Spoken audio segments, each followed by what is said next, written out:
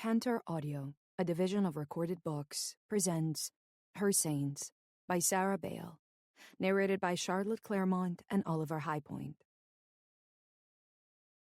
Prologue. Olivia. There's a knock on my door. When I open it, King is there, but he's not smiling. Can we talk? Sure, come in. I step aside so he can enter. When I close the door, he pulls me into his arms, kissing me.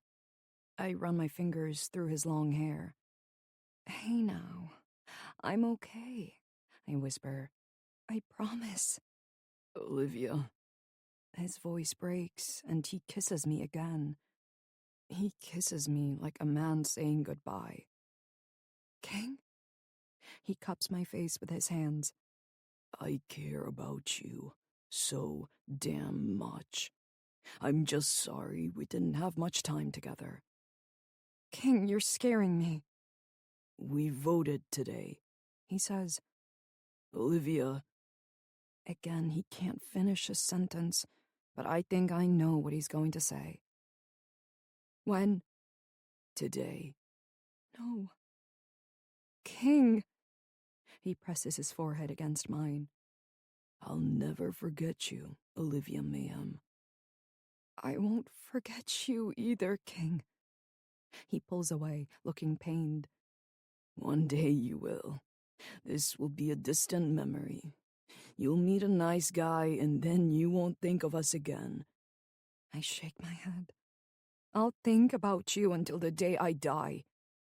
He gives me a heartbreaking smile. I selfishly hope so. There's a knock on the door, and I realize they're each going to say goodbye to me. My heart shatters, but I have to let them do this. After all, that's what you do for the ones you love. King leaves, and Razor enters, looking even more dejected than King. He told you? Yes. He nods. Looking at him in this moment, I see a wall going up around him. My sweet Razor doesn't do well with goodbyes, so I won't drag this out for him. Brushing my lips against his cheek, I say, "It's okay, Razor. We'll both make it through this." Promise? I nod. Yeah. His mouth crashes over mine, and he kisses me until I'm breathless. He pulls away just as fast and leaves, slamming the door behind him. Tears fill my eyes, but I have to be strong. There's a soft knock on the door, and I close my eyes, regaining my composure.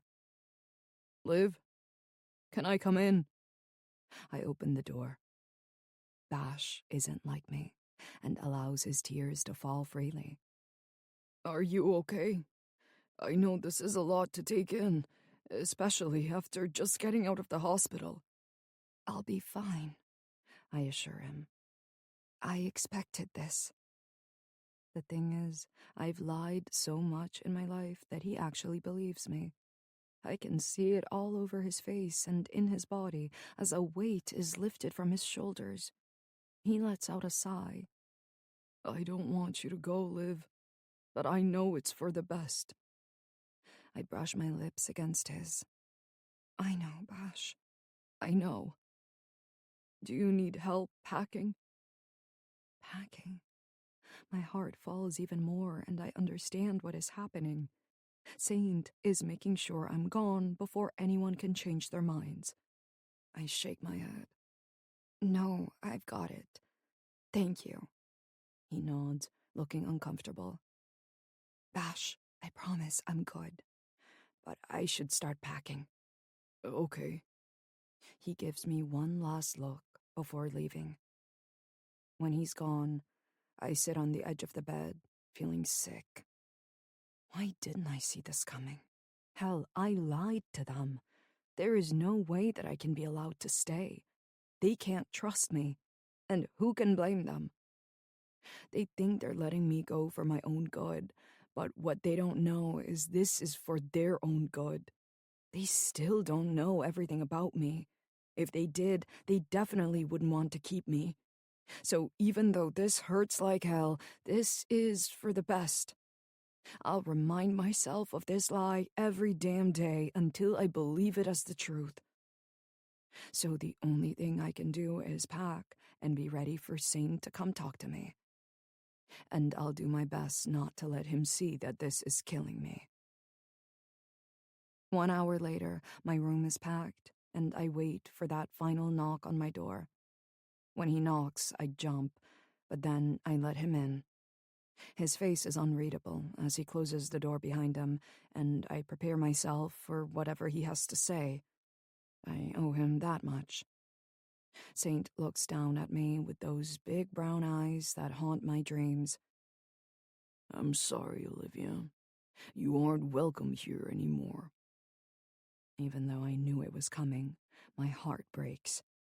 Saint, you're not meant for a place like this. Hell, even when you were helping the feds, you were still looking out for us. I can see it in his face. He will not change his mind. Will I see you again? What if this is the last time I ever get to talk to him? What then? He looks tired. I don't think so. The prospects will make sure you get moved into your new place, and then we'll leave you alone. Just like that? I shake my head. Saint, this is wrong. I'm supposed to be here, with you, King, Bash, and Razor. What kind of fucking life is that, Olivia? He asks, his voice rising.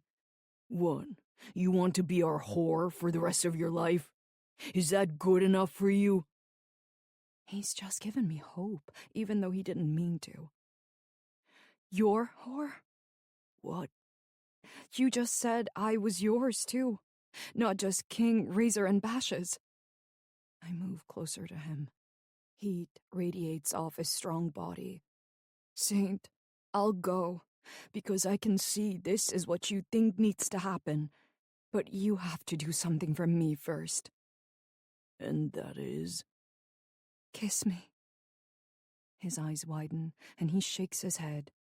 No. I'm already yours. I've told you this. But you don't think you're good enough to be mine. You're wrong, Saint Massacre. But you'll have to figure that out on your own. So until that happens, I'll go. But not before you kiss me. I move closer to him until we're chest to chest.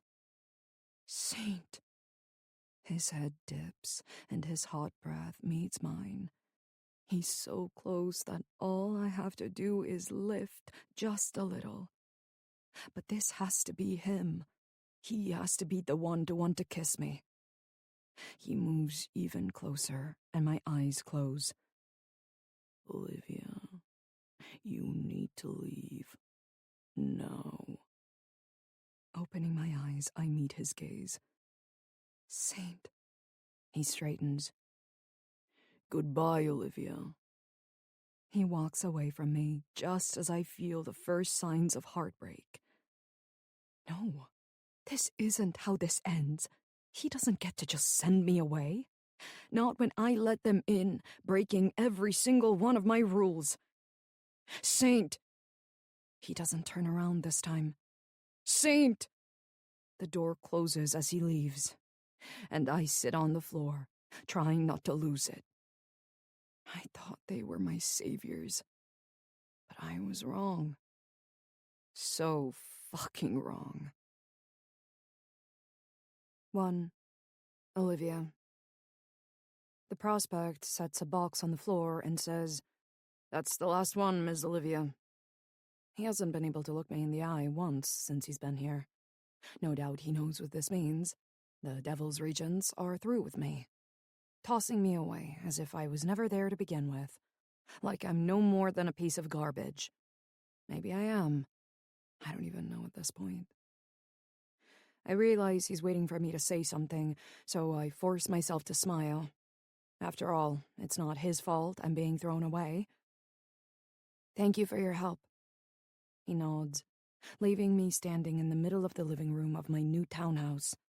My roommate Lucy, is out to dinner with her parents, celebrating the start of her last year of college, so I'm all alone. To be honest, I'm not sure if it's good that I'm by myself right now. I mean, my heart was just shattered mere hours ago. 4 times to be exact. No, I can't think about them. Not right now. Grabbing the last box, I go to my brand new room. It's on the smaller side, but has its own bathroom. Better than the dorm room that I was in last semester, but not as good as my room at the clubhouse. My heart does this little stabby thing again, and I blink back tears. Saint sent me away because he thought he was doing the right thing. But he's wrong. The only saving grace is that they won't have to learn how fucked up I really am. For that, I'm thankful. So I'm going to do what I've done every other time my life's gone to shit. I'm going to keep busy until I don't think about them anymore. It'll take time, but I can't let this break me. I won't let it break me. Saint.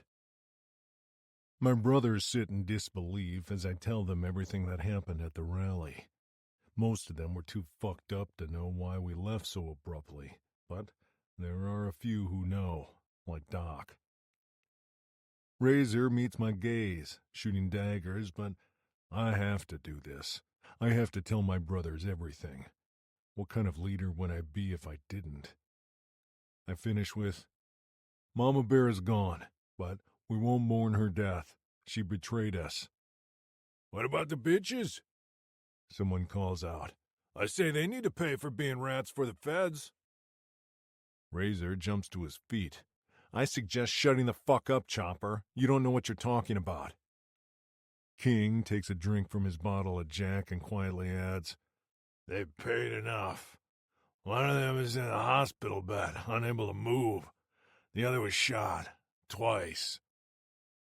I try not to notice how his words slur and how much pain I hear in his voice. Bash is the only one who hasn't said anything to defend her. Fuck. I can't even bring myself to think of her name. I go on. King and Razor are right. They both paid the price, so we won't be going after them. We moved their things out of the clubhouse a few hours ago. They're gone, and the feds aren't on our asses. At least, not for tonight. I'm not naive. Agent Hill gave us a free pass, but if we fuck up, they'll come after us with everything they've got. That's why I called church tonight. We're faced with something we've never had before, a chance to start over. As you all know, my father started this club with a vision in mind. Over the years, that vision faded away, replaced by drugs, women, and having a good time. What's wrong with that? Someone calls out. Nothing. But we're not getting any younger, brothers. We need to think about the legacy we want to leave behind. That's why I want to open up a shop. Hell, most of you work on cars and bikes in your spare time. Why not make it what we're known for? Bash surprises me by saying, It's a good idea. It won't be easy, but if we do this, we'll be setting ourselves apart from other clubs in the area. I vote yes. Thank you, Bash. I turn to the others. I'll give you some time to think about it. For now, enjoy the rest of your night. My brothers leave one by one. A few stop to tell me they think it's a good idea. I don't miss the ones who roll their eyes. Those are the ones who will more than likely leave. Good fucking riddance. I'd rather lose a dozen men than have 100 who really don't have my back. Fucking Psycho is a prime example. He lived under my roof, following my rules, all while waiting to fuck me over. And he would have succeeded, but Olivia stopped him. I turn, facing my club officers. Well, that's done with.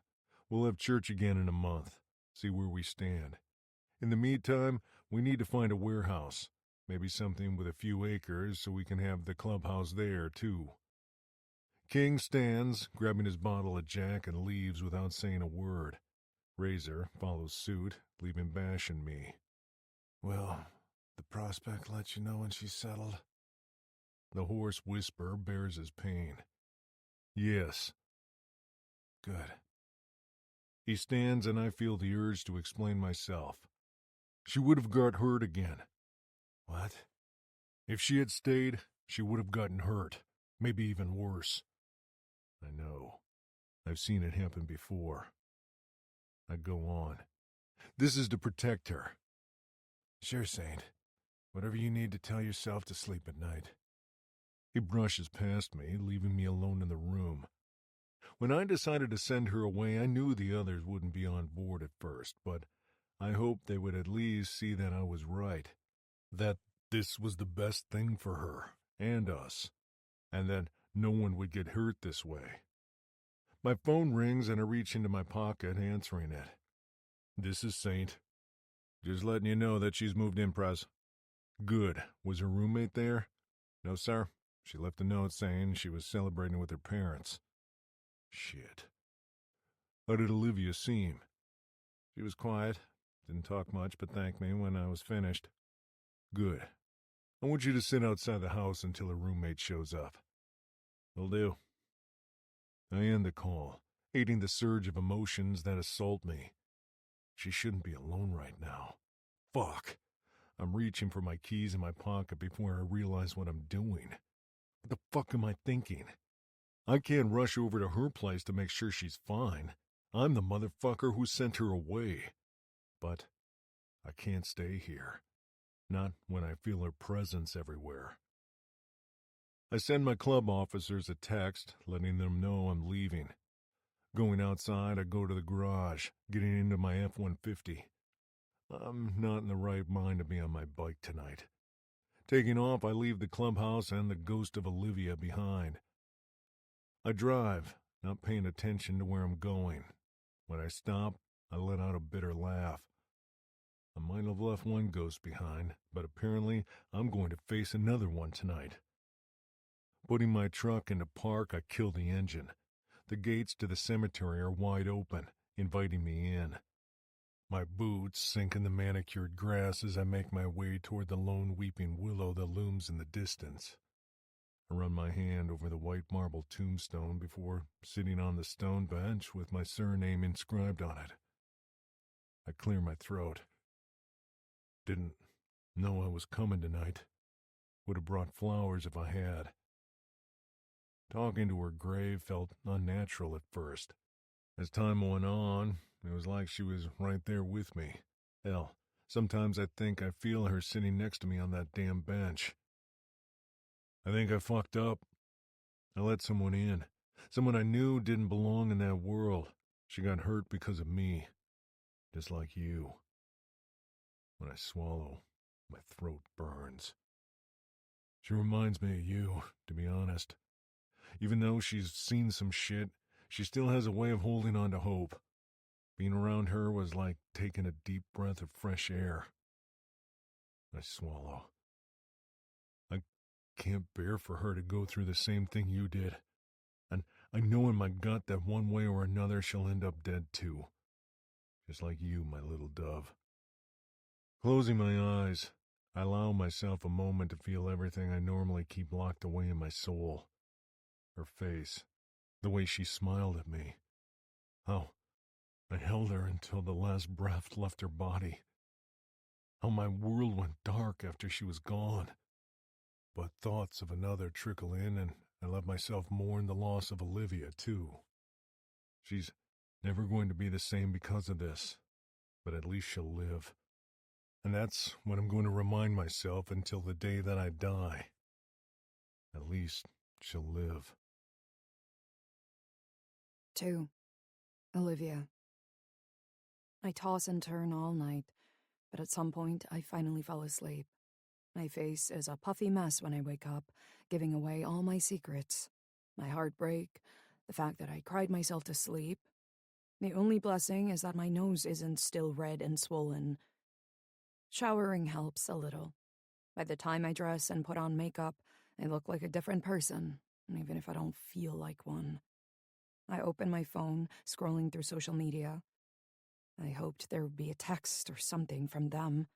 Of course, there's not. I mean, they're done with me. Why would they bother to check up on me? Great. There goes my semi-good mood. Grumbling, I go into the living room. Lucy's still sleeping, so there's not anyone to talk to. I flip on the TV before cursing under my breath. We don't even have cable yet. Awesome. I make my way to the kitchen, looking in the fridge. There are enough miscellaneous items that I can make pancakes or eggs and bacon. Razor's face crosses my mind, and I remember when I cooked bacon and omelets for him and the others. Pancakes it is, I mutter. I've been cooking for a while when Lucy comes into the kitchen, yawning. Dang, girl. I didn't know you could cook. Didn't have much of a chance to show off my skills in the dorms. I hate that even cooking reminds me of the clubhouse. Shoving the thought aside, I push a plate toward her. How's your summer? Good. My parents finally met Andrew. They love him. In fact, he's supposed to play golf with my dad soon. Can you believe it? You're still dating? This actually surprises me. Usually, Lucy only dates guys for a few weeks before getting bored. She grins. Yeah? You missed out on so much while you were sick. How are you feeling, by the way? I feel so bad for not visiting you in the hospital, but I was just so busy. Wonder what she would do if I told her the truth. That I wasn't sick over the summer. That I had been shot twice trying to help a motorcycle club from someone who had betrayed them, and all while working with the FBI. Forcing a smile on my lips, I reply, better than I did a few weeks ago. What else did I miss? A bunch of parties? Game night at Andrew's apartment with his roommates? Oh, speaking of, Chase keeps asking if you and Bash are still dating. She peers at me. Are you? The blood drains from my face. We broke up. She gives me a sympathetic look that breaks my heart. I'm so sorry to hear that. He seemed like a great guy. He was. They all were. I nod. Thank you. We just couldn't get over our differences. You know, like the fact that I lied to infiltrate their world so I could help the feds. Yeah, just that little thing.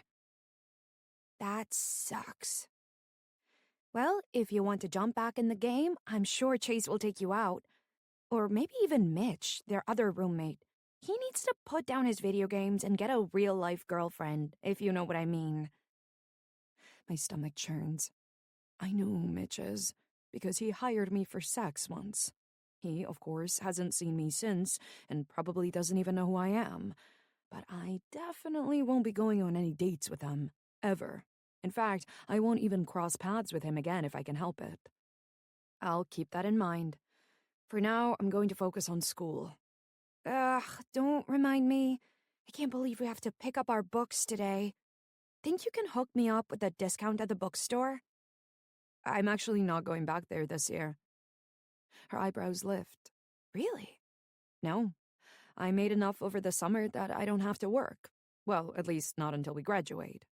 Holy cow, Olivia. Does this mean you'll have more time to go to parties? I lift a shoulder. Sure. We are going to have one hell of a year, my friend. She rambles on about all the fun we're going to have while she finishes eating. All the while, I fight back tears. It's hard to believe it happened yesterday. It feels like longer, and at the same time, it feels like it's happening over and over, probably because of the pain I feel each time I inhale. When she's finally finished eating, I go outside and sit on our front porch while she gets dressed. The morning air is humid, as if summer is refusing to give in to fall. Somewhere down the street, someone mows their lawn, and even farther away, I hear some kids laughing as they play. I have to give it to Lucy's mom. She picked a quiet little neighborhood that is within walking distance of the campus, so we don't even have to drive. Lucy comes out and says, I'm ready. I went back and forth on what to wear. You look great. She grins. I do, don't I? Lucy chats as we walk. It's going to be weird not staying in a dorm. Weird but nice. True. Hey, what are your thoughts about going to a party in a few weeks? It's at one of Andrew's friends' place. Kind of a back-to-school kind of thing. Sure. Really? I glance at her. Yeah? Awesome! She grins. I still can't believe you're willing to go. Being shot by an outlaw and then dumped by 4 guys will do that to a person. Yeah, I spent most of the summer in bed. I'm ready to have fun. That part is true. I run my hand over my stomach where I was shot. The spot is still tender, and according to the doctor, will take some time to completely heal. Is it a pool party? I think so. Why? Because I'll have to wear a one-piece so no one asks about my scar. Just want to make sure I bring my suit. Oh, we should go shopping today. See if we can get any end-of-the-summer deals. I'm about to agree when I see a very familiar face ahead. Oh, crap. I forgot my student ID. You go ahead and I'll meet you at the bookstore. There's the Olivia I know, she laughs. You'd forget your head if it wasn't screwed on. I laugh along with her. You're right. I'll hurry. She nods and crosses the street, going toward the campus. I wait until she's gone before heading toward the coffee shop. He goes inside, so I follow. A soft snort escapes my lips when he sits at the table in the back. Agent Hill smiles, and I want to punch him. Care for some coffee? My gaze narrows. What do you want? Believe it or not, I wanted to see how you're doing. I don't believe you. What? Have another undercover mission for me to go on? Olivia, I understand your frustrations, but you were paid well for the job we asked of you. I don't see what the problem is. The problem is you picked me because you knew I was Razor's type and that he wouldn't be able to refuse when he saw me. You threw me into their world and didn't even prepare me for that lifestyle. Saying Razor's name makes me flinch, but I go on. And then, when I needed help, you weren't there. No one was. And I got shot, and Jazz might not ever be the same again. And they threw me away as if I meant nothing. I don't add this part, though. He sighs, as if I'm a child throwing a tantrum. Look at the outcome. A well-known criminal is now behind bars because of you. 2 others can never hurt anyone ever again. And I just received word that Nicole is coming out of the drug-induced locked-in syndrome. Nicole? Nicole, also known as Jazz. You didn't really think Jasmine was her real name, did you? My cheeks are warm. No. I hear she'll be allowed to have visitors tomorrow, too. A waitress passes carrying a tray of fresh muffins, and I take the moment to gather my thoughts. I whisper, Agent Hill, why are you telling me any of this? As I said, I wanted to make sure you were doing okay. If you were employed by us, you'd be going through mandated processes right now. Such as? Seeing a therapist, for one. He reaches into his pocket, pulling out a card. Here. This makes me snort. I have one, thanks. One you haven't seen in over a year. I narrow my eyes. That's right, Ms. Mayhem. I looked at your record. That's why I'm asking that you call the number on the card. Talk to someone who can help. His eyes soften a bit. Everyone deserves that luxury. So another person can tell me how fucked up I am? No thanks. If that's what your last therapist said or made you feel, then you don't need to go back to them. Trust me. This one comes highly recommended. Like I'm going to trust someone the feds use. My daughter recommended her. She started seeing her after she was date raped at a party her sophomore year of high school. The pain and love in his voice is enough to make my eyes water. So I really hope you'll call her. I pick up the card. I'll think about it. Good. He stands. Tell Nicole I said hello. What makes you think I'm going to see her? It's the same way I knew you'd help me. You're a good person, Olivia.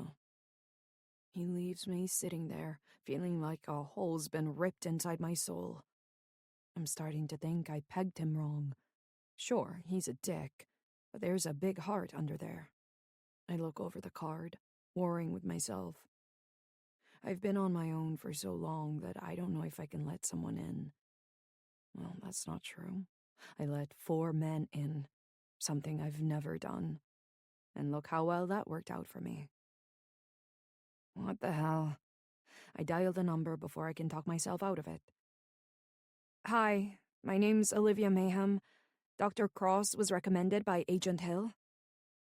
After answering a few questions, my first appointment is scheduled. I end the call, feeling unsettled. I wasn't lying when I said my last therapist was awful. Anytime I tried to open up about my past, specifically my childhood, she'd ask what I had done to end up in that situation, once even suggesting that I had liked what happened to me. My stomach churns even remembering that moment. I should have stopped seeing her, but I kept going back until I discovered the fantasy website. Speaking of the website, I need to go in and delete my profile. It's not good for me, physically or mentally. I knew that before, but being with Razor, Bash, King, and even Saint showed me that I've been selling myself short. Literally. I deserve to be loved, and I won't ever get that while I have access to the website. Biting the bullet, I log in. My email box is full of messages. Men wanting to see if I want to have sex again, dick pics, videos of them jacking off, dirty emails.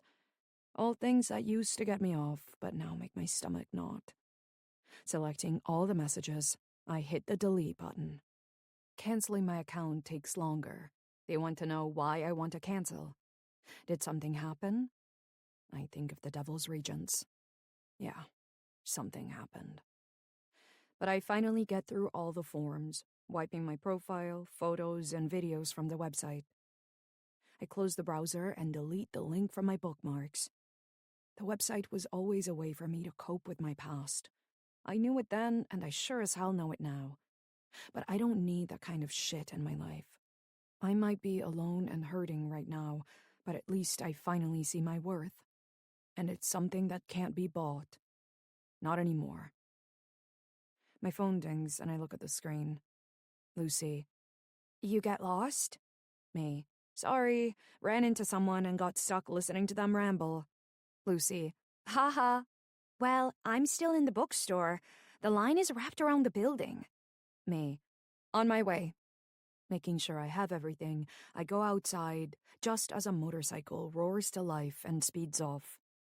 It's close, maybe 2 buildings away. I run into the street, trying to catch a glimpse of the bike. Was it one of them? I can't be sure. A car honks and I flip it off before going back to the sidewalk. It was just a coincidence. A lot of people ride motorcycles. But I can't stop the little bud of hope that blooms in my chest. What if it was them? King. I take off like a pussy when Olivia walks outside. That wasn't what I planned when I first saw her walking down the street. No, I was going to talk to her, see how she is, tell her what an ass I am. Even seeing her with that prick, Agent Hill, wasn't going to stop me. When she stepped outside, any plan I had gone out of the window and I fled. I'd like to blame it on Saint and how he'd shit a brick if he knew what I was doing, but I can't. I left because I'm not ready to see her. I failed her, and that's something I'll have to live with. I drive with no destination in mind. My head throbs from the hangover I woke up with, but being away from the clubhouse feels fucking great right now. Things don't feel the same there. Not just because Olivia isn't around. Jazz was part of our group for 2 years, and Mama Bear was there for as long as I can remember. Even though she ended up being a monster, it's still strange not seeing her sitting at the bar, a cigarette hanging from her lips. My phone buzzes in my pocket 3 times, and I curse under my breath. There are only 2 people who have that notification pattern, Saint and my mother. Right now, I couldn't give 2 fucks about Saint. But if it's my mother... Sighing, I pull over and check my phone. I'm dialing a moment later. You okay, Ma? My mother chuckles. Yes, son, I'm fine. Your text said you needed to talk, ASAP? I do. Can you come over? Now? Yes, son, now. It's barely noticeable, but the rasp in her voice sounds worse today. I've been trying to get her to go see our doctor, but she keeps brushing me off. They'll be there in 30. 20 minutes later, I pull up to the trailer that she, her boyfriend, and his wife are living in. Technically, it's not fair to call him her boyfriend. He was just as much a father to me as my own dad was, and his wife was a second mother. Speaking of my second mother, she sits on the porch swing, smoking a cigarette with a bottle of beer sitting next to her. She's been out here a while, if the sweat on the bottle is any sign. Kang, what in the hell are you doing here, boy? I kiss her leathery cheek. Hi, Mama J. How are you doing? She pats my arm. I'm good. Still didn't answer my question. Ma asked me over. Mama J puts her cigarette out. About damn time. Well, fuck.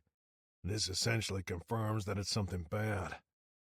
I follow her into the house where, for once, smoke doesn't linger in the air. The furniture is still dingy as hell, but the carpet has a few fan marks where someone tried to vacuum. Unease creeps up my spine. Something's wrong. She in the kitchen? Mama J shakes her head. She's in her room. The damn hallway is so narrow that my shoulders bump into the walls on each side. Her room is next to the master bedroom. When my old man was alive, they used to stay in a trailer across the property, but Ma didn't like being alone after he died, so she moved in here. I offered to get them a bigger and, if I'm being honest, nicer place, but they all refused. Now I'm wishing I had insisted, especially when my boot dips in a soft spot on the floor. Mama J taps on the open door. Our boy is here. He is? Send him in. Inhaling, I prepare myself for whatever I'm about to face. My mother is sitting in her bed, propped up by several pillows. Jericho, her boyfriend, and Mama J's husband, sits next to her, holding a cup to her lips. She swats his hand away and says to me, There's my son. Get your ass over here and tell me hello. Hey, Ma, I say, brushing my lips against her forehead. Her skin is clammy, again raising alarm. Jericho stands, pulling me into his arms for a tight hug. How's the club? A biker at heart. The club always comes first with him, even though he's not an active member. But the hug? That's not normal. We usually greet each other by slapping each other on the back. I try to keep my tone casual. Nothing worth mentioning. Heard your boys ran into some shit at the rally. He lifts his eyebrow. Everything work out on that? Yeah, we took care of the fucker who turned on us. Lost a few people in the process, too. He nods and asks nothing more. Hell, he's probably heard everything that's happened. My mother was friends with Mama Bear, which is why Jericho's not pressing for more details. If I were to guess, he doesn't want to upset her. Ma asks, How's Saint? Same old, same old. Ruining people's lives because he's scared of letting someone get too close to him, I think bitterly. You ought to bring him around. I love looking at that man's ass. She laughs at her own joke, but soon loses her breath as a coughing fit takes over. Jericho and Mama J both move next to her, talking to her in soothing tones until she pushes their hands away. I'm fine, damn it. No, you're not. She glares at Mama J before saying to me, Ignore her. She's overreacting. I swear to God, woman. Jericho says under his breath, So help me. Ma, what's going on? My mother looks at me. The cancer is back. I feel like the carpet's been yanked beneath my feet. She had cancer years ago, and we almost lost her then. What if... How bad is it? You know them doctors. They say whatever it takes to get your money. Ma, Jericho answers. They're giving her 6 months to live, King. My mind races in several directions. 6 months is bad, but that means there's time to get a second opinion, Anne. My mother touches my arm. They gave me 6 months to live 5 months ago. No, Mama J says. We tried to get her to call you sooner, but she didn't want you to worry. Did you get a second opinion? A second, a third, hell, I think I've seen every specialist in the South. Ma's lips lift in an attempt at a smile. I'm tired, boy, and I want to do this on my own terms. What does that mean? Jericho, Mama J, and I are taking a trip to Colorado. Colorado? I rack my brain, trying to think about who she knows in Colorado. I won't be coming back with them. I've seen and heard a lot of shit over the years, but I'm having a hard time wrapping my mind around this. Is she really suggesting what I think she is? Let me get this straight. You're gonna let some fucking doctors give you pills so you can kill yourself? No, I'm going to die with dignity. Anger flashes in her blue eyes that mirror my own. Son, this isn't a decision I've made lightly. I spent a lot of time thinking and praying about it. Yeah, 5 months. That's right. And do you want to know what else I've done? She yanks the scarf on her head, revealing her bald scalp that's covered in little scabs. I've let them fuckers shoot chemo into my body until I was so sick I had to be hospitalized. I've had to sit in my own filth while Jericho and Junebug wipe my ass. I've had to stop going outside because everything makes me nauseous. Tears stream down her face, and I wrap my arms around her, feeling just how frail she is. Fuck. I feel like a fucking tool. Ma, I'm sorry. King, I don't want to leave you behind, but I'm ready to go. I just wanted to see you one last time. When do you leave? Our flight is this evening. She smiles up at me. I hope this isn't one more parenting moment I've fucked up. Mama J says, You were a great mother. Were. Fuck. This is really happening. I wasn't, and I've made peace with it, but I think he turned out all right. The alarm on the clock sitting on the nightstand buzzes. Jericho turns it off and opens the top drawer, pulling out a pill organizer. He dumps about 20 different pills and capsules into his hand and reaches for the glass of water. My mother says to me, Son, I'm going to ask you to leave now. Sometimes I get sick taking my meds, and I don't want you to remember me this way. There are a million things I want to say at this moment, but nothing comes to mind. She cups my face with her small hand. I know, son. I know. I hug her again and whisper, I love you, Ma. I love you too, and I'm so damn proud of you. We hug until she begins to cough. Mama J says, Come on, King. Let's give her some privacy. I walk away without looking back. She's right. I want to remember her healthy, not like this. I follow Mama J outside to the porch. Mama J picks up her beer, taking a long swig. I hope you aren't mad at us for not telling you sooner. She's so damn stubborn. I have been told I have a touch of that stubbornness, too. That makes her snort. That's no lie. What's the plan when you get to Colorado? I pray she can't hear the tremor in my voice. We meet with the physician when we land. When will it happen? He'll give her an exam and then ask her one last time if she's sure. After that, he'll give her the medication to take when she's ready. She brushes a tear away. I'm not sure how we're going to get through this. Losing your father was hard, but this is something we might not be able to get over. I'm at a loss for words, but she saves me from responding by letting out a small laugh. But this is what she wants, and we're going to support her because she deserves that much. Yes, she does. Thank you for telling her you love her. I know things haven't always been the best, but hearing that meant a lot to her. She pauses. We'll let you know when we get back. She's going to be cremated, so there won't be any kind of service. Hearing those words seems so final. I'll keep my phone on. Good. And be expecting something in the mail. She sent a letter just in case you weren't available today.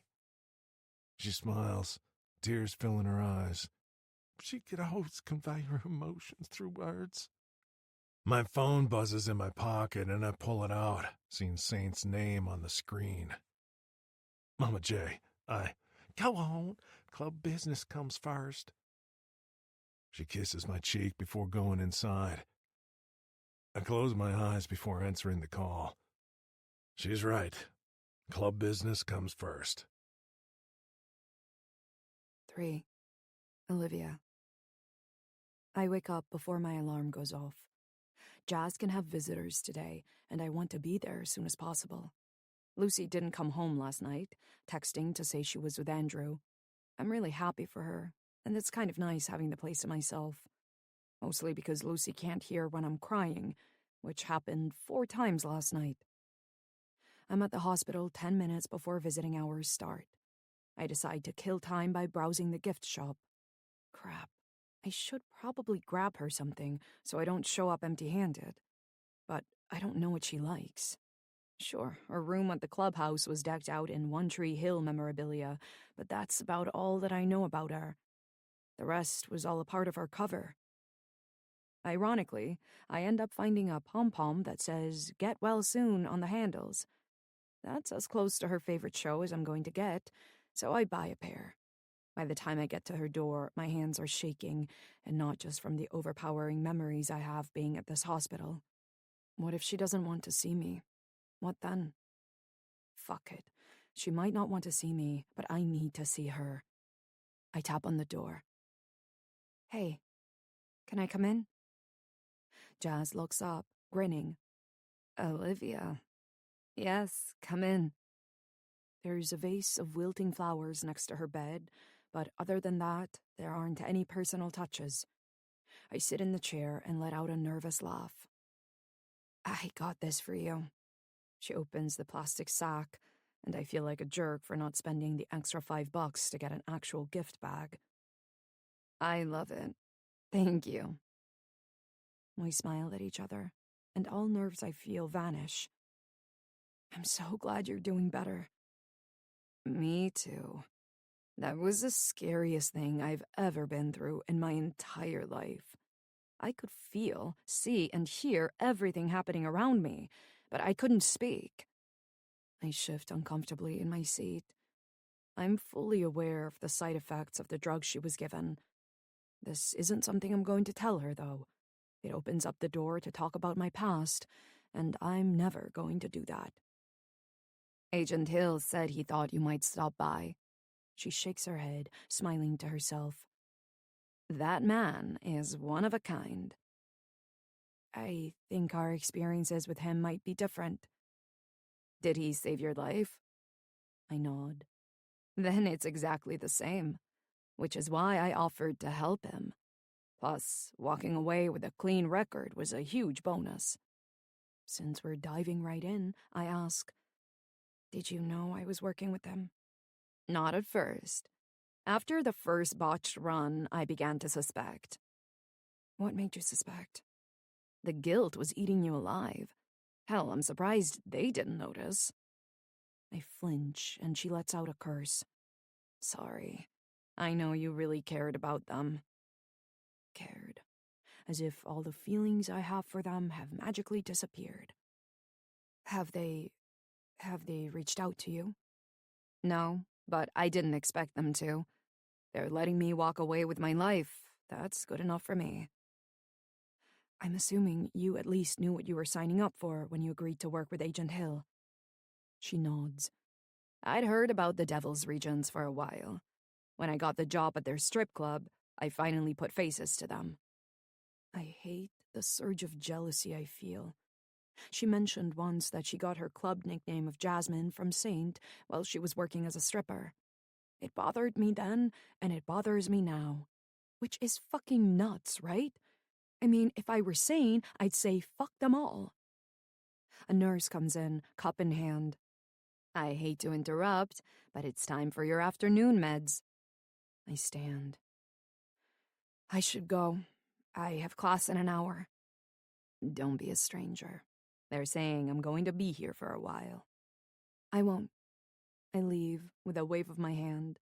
When I get outside, I gather my thoughts. Am I going to visit her? The thing is, I don't know. Being with her reminds me of them, which is bittersweet. On the other hand, she's one of the few people in the world who know what I went through. So I'll probably be back. For the second day in a row, I hear the sounds of a motorcycle taking off as I walk to my Uber. It gives me hope and breaks my heart at the same time. The next 2 weeks fly by as I try to establish a new routine. I go to class, visit Jazz when I can, and even manage to hang out with Lucy and Andrew a few times. At night, my normal nightmares are replaced with ones about the guys, and I wake up sobbing for them. But one thing's clear. I'm sinking further into this hole of depression. Everything I do is forced. Every smile, every attempt at small talk. All I want to do is sleep. It's definitely worse today, too. Probably because when I drove by the clubhouse, one of the prospects told me that Saint said to stop coming by or he'd call the cops on me. Talk about adding shit to the manure pile called my life. Even thinking about it makes me want to crawl into a hole and never show my face again. I know I should stop trying to get their attention, but I can't. But now I'm sitting in Jazz's hospital room where I can at least feel normal. Well, that's what I think when she mutes the TV, sighing loudly. Can I say something without pissing you off? Go for it. You know in New Moon, when Edward leaves and Bella goes all angsty for months? She points at me and says, "You're about to give her a run for her money. Plus, I can smell you from over here." I don't smell, and I have a right to be upset. For a week, maybe. You should be getting over them, or at least making them regret sending you away. Hard to make them regret it when I have no way of contacting them. They're all acting like I don't exist. I don't mention that I was told to stay away from the clubhouse, because that makes me sound pathetic. I forget how young you are sometimes. A, we're the same age. B, what's that supposed to mean? They might have sent you away, but I know you've heard the motorcycles when you leave. One, if not all of them, is still keeping tabs on you. My breath hitches. You've heard them too? Hard to miss, especially Razor's bike. I say you need to make them eat their hearts out. And how do you suggest I do that? She grabs the notepad next to her bed and scribbles something down. Go here and ask for Arizona. Tell her I sent you. She's the one in charge and she'll set you up. I glance at the paper and see the name of a strip club. How do you know she'll help? The bitch owes me a favor. But I've never stripped before. You've got the body for it, and Arizona will help you out. She grins. Once you're finally on stage, King or Saint will hear about it. That's when the real fun will start. I can't deny the quiver of excitement that courses through my body. What do you mean? Saint won't stand for you to work in his club. When that happens, come back to me. I have another person who owes me a favor, and he's not in Saint's pocket like a lot of the other clubs are. You'll get their attention one way or another. Just be ready, because you're playing with fire. Damn, Jazz. You're a badass. She lifts a shoulder. That's why I fit so easily into their world. Do you miss it? Every day. I only hope once I leave here and move on that I'll be able to forget that world. You know, give being a good girl a chance. I'm not sure we're meant to be good. We can try, and have fun doing so. She unmutes the TV. Back to our Twilight marathon. But my mind is elsewhere as Bella tries to figure out who she belongs with. If it were me, I'd pick both of them. I mean, why should she have to choose? My phone buzzes and I glance at the screen. It's an appointment reminder with the new therapist tomorrow. I'd actually forgotten about it. What's the frown for? Agent Hill referred me to a therapist. Tomorrow's my first appointment. Is it with Dr. Cross? Yeah, how did you know? I saw her a few times. I should go back, to be honest. Why did you stop seeing her? Because it's hard to keep lying to yourself when someone like her makes you face your past. It's not a bad thing, but it wasn't something I was ready to do at the time. That doesn't sound very reassuring. We've both been through some shit, Olivia. She's one of the few people that I think has been through the same, and it's kind of nice knowing that we can turn out okay. Did she say what she went through? She didn't have to. She has the same haunted look we all carry. Jazz turns her attention back to the TV, but I'm ready to head out. I'll see you tomorrow. Jazz waves her hand and says the same thing she said the last few weeks when I leave. Whatever suits you, sis. When I step outside, lights turn on across the street as a bike takes off. Bash. I want to run after him and beg him to stop, but I don't. No, I won't. I touch the piece of paper in my pocket that Jazz gave me. They're about to deal with me, whether they want to or not. Bash. Like clockwork, she leaves the hospital and goes to her waiting Uber. Guess I owe King $100 for being right since she walked out at 6 o'clock on the dot. He and Razor have been taking turns keeping an eye on her, but King couldn't make it tonight. Said he had to deal with some shit. Olivia looks tired, but other than that, she's beautiful, as always. When she lifts her head, I start my bike and take off. It's shitty having to leave like this. She knows we're there. How could she not? But we aren't supposed to have contact with her per saint. Hell, I guess I should be glad he gave the okay for us to keep an eye on her. He could have told us to stop and we would have to listen. I get why he's doing this, but that doesn't mean I have to like it. I miss every goddamn thing about her. Her laugh, the scent of her perfume on my pillow, the way her skin flushes when we make love. Groaning, I change lanes. I'm in no mood to be at the clubhouse tonight, so instead, I'll go to my house at the lake and hope I can forget her, even if only for a short while. For Olivia. Today has been a whirlwind of fucking emotions. Both Agent Hill and Jazz were right. Dr. Cross is, well, she's amazing, to be frank. We started my first session off slowly, getting to know each other. But an hour into it, I opened up. About the club, about the guys, about my past. And even though I didn't look at all of my demons, I know it's coming. But the odd thing is, I think I'm ready. Dr. Cross knows everything about me, thanks to the file given to her by the FBI, but she never asked about anything I wasn't ready to talk about. She lets me control the narrative, and I really appreciate it. My next appointment is in a few weeks. She wanted to make sure I had time to settle into my classes, which I will. But I'm also putting my plan into action at the strip club. Arizona was super nice when I reached out to her, telling me to come to the club tonight. According to her, any friend of Jazz is a friend of hers. So that's where I am right now. My hands tremble as I open the door. I'm here early, like Arizona told me to. She's at the bar, which is where she said she'd be, drinking with a guy with a long beard. He's wearing a cut with the Devil's Regents logo on it, but as I get closer, I see it's a different chapter. Hi, I greet. I'm Olivia. I'm Arizona, she points to the man. This is Gray. He's visiting from Oklahoma. Gray eyes me up and down, letting out a whistle. Always did have a thing for redheads. Arizona swats his arm. Cad? To me, she says, let's go backstage so I can show you around. Gray salutes me with his bottle of beer in hand as I follow Arizona backstage. There are several women walking around, some completely nude, and each is beautiful, making me feel like I don't belong.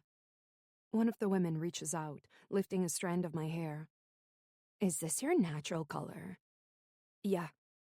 I would kill to have hair that shade." She smiles. "The men are going to love you." I smile back, feeling less intimidated. Arizona takes me to an empty locker. "You can put your things in here. Be sure to keep it locked. We don't have very many thefts, but it's still better not to tempt anyone. Did you bring 3 outfits?" I open my bag, pulling out the 3 that Jazz had picked out for me. "Will this work?" "Hell yeah. You're going to have men drooling at your feet." She grins. "So, tonight I'm going to have you bartend. While you're behind the bar, watch the other girls and see what they're doing. Tomorrow I'll have you work the floor as a waitress." "When will I be on stage?" "You're eager. I like that. If all goes well, you'll be on stage in a few weeks, hopefully by Halloween, which you will love. We all dress up and the Devil's Regents come out to party." I grin. I can't wait. I spend the rest of the night serving drinks and watching how the other women interact with the men. It's basically how the club whores worked, minus the open displays of sex. I guess that's how fine that line is, really. By the end of the night, I'm feeling better than I have in a long time. I can do this. And then I'm going to make them eat their hearts out. Arizona schedules me at the club Tuesday through Thursday, since those are the slower days. Each time someone walks through the door, I half hope and half fear that it's Saint, King, Razor, and Bash. More specifically, Saint, if I'm being truthful. He's the one with the power to send me away, or to bring me back into their world. I ask Arizona about it on my second week. "How often does Saint come here?" Her eyebrows lift. "You know Saint?" "We've met." "He doesn't come by much. Usually at the end of the month to do the books and make sure the numbers add up. His club officers used to be here all the time, but word is that they were all dating the same chick, and they stopped coming around here." My cheeks feel warm. "Have they been around recently?" "His VP, King, stopped by about a week ago. His mom passed away, and I think he was looking for company. He left alone, though, after a few drinks." His mom passed away. My heart aches, knowing how painful it must be for him. I wish there were some way I could comfort him. Or, even contact him. She motions for me to follow. "Come on. I'm going to have Tulip show you how to work the pole." "Do you think I'm ready?" "I know you are." Tulip is a petite woman with dark brown hair and tattoos covering 90% of her body. She's cute as hell, though, and her pint-sized badass look works for her. She smiles as I walk up. "Finally. I've been dying to teach you." "Me? Why?" She gestures up and down. "You have the body for this. You're going to rock. I can feel it in my bones." Arizona adds, "She's never wrong." "I'm not. I'll have you twirling by the end of the night. And if you really want to get ahead, I teach pole dancing in my studio in the mornings." "I'll definitely have to stop by then." Because I'm going to do whatever it takes to get Saint, King, Razor, and Bash's attention. All right, let's get started. A few weeks later, I'm finally getting the hang of pole dancing. Tulip is a freaking genius, and watching her dance is mesmerizing. According to her, I'll be able to be as good as she is if I keep taking classes. Her studio isn't what I expected either. She teaches pole dancing twice a week, but she also teaches ballet, jazz, ballroom, and even aerial yoga, which I'm going to try out next. Arizona told me I'm ready to go on stage, too. My skills don't have to be perfect to get up there and shake my ass, she says. I enter the townhouse and go to my room, dropping my duffel bag and my backpack on the floor. It's been tricky balancing the dance classes, school, visiting jazz, going to sessions with Dr. Cross, and working at the strip club, but I'm making it work. I'm dead-ass tired, though, and fall face first onto my bed. Olivia, is that you? Lucy calls out. I groan into my pillow, but answer, "Yeah, I'm in my room. I'm seriously thinking about taking a nap." Let me guess. You were in the library? I was seeing my therapist. Saying it out loud is kind of empowering, but that's how Dr. Cross makes me feel. Empowered and inspired. Lucy's eyes widen. I didn't know you were seeing a therapist. What's their name? I'm in the market for a new one. I didn't know you were seeing one either. She laughs. I mean, who doesn't have one these days? My old one retired, and the man who took over her practice is a real tool. I'll give you her information. She's really nice. Cool. She tosses a box on my bed. You got a package today. I did? A courier dropped it off while you were out. Rolling over, I take the pink box and lift the lid. Inside is a skimpy piece of bright blue lingerie and a note. "I can't wait to see you in this." I flip the card over. There's no signature. Nothing. Lucy lifts the lingerie. Dang, girl. Did Bash send this? I look at the barely there lacy outfit. This isn't Bash's style. Hell, it's not even Razor's or King's. It's borderline sleazy. Okay, not borderline. It's totally sleazy. Who in the heck sent it? I'm not sure who this is from. Did you have to sign for it? No. They asked for you, and when I told them you were in class, they left it. She gnaws on her bottom lip. In retrospect, I shouldn't have told the guy that you lived here, but I've seen other couriers in that outfit. It's the same company my dad uses to run errands. I'm sure it's fine. Heck, maybe it's not even for me. She looks doubtful. Maybe. Well, thanks for giving it to me. I'm going to take a quick nap, and then I have to run. Are you visiting your friend in the hospital? Yeah, I lie. I won't be out too late, though. I'm not sure if she believes me, but she's barely here as it is, so I'm not too worried about it. Tonight is the night I go on stage, and I can't wait. Saint. Razor taps on my door. His dark hair is longer than I've ever seen it, hanging in his eyes. Arizona called. The end of the month books are ready for you. Fuck. Is it really the end of the month? Doesn't seem like it. Thanks. Want to join me? He gives me a look, letting me know how he feels about me. No. The one word holds a ton of different meanings. He stumbles off, probably going to the bar to get another bottle of booze to take to his room. I watch him leave with a sigh. I've let him sulk over losing Olivia for over 3 weeks now, but this shit is getting old. We all miss her, but they can't keep disrespecting me like this, especially in front of our brothers. It doesn't set a good tone. If they don't feel like they can serve under me, then it's time to look into alternatives, like transferring to a different chapter. It's not what I want to happen, but something's got to give. Grabbing my phone, I head outside to the garage where my bike is parked. The strip club is on the other side of town, close to the beach. During the spring and summer, it's one hell of a cash cow. Business usually slows down at the end of October, and I'll be glad about it. It's a great investment, but man, it's a lot of upkeep. Thankfully, my club manager can handle the day-to-day issues without involving me.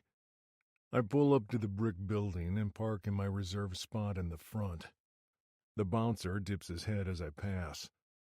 He's itching to get an invite to be a prospect, but I don't know if he's cut out for the lifestyle. For now, I'll keep him here and see if he works out. The club is packed, and I head to the bar where I usually meet Arizona. She's there with a customer, so I take a free seat near her. She gives me a nod over his head, letting me know she sees me. A bartender comes over, one I've not seen before. Can I get you something? She looks timid as hell and probably won't last long here. I smile. A beer is fine. Any particular kind? Surprise me. She nods, grabbing me an expensive brand. Good girl. I ask, how long has it been packed tonight? For an hour. We have 2 bachelor parties and 1 more on the way. She moves on to take someone else's order, and I take a swig of beer. Arizona comes to my side, sitting next to me with a loud sigh. Jesus, I didn't think I was going to get away. He's a nice guy, but he never shuts up. Does he get dances? Every once in a while. I think they make him feel guilty, so he mostly just wants to chat at the bar. There's a loud crash at the other end of the bar, and the bartender bends, picking the broken glass from the floor. I don't think your new girl's going to last long. Tell me about it. I had her waitressing, and she was even worse on the floor. We got some new ones who are freaking amazing, though. Oh, yeah? I try to act interested, but I'm not. Yeah, one of them is about to go on stage for the first time. Want to watch her? I should really get going. I need to get back to the clubhouse and take care of some shit there. Suit yourself. She stands. Come on, the books are in the office. I stand, ready to follow her when the lights dim, signaling that another dancer is about to go on the main stage. Give a loud welcome to our new girl, Miss Mayhem. The music cues and the DJ says, she's crawled from the depths of hell and she's looking for a good time. Miss Mayhem. It's a common enough phrase, but then I see her fucking red hair reflecting in the mirrored walls. The men catcall her as she makes her way to the pool, and my anger rises. I say to Arizona, get her off that fucking stage. What? Get her off the stage now and bring her to my office. Arizona takes off and I head to the back, motioning for 2 of the security guards to follow. The lights go out and I hear the DJ say, okay, looks like we're having some technical difficulties. Up next is the lovely Honey Combs. Come on, fellas, let Honey know how sweet she is. I'm too fucking wired to even sit. What in the fuck is Olivia doing here, in my club? Arizona taps on the door. Saint? She enters with Olivia right behind her. Fuck. She didn't even put a robe on, so I'm getting a goddamn nice show right now. She's wearing blue booty shorts with a matching bra, and her heels. Fuck. I have a sweet spot for heels like that. Crossing the room, I go to the closet and grab a robe, tossing it to her. Cover up. She does, glaring at me the whole time. Arizona says, Saint, I'm not sure I understand what's going on. This is Olivia. She's one of the new girls I was telling you about. I'm aware of who she is. Is there a problem? How long has she been working here? Arizona's looking at Olivia like she's sprouted a second head or something. Arizona answers, Almost 2 weeks? I glance at Olivia, who stares back. Her entire attitude is basically one big fuck you right now. Who the fuck gave you permission to hire her? Arizona's cheeks flush. She had a referral, and a good one at that. And she did well during training. How was I supposed to know? Did well during training? I don't doubt that Olivia excelled. Her beauty alone is enough to have men eating out of her hands. Add her wit, charm, and brains, and I just bet she did well. Bitter jealousy stirs through me at a thought of men leering and lusting after her. Fuck. I jab my finger toward Olivia. She doesn't dance here. She doesn't even step foot inside the club. Got it? Olivia lets out a small laugh and I turn, facing her. You need to go. I gathered as much from your barbarian reaction. She moves toward me. Why, if I didn't know any better, I'd say you care about me, Saint. The room goes silent, as no one in their right mind would even think of questioning me. But she does. Because she sees through all my bullshit, and she knows how much I do fucking care. Olivia, we cared enough to let you go. I recall it happening differently. It is what it is. And that's it? You say you're done with me and I just go away? Yes. She shakes her head. Why am I not surprised? What's that supposed to mean? You're a coward, Saint. One of the security guards steps forward, but I hold up my hand. You are entitled to your opinions, Olivia, but that doesn't change the fact that I want you out of here. Don't come by the clubhouse anymore. Don't come here. Don't even try to contact us. Several emotions flash across her face, but I don't miss the fire in her eyes. Fine. I won't. She turns to Arizona. Sorry for involving you in this. I'll change and get out of here. She shoves past me and I get a whiff of her perfume. God, it's crazy how one scent can bring back so many memories. I want to reach out for her, but I don't. Instead, I motion for the security guards to follow her. When they're gone, Arizona says, Saint, I'm so sorry. I had no idea she knew you or had a motive in applying for a job. It won't happen again. Arizona is damn good at her job, and I won't hold this against her. But I'm going to make sure Olivia doesn't pull a stunt like this again. Because the look in her eyes makes me think she's got something else up her sleeve. Put a call out to the other clubs in the area and let them know she's not to work for them. If she steps 1 foot into their clubs, they're to call me. I will. Good. I grab the books from the desk and leave. With each step that I take, I fight the urge to go back to Olivia and bring her back with me. But she's better off without us. So I go outside and get the hell out of there. 5. Olivia. Dr. Cross looks over her glasses at me. So, you went to work at a strip club to get their attention? We're an hour into the session, and I finally told her all about them. How I went undercover with the FBI to bust them, how I fell in love with them, how I tried to help save the club, how I was shot in the process, and now how I'm still trying to get them to see me. Yes. And how did you come to this conclusion? I lift one shoulder in a shrug. Jazz said it would be a way to get their attention, and it did. But is that the type of attention you want or deserve? I'm really not sure. I mean, I definitely got a reaction out of Saint. She taps the notepad on her lap. I think you deserve a man, or men, who sees your worth without you having to chase after them. I don't know, Dr. Cross. I mean, I lied to them. Even I can admit that it makes things complicated. You said Saint said he was letting you go so you didn't get hurt. Do you believe him? I think that's what he believes. She shifts. Okay. Let's think about this from another angle. How long have you known Saint? Almost 4 months. But who's counting, right? You mentioned that while you were undercover, you discovered he had a wife who passed away. Yeah. Maybe he feels like he has to send you away because of what happened to her. Do you know how she passed? I shake my head. She goes on. A few months is nothing in the grand scheme of a relationship. While I can't speak to what his motives are, I think you should look at yours. I'm the one who shifts this time, fearing this is where she's going to say it's my fault. Your relationship with all 4 men began with a lie, as you said yourself. I recommend writing them each a letter, telling them how you feel and why you did what you did. I'm feeling sick. They don't want to hear from me. The letters aren't for them. It's for you. Sometimes putting it all down on paper helps. And then I want you to burn each letter. This will be your new start. But it won't change anything with them.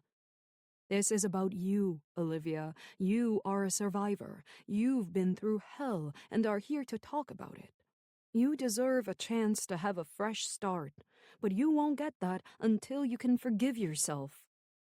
She goes on. Everything you've done up to this point has been because of what happened to you as a child. Everything that happens from here on out is because you are going to finally forgive yourself. It sounds so simple, but nothing is ever that simple, not without paying for it later. I'll think about it, Good. What does your schedule look like for next week? I tell her which days I have class and add, my roommate wants me to go to a party with her next week. You don't sound thrilled at the idea. I don't know if I am. I have a hard time being around people my age. I don't fit in, not really. I never have. They're either so immature that I get annoyed being around them, or they sense that I'm one who's different and stay away from me. I think you should go, even if it's only for an hour. Try having fun, even if it's for a night. We'll see. You can tell me all about it at our session. She stands, handing me a card with a date on it. I put my cell phone number on there too. Please don't be afraid to call if you need me. Thanks. I think we both know I won't be calling her, though.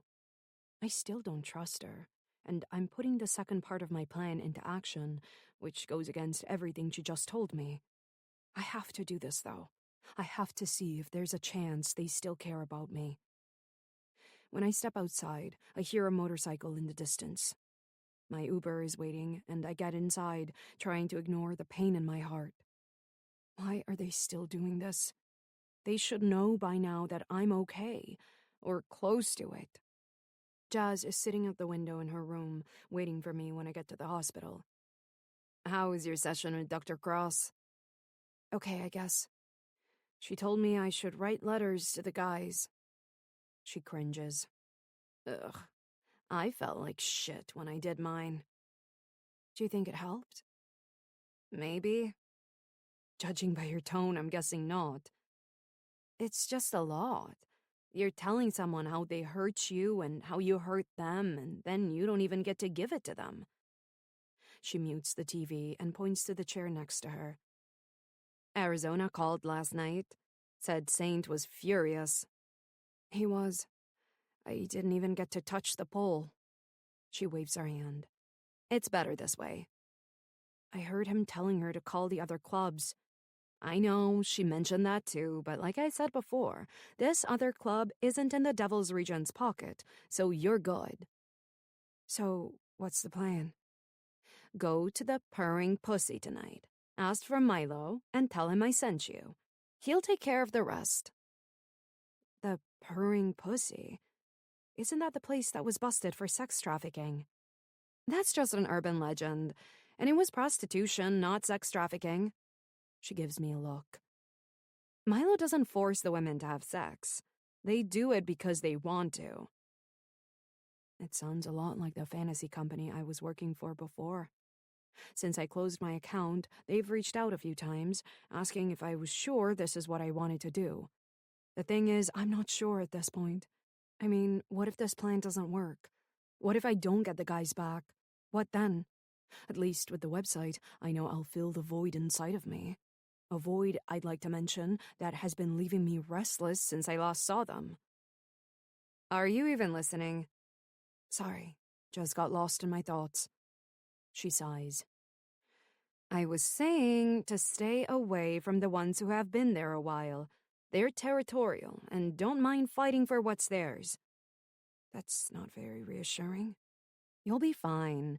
Just make sure you lock your locker with a combination lock. Now, do you know what you're going to wear?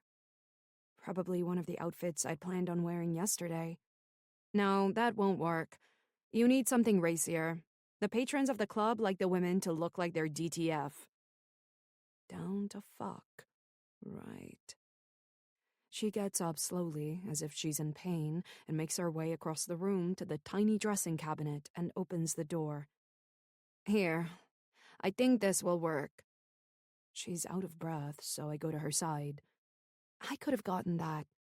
The doctor said I need to work on walking more. Said I'll get out of here faster if I do. Now, what do you think? She holds up a skimpy piece of pink lingerie, reminding me of the one I got in the mail. Where did you get this? Remember that store we went to?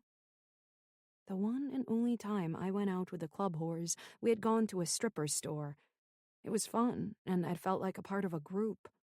Too bad nothing like that will ever happen again. Yeah, I remember. That's where I got it. They have it in like every color. Someone sent me one in the mail. Her eyebrows lift. That's weird. I thought so too. My roommate said a courier brought it. I guess I was hoping one of the guys sent it, but it's not their style. Razor, maybe, but even that still seems off. Well, like I told Lucy, maybe someone sent it to the wrong person. Saying it a second time doesn't make it sound any more convincing. I move to shut the door and notice there are 2 boxes inside. Are these your things from the club? She goes to the bed, sitting. Yeah, one of the prospects brought it by the other day. Said the rest of my stuff is in storage until I get out. Wow. It is what it is, Olivia. I'm just glad they didn't torch it. They wouldn't. Snitches get stitches. It isn't just a saying, you know. We both could be way worse off. I guess. Whatever, I'm tired. She looks expectantly at the door. I'll stop by tomorrow. Whatever suits you, sis. The purring pussy is exactly how I imagined it would be. Dingy. An odor that is most definitely not pleasant. And a bit scary, if I'm being honest. There are 2 large bouncers at the front door who look like they take their job seriously. That's at least reassuring. One pokes the other. Is this chick lost? I'm supposed to meet with Milo tonight. You sure about that? I'm having some major deja vu right now. This reminds me of when Rabbit asked if I really wanted to be introduced to the Devil's Regents, and when I met Razor and Saint. I'm sure. Right this way. He leads me into the club, which is even more dark and dank. A few women sit at the bar, drinking and smoking. Compared to Saint's club, this one is... Who's the new girl? She's here to see Milo. The woman snorts. She'll have to wait until he finishes getting high. The bouncer grins. When is he not getting high? He says to me, sit at the bar and I'll let him know you're here. I perch on one of the bar stools, trying not to notice how sticky it is. The woman asks, you here for a job? Yeah. You're pretty. You ought to try the club on 5th. The dancers there make more. She's talking about Saint's club. I smile. Thank you. This club is closer to my house. Suit yourself. She stands. Don't get in my way and we won't have a problem. I'm Jem. Nice to meet you, Jem. She mutters something under her breath as she passes. I sit there for 30 minutes before the bouncer and the man come out. Both are clearly on something. The man says, I hear you're looking for a job. Stand up and let me get a good look at you. I stand and reply, Jasmine sent me? Jazz? How in the fuck is she? She's doing all right, I lie. Well, if Jazz sent you, I know you're good. Can you start tonight? Yeah. Club gets 60% of what you make nightly. You can square up at the end of your shift, or you can come by my place and party a little before settling up. Earn a little tip. Earn a little tip? Judging by the smirk on his face, he's not talking about money. I force a smile on my face. 60%, got it. Where do I change? Door on the left. I walk away, hoping I'm not making a mistake. I mean, Jazz wouldn't send me somewhere dangerous, would she? In the locker room, I see Jem. I see you stuck around. There's an empty locker over there. I go to it, putting my bag on the bench. Got a name? I haven't thought about it. At my last job, I went by Ms. Mayhem. I like it. You definitely need to play up to it. You can be our wild child, on stage at least. Lord knows there are some feisty ones here. How did you get your name? Had an ex tell me my pubes looked like rubies. Decided why be one gem when I could be them all. I laugh. That's wild. Girl, the stories I could tell you. She looks at the clock on the wall. Hurry and change. I'll show you the ropes. Somehow, this woman, who does indeed have ruby red pubic hair, becomes my friend, showing me the ins and outs of the club. Her rule number 1, stay the hell away from Milo. When I'm on stage for my first time, I don't feel fear or ashamed. It's the opposite. I feel empowered and sexy. And I can't wait until word gets back to Saint. Razor. Someone knocks on my door. Rolling over, I close my eyes, trying to ignore it. Razor, it's me, man. Can I come in? Go away, Bash. I'm worried about you. Fuck off. The door opens, and I regret giving Bash the code. Prick. I said to use it for emergencies. Razor, it smells like something died in here. If it offends you, then get the hell out. The light flips on, and I groan, covering my eyes. Shit, man. When was the last time you had a shower? I've lost count of the days, but I don't voice this. Are you my mother now? The foot of the bed dips. Cursing, I throw my blanket aside and sit.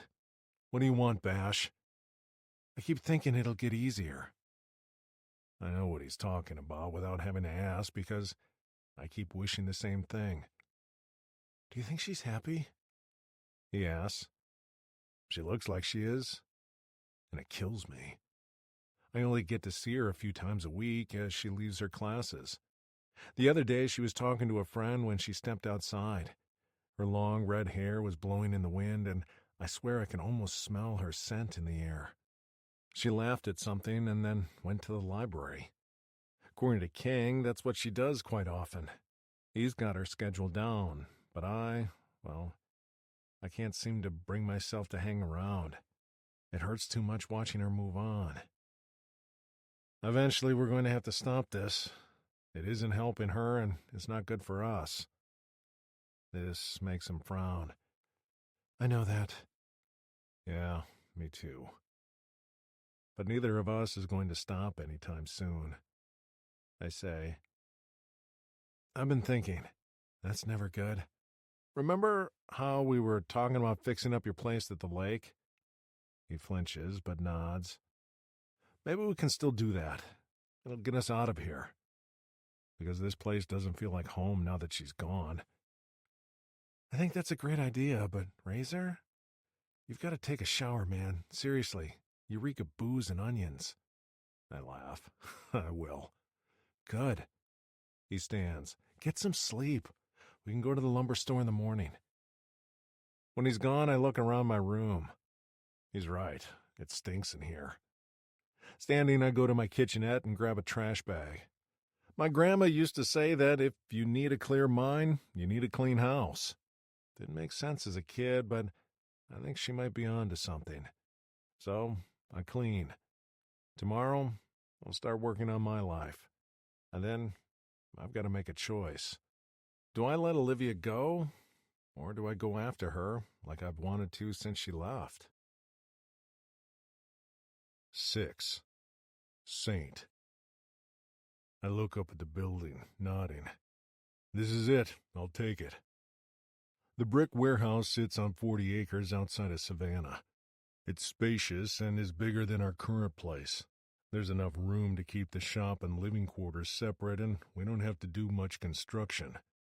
The property is private and has a small pond full of fish. It's exactly what we need for a fresh start. The realtor asks, "Are you sure you don't want to go in with a lower bid? This lot sat empty for a while. I'm sure they'll take it." "We'll pay full price for it. How soon can we move in?" "I can have the keys for you tomorrow." "Make it happen." I go back to my bike where King leans against his. He's staring off into the distance, and it doesn't take much to guess where his mind is. Jericho called and said his mother's ashes were ready. He's supposed to stop by and pick them up whenever he wants. I've known him for a long time. This is something he's going to have to process before he acts. I say, "I bought it. We need to have church to discuss what this means for the club. He dips his head in acknowledgement, then climbs onto his bike. It roars to life and he takes off, his tires spitting gravel in his wake. Fuck. I'm losing my guys and there's not a goddamn thing I can do about it. My cell rings as I get on the bike. I kill the engine and answer. This is Saint. Hey, Prez, I, just saw something. Well, it was last night, and I think you're gonna want to know. What is it? Some friends and I were out partying last night. We ended up on the south side of town because one of the guys wanted to get a chick to take home for the night. That's not my style, but, I went anyway, so he didn't think I was a pussy. I bite back a sigh. This kid rambles on more than anyone I've ever met. He needs to get back on topic, or he's likely to forget why he even called. I cut him off. Kid, get to the point. Right, sorry. We ended up at the Purring Pussy. I know we're not supposed to go there, but I didn't have a choice. His voice rises with each word as if he's scared I'm going to be pissed. Well, I'd rather the guys go to my club. I'm not going to give them shit for going to another. Kid, it's okay. No harm done. He swallows loudly. That's not it. When we got there, the club was slow, but everyone seemed to hang around one dancer. So we went to investigate, see what the big deal was. I'd like to think I'm pretty good at reading the room, but the next sentence he utters leaves me stunned. Prez, she was there. Olivia. What? She was the one everyone was around. I asked one of the other girls how long she'd been working there, and she said almost a week now. I grip my phone so tight I think I hear a crack. What in the motherfucking hell is Olivia doing at the Purring Pussy? Did you speak to her? No, I swear I didn't. We left shortly after and went to another bar. I was going to call, but I'd been drinking and... It's fine, kid. You did good by letting me know. Thanks. I end the call and get on my bike. Looks like I'm going to be making an appearance at the Purring Pussy tonight. I pull my truck into a spot in front of the Purring Pussy. Didn't think this building could get any worse. Guess I was wrong. Makes me wonder how many people Milo has in his pocket for it still to be open. Hell, there's a hole in the plaster exterior and I can see lights from within. I don't get to this side of town much, and I sure as hell wouldn't bring my bike to this area. Looking around, I remember why. Thugs and vagabonds roam the streets looking for trouble. In the distance, a car alarm goes off and sirens wail in response. Yeah, my bike would be gone by the time I left. Hopefully my truck's still here with all four wheels when I'm done. For the millionth time since talking to the prospect, I wonder what in the hell Olivia is thinking. Getting out of my truck, I have to sidestep a syringe with God knows what in it. One of the bouncers looks startled when he sees me approaching. Saint, surprised to see you in this neck of the woods. I have a meeting with Milo, I answer. He opens the door. Enjoy yourself. The building has a distinct moldy smell, even in the entryway. Way to set the mood. A topless woman at the counter sits a bit straighter when she sees me. Hey, handsome. I haven't seen you around before. Cut it out, Diamond. He's here to see me. Milo says as he comes from his office. He slaps his grimy hand into mine. How in the hell are you, Saint? Doing good, Milo. How's business? He laughs, showing his missing teeth. I know you're not here to see how my finances are. Come on, let's go to my office where we can speak freely. As I pass Diamond, she breathes out. Come find me later, big boy. Milo laughs as he closes the door. Still have a way with the ladies, I see. He points at his cluttered desk where a gram of cocaine sits. Want to do a line? I'm good. So, what do I owe this pleasure to? Heard you're moving some new stuff through the club. Wanted to see what it was about. His eyes widen. I still don't know how you stay on top of everyone's business like that. I just got a new shipment in last week. I stay on top of what's happening in the city because that's part of my job. I don't tell him this, though. He's merely a pawn in the game. After the prospect called, I did a little digging, so I'd have a reason to reach out to Milo. Luckily, the new drug he's moving provided the perfect in. I make small talk and ask, "Do you know the supplier?" He's new to town, but came highly recommended.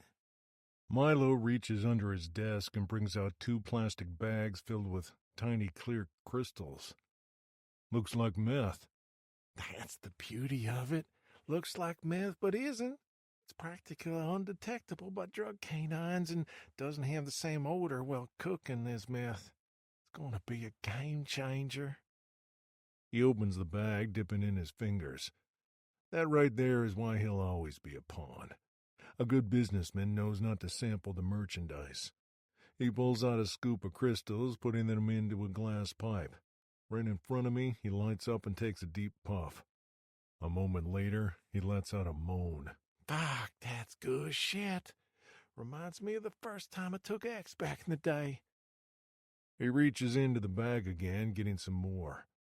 I watch him, waiting for him to get high. It doesn't take long, which I'm glad for.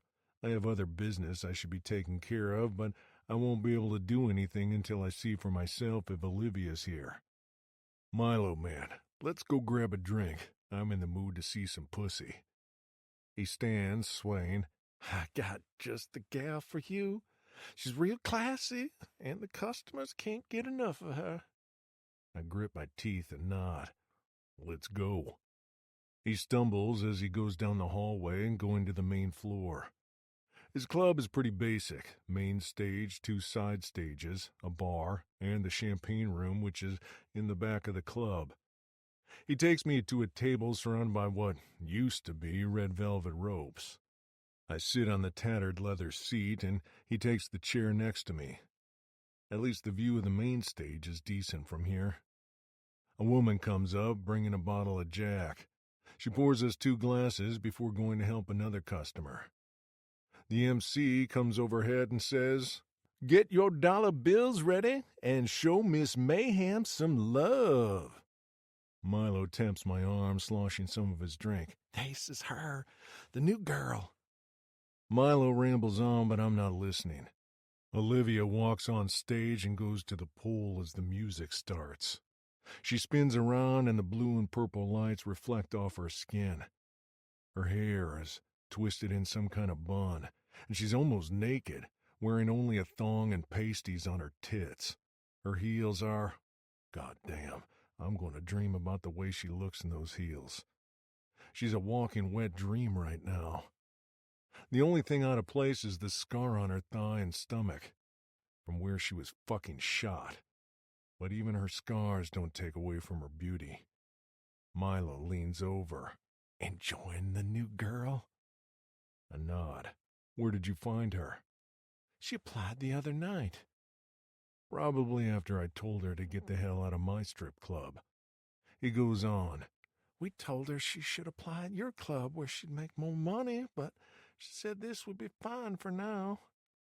She doing private dances yet? The purring pussy has a reputation for the things that go on behind the curtains in the champagne room. They've been busted more than once for drugs and prostitution. My fists clench at my side just thinking of anyone touching her back there. She hasn't done one yet. You want to be her first? Break her in the right way? Yeah. Because I'll be damned if anyone else is going to take her back there. I'll set it up. I nod my approval as he gets up, stumbling away. Olivia is drawing quite the crowd, which isn't surprising. The way she works the pole is mesmerizing, and every man around the stage looks up at her like they're in love. But what they don't know is she's mine. Milo comes back a few minutes later. Right this way.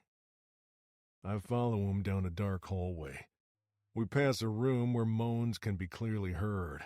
He gives me a grin, taking me to the last room. Make yourself comfortable. She'll enter through the side door. You'll have 20 minutes. Thanks, man. Come find me when you're finished. He stops. Speaking of finishing, there's some condoms, towels, and whatnots over there, if you need them.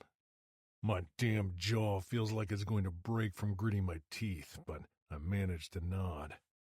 The door closes behind him, leaving me in the semi-dark. I go to the oversized leather couch and sit. They've upgraded since the last time I was here. Probably received one too many complaints about the cum-covered material on the old couch. The lights turn purple, which means she's about to enter. I find myself holding my breath in anticipation. The door opens and she comes in. She's changed and is now wearing a white shirt that's so small that the underside of her breasts peek out. It's so fucking tight that I can see her nipples and her rosy areolas. Her thong is black and matches the killer heels she's wearing. She stops when she sees me, letting out a small laugh. I should have known. Not happy to see me? The music starts, but she doesn't make a move. Why are you here? Heard a little rumor. Had to see if it was true. Her eyes narrow. You said you were letting me go. I nod. Then why are you still keeping tabs on me? Because I told the others I would. She actually flinches, and I feel like a dick. I should tell her that I need to know she's safe, that she's not putting herself in danger like she is right now. I open my mouth to speak, but she stops me. Sit back and shut up. For good measure, she gives me a little push on my chest. Fine, I'll let her think she's in charge. For a bit. Olivia. My heart is pounding so hard that I'm sure he must be able to hear it. Jazz was right. Even though he made it clear that he didn't want me, nor did he want me around his strip club, he still cares. The big question is, now that I have his attention, what do I do now? I didn't really think that part of my plan through, and now I'm standing here in front of him, practically naked. The song changes, and I let out a small huff. The opening notes of Love Bites by Def Leppard start. Boy, someone out there has a fucking sense of humor. Might as well fucking go with it. Closing my eyes, I let the music take over. I've always loved dancing. In another life, where I didn't have a messed up childhood, I think I would have been a ballerina. When I open my eyes, Saint is watching me with an intense look on his face. God, I've missed him so much. I miss all of them, really. Moving closer, I brush up against him for the first time. My skin prickles with awareness as we touch. I know he feels it too because his gaze shoots to mine. It's always been there, that sexual magnetism between us that pulls us together. And right now, I feel it more than ever. The chorus hits and I do a body roll against his firm body. His hand moves, almost touching me, but then he pulls back. Every time our gazes meet, my heart turns over in response. Standing, I turn so my back is to him and sit in his lap, grinding against him. Heat radiates from him, and his cock presses against me. Arousal pulls between my legs when I feel how hard he is, and I need to see his face. I stand and settle back onto his lap, straddling his massive thighs. I continue to rock against him until I'm biting back gasps of pleasure. Tinges of excitement fan the flames of desire deep inside my belly. I'm not sure when this quit being a dance, but I can't stop myself now. He doesn't seem to be in any hurry to end this either. Each movement sends sparks of pleasure to my nether regions, and I fucking love it. Reaching between us, I unzip his jeans. His eyes are on fire as I free his cock, but he makes no move to stop me. I once said it looked like he was packing an iron pipe. I wasn't far off. His cock is heavy in my hand. I stroke him a few times before standing. He breathes heavily as I loop my finger through the strap of my thong and lower it.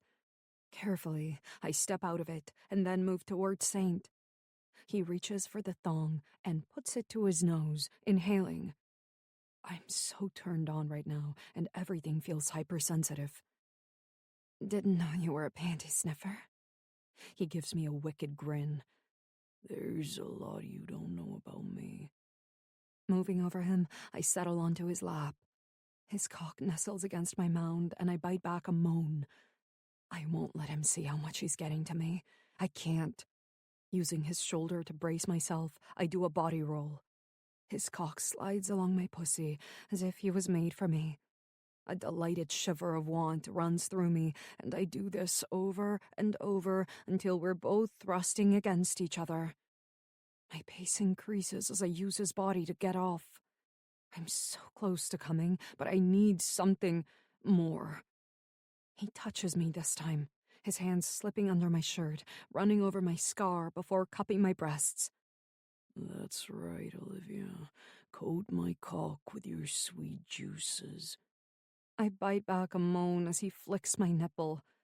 God, I've wanted this for so long. When I move again, the tip of his cock rubs against my opening. All I'd have to do is reach between us, and then we'd be connected. But this isn't how I want to fuck Saint Massacre for the first time. So I settle with getting off. My head tilts back as I rock my hips against him. We're both losing control as our instincts fight to take over, and we're past the point of no return. He groans into my ear. Your hot cunt is so fucking tempting, darling. I want to slide in and fuck you raw. I moan out. Do it. I want it to, Daddy. The forbidden word leaves my lips, but it feels so fucking right. He's always given off daddy vibes, and I'm more than willing to be his little girl. Fuck, he breathes out. You don't know what you do to me, darling. Our lips hover inches apart, his breath fanning my face. I can see the wheels turn in his head, and I fear he's about to end this. I press against him, wanting to savor this while it lasts. He shifts and reaches between us, his thick finger rubbing my clit. I gasp as he massages the bundle of nerves. Oh, Daddy, I'm so close. Come for me, baby girl. Come all over my hand. He continues to stroke my clit and thrusts 2 fingers inside of me. It's enough to send me over, and I cry out as I come. Saint! Fuck, I'm close too. I rock against him until he lets out a feral groan. His hot cum hits my thighs, and I sink my teeth into his neck until blood tinges my tongue as I ride out my orgasm. Look at me. Look at your daddy. I do as he says because I can't stop myself. He reaches down, scooping his cum into his hand. When he rubs it against my mound, I moan. You're such a fucking dirty girl, he breathes out. This turns you on, doesn't it? I nod. Yes, Daddy. He scoops up a bit more and pushes his coated fingers inside me, marking me, making me his. And I freaking love it. I love how dirty this is, how wrong and yet so right. My hips rock on their own accord, and I use his fingers to get off again. When I come for the 3rd time, he pulls me close against him, kissing the top of my head. The music is still going, but neither of us notice. We sit there, and he holds me until I finally move. Olivia, you've got to stop this. I look into his eyes and see how tired he is.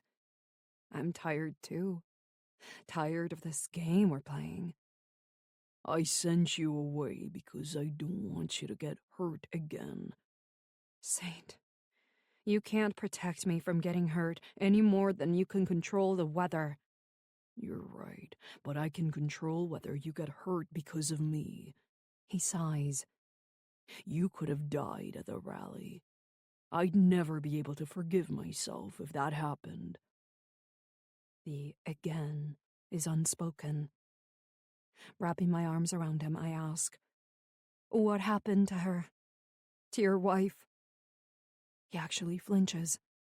I failed her, just as I failed you. The only difference is you're still here. I can feel him pulling away from me, and my eyes water. Saint, I need you. I need you King, Razor, and Bash.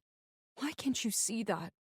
The four of you helped me more than you'll ever know, and My voice cracks, because as much as I need him, he still thinks he's doing the right thing. Promise me you'll stop doing stunts like this to get our attention.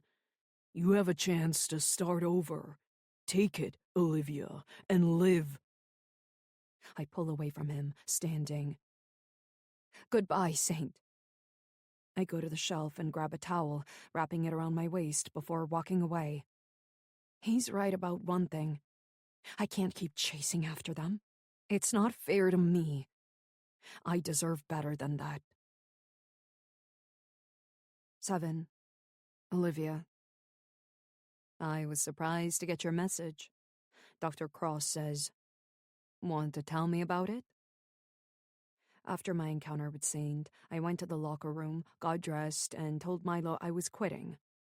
He didn't seem surprised or was too high to care, and I left him all the tips I'd made. It's not like I was there for the money. No, I was there to see Saint, and now there's no reason to stay. When I got home, I couldn't sleep. I kept replaying that scene with Saint over and over. As the sun rose, I sent Dr. Cross a message asking if she could see me. She responded right away, telling me I could come in now. So here I am. I reply, "I did something you're not going to like." "I'm not here to judge. Tell me about it." So I do. I went to work at another club, and it worked. Saint showed up and we had an emotionally charged encounter. I see. I did it because I wanted him to see me, to acknowledge me. If I'm being truthful, I was also hoping he would take me back. What did he say? He said he couldn't stand it if something happened to me. I know he lost his wife, and that's where a lot of this stems from. But why can't he see that I'm not her? That I'm not going to die? She nods. I understand what you're saying. You are alive and want to be loved. He, on the other hand, is dealing with something that happened to him that makes him scared to be loved or to care for someone else. I know, and it makes me feel like an ass for even pushing it. You love him, and we want to be with the ones that we care about. She pauses. Why do you think you can't walk away from them? Most people who went through a similar situation where they were shot twice would be running away from them. I haven't really thought about it. That's your project for this week. And I'd like you to journal each evening as well. That makes me cringe. I'd rather not. You're the only one who will see it. Much like the letters, I've found that writing down thoughts at the end of the day helps. It's a way to reflect and cleanse at the same time. I'll think about it. Good. I'll see you next week. Don't be afraid to call if you need me. As I leave, I think about what she said. I've never been much on writing. It always feels forced and fake. And what she's asking me to do is definitely something I don't want to face. But she is right about one thing. I need to figure out why can't I just walk away from them. Jazz is sitting on her bed, watching TV when I get to the hospital. Well, I'm not sure if she's really watching, because she looks like she's a million miles away. Hey, sorry I'm late. I had a session with Dr. Cross. She jumps as if I've startled her and mutes the TV. You didn't mention having an appointment today? It wasn't planned. I texted her after what happened last night with Saint. Her eyes widen. Oh, do tell. It went like we thought it would. He heard I was working there and came to see. And we went to the champagne room. My cheeks warm even thinking about it. Damn, girl. It got pretty spicy. And then he told me I had to stop chasing after them. I let out a sigh. He's right. It's not good for me to keep doing this. Jazz looks at me as if I've lost my mind. So that's it? You're just going to give up on them? I think it's best. Saint was, well, he didn't hold back last night. He's right. I can't keep doing this. I can understand that. She pauses. I found out I'm getting out of here tomorrow. The doctor thinks I've made enough progress that I can discharge without going to a rehabilitation facility. Jazz, that's great. Do you need a place to stay? I'm sure Lucy won't mind, and I'm leaving. What? She lets out a shaky laugh. I feel like a bitch for not mentioning it sooner, but I knew how you'd react. I'm not sure what to say next. Agent Hill promised me a new beginning. I'm taking him up on the offer. When do you leave? I managed to ask without my voice cracking. He's picking me up when I discharge. My plane takes off shortly after that. Do you know where you're going? No. She pauses. I have to ask you something. What's that? After I'm gone, will you change your number? I don't want to be tempted to reach out to you. I know I'm going to be lonely at first, but I need to cut all ties with my old life. Her eyes brim with unshed tears as she waits for me to answer. How can I tell her no? She deserves a fresh start.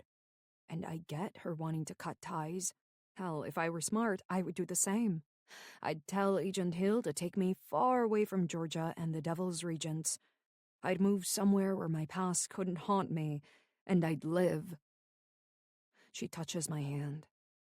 Live? Yeah. I can do that for you. I brush away a tear.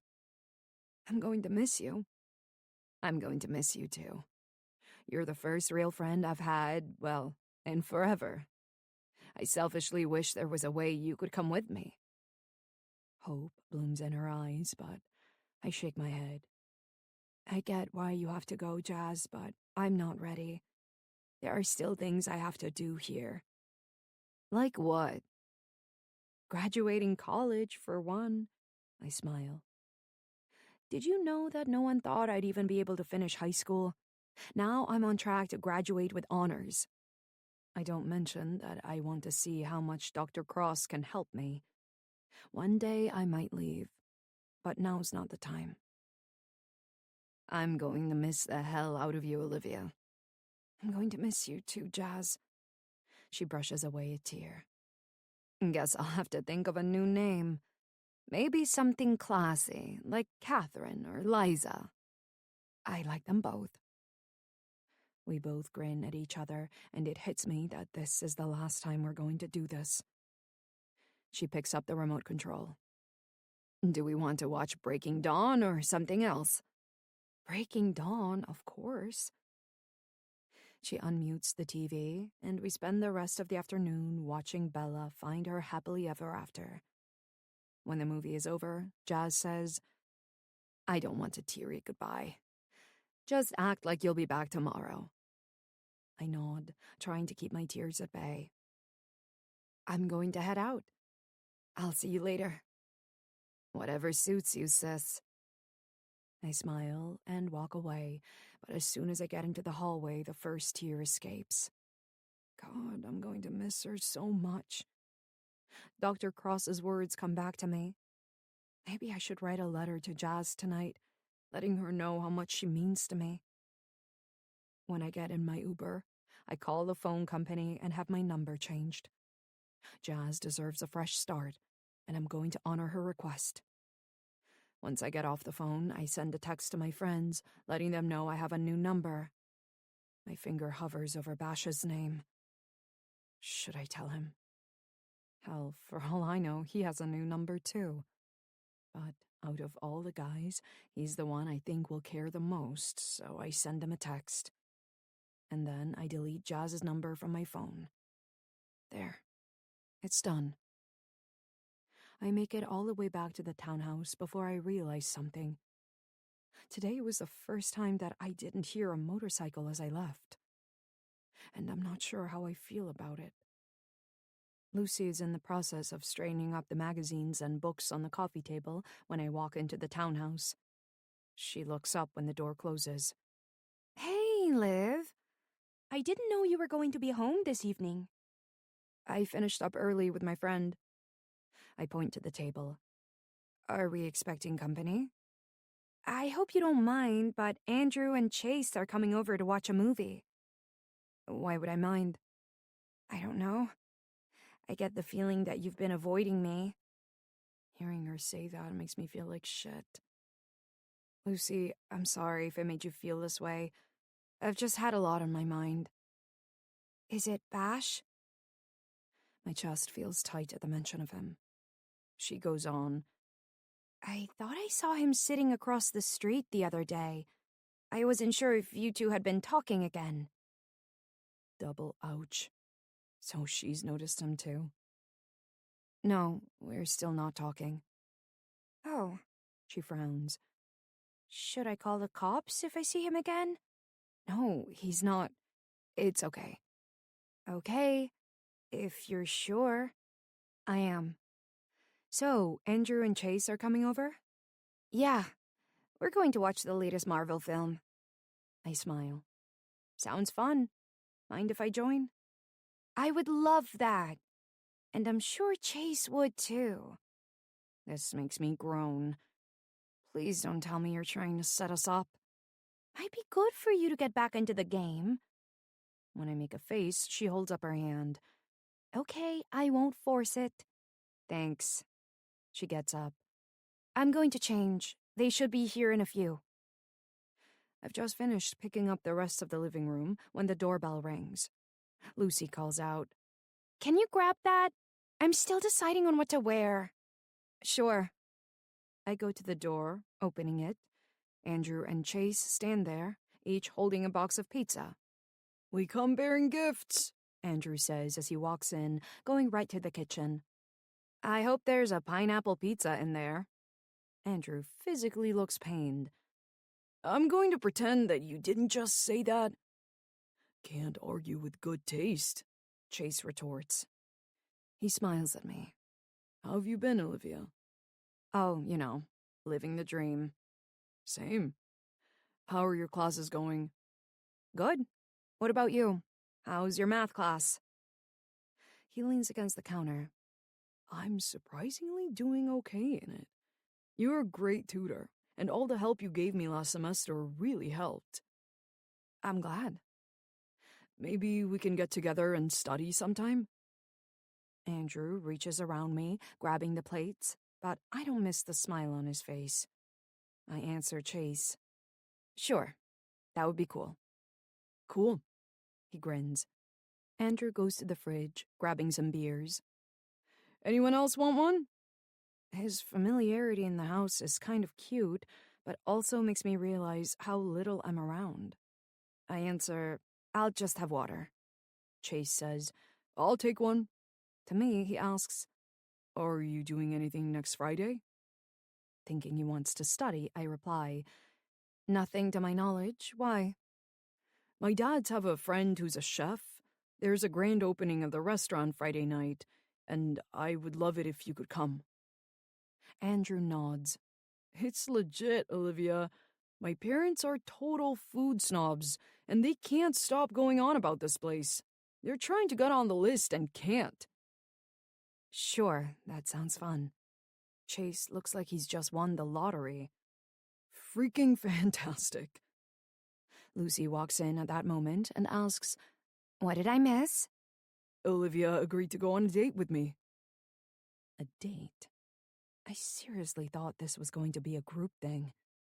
Keeping my tone casual, I ask, Oh, is it just going to be the two of us? That's kind of the point of a date. Lucy shoots me a confused look, but all I can do is shrug. It's only one dinner. It won't be that bad. Chase laughs. I've had to listen to Andrew and Lucy having sex enough these past few months. It'll be nice to finally return the favor. Did he really just imply we were going to hook up on our first date? Andrew says, Dude, that's not even cool. What? It's not like she's a virgin. I reply, First of all, that should have nothing to do with it. I don't sleep with assholes. Chase snorts. Could have fooled me. That biker you were with looked like an asshole. I assure you he wasn't. And if this is how you think a woman should be treated, then maybe you should find someone else to take to dinner. To Lucy and Andrew, I say, enjoy your pizza. I'm going to study. Chase protests as I walk away, but he has the good sense not to stop me. When I get to my room, I close the door and lock it. And then I do something I've never done. I grab an empty notebook and start writing. Dear Jazz, where do I even begin? First, I'm going to miss you so freaking much. You may be the best friend I've ever had. Ever. Growing up, I never had that luxury. We were always moving from town to town, so no one would notice the bruises or the absences from school. I think my life would have been different if I had someone like you to talk to. Like you said, we've both been through shit. If I'm being honest, I'm a little angry that you're leaving. Why can't you stay here so we can get through this together? Why do you want to cut ties? Am I that easy to forget? Are you afraid that you'll get into more trouble if you stay? Part of me is jealous that you have the courage to start over. No one will be able to judge you for your past and what you have done or what was done to you. I told you I didn't want to leave because I wanted to graduate, but that's a lie. I don't want to leave because I'm scared. I'm not like you. You're brave. I'm not. Sometimes I think I'm nothing more than a victim, and that scares me. So when given the chance to leave, I stayed. Plus, we both know that I'm staying because I hope something will change with the guys. When I wake up tomorrow, it's going to be strange knowing you're gone. Will you think of me wherever you go? I hope so. Mostly, I hope you really get a new start. I hope you follow any dream that you didn't think you could attain. I hope you find love. And I hope one day our paths cross again. Jazz, you are a blessing, and I'm going to miss you so much. Thank you for everything you've shown me. Love always, Olivia. I look over the words, feeling better. And then I tear the pages from the notebook and pick up a lighter, watching as the letter burns away. Goodbye, Jazz. 8. Olivia. I spend the rest of the evening writing. It's crazy how the words keep coming. I'm even able to write down my feelings about Bash, Razor, King, and even Saint to a certain point, though I can't bring myself to burn those pages. Around 11, I yawn and stand. I'm ready to go to bed and forget this day. There's a knock on my door, and I open it, thinking it's Lucy. Instead, I find Chase leaning against the doorframe. Even from here, I can smell the beer on his breath. Panic sparks in the back of my head, and I take a step away from him. Can I come in? I don't think that's a good idea, Chase. Come on, Olivia. I just wanted to say I'm sorry. Lucy and Andrew's voices carry from the living room, so I know they're still up, which makes me feel a bit better. Sighing, I step aside so he can come in. I leave the door open, though. If he notices, he doesn't comment. He stands in the middle of my room, shoving his hands into his pockets.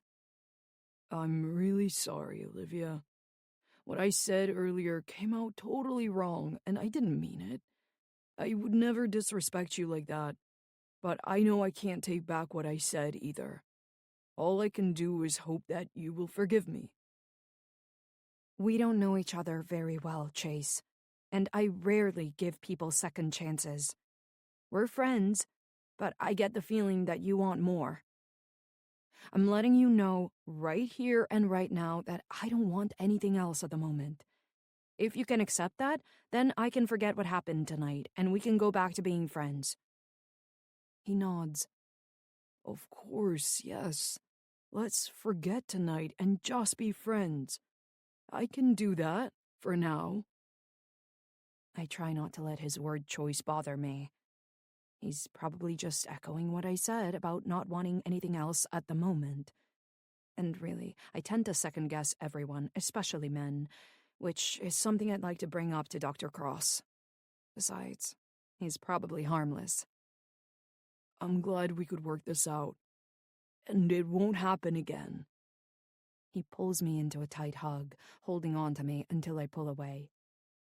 Well, I was just about to go to bed. I hope the hint is obvious. Right. I'll get out of here so you can get some sleep. He's almost to the door when he stops. I hope this isn't too much, but I've always thought blue is your color. I'm confused about what he's talking about when I realize that he's looking right at the lingerie I got in the mail. It's still tossed over the chair from when I got it the other day. I let out a small laugh. Oh, thanks. That's just a gag gift someone sent. Doesn't look like a gag to me. It looks like something someone picked out with you in mind. He gives me a look before leaving. What in the actual hell? Is he the one who sent it? Before, I couldn't think of anyone bold enough to send it, but after tonight, I'm thinking that maybe I don't know him at all. I listen for the front door to close before I get ready for bed. It's probably just my imagination, but I feel like someone's watching me. I haven't had this feeling in a long time, and I don't like it at all. Opening the door, I call out, "Lucy, you still here?" There's a giggle across the hallway and some murmuring before Lucy finally calls out, "Yeah? What's up? Did you lock the door after Chase left?" "I did." "Okay. Thanks, good night." There's more giggling as I close my door. I'm truly happy for Lucy. She's dated a lot of losers since I've known her, but Andrew doesn't seem to fall into that category. I go to the window, closing the blinds and the curtains. The feeling of being watched has lessened, but I still can't shake the unease that has settled over my body. Reaching under my bed, I make sure my taser is within reach before climbing under the covers. This is a safe part of town, I reason with myself, and we have a neighborhood watch and a basic security system. But I know better than anyone that looks can be deceiving.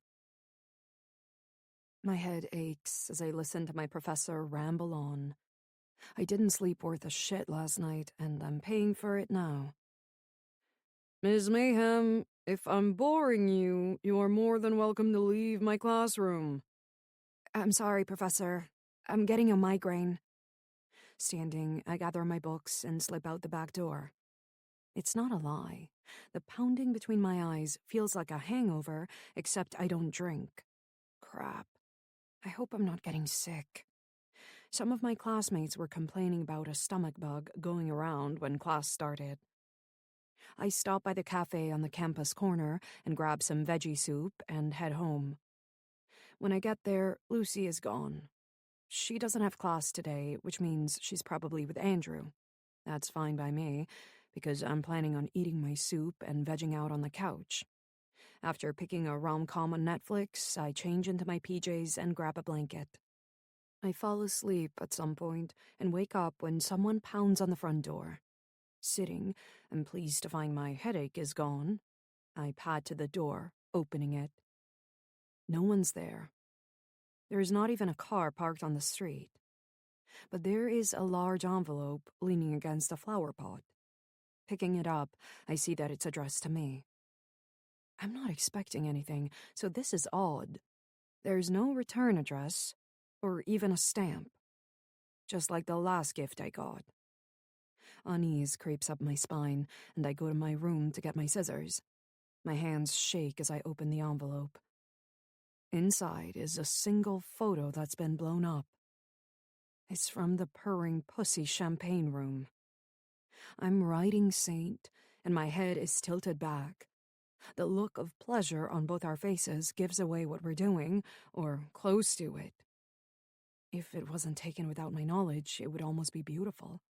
The intense look on his face, the way my lashes fan across my cheeks, the The contrast of color in my skin as it heats from passion, the way his fingers dig into my hips.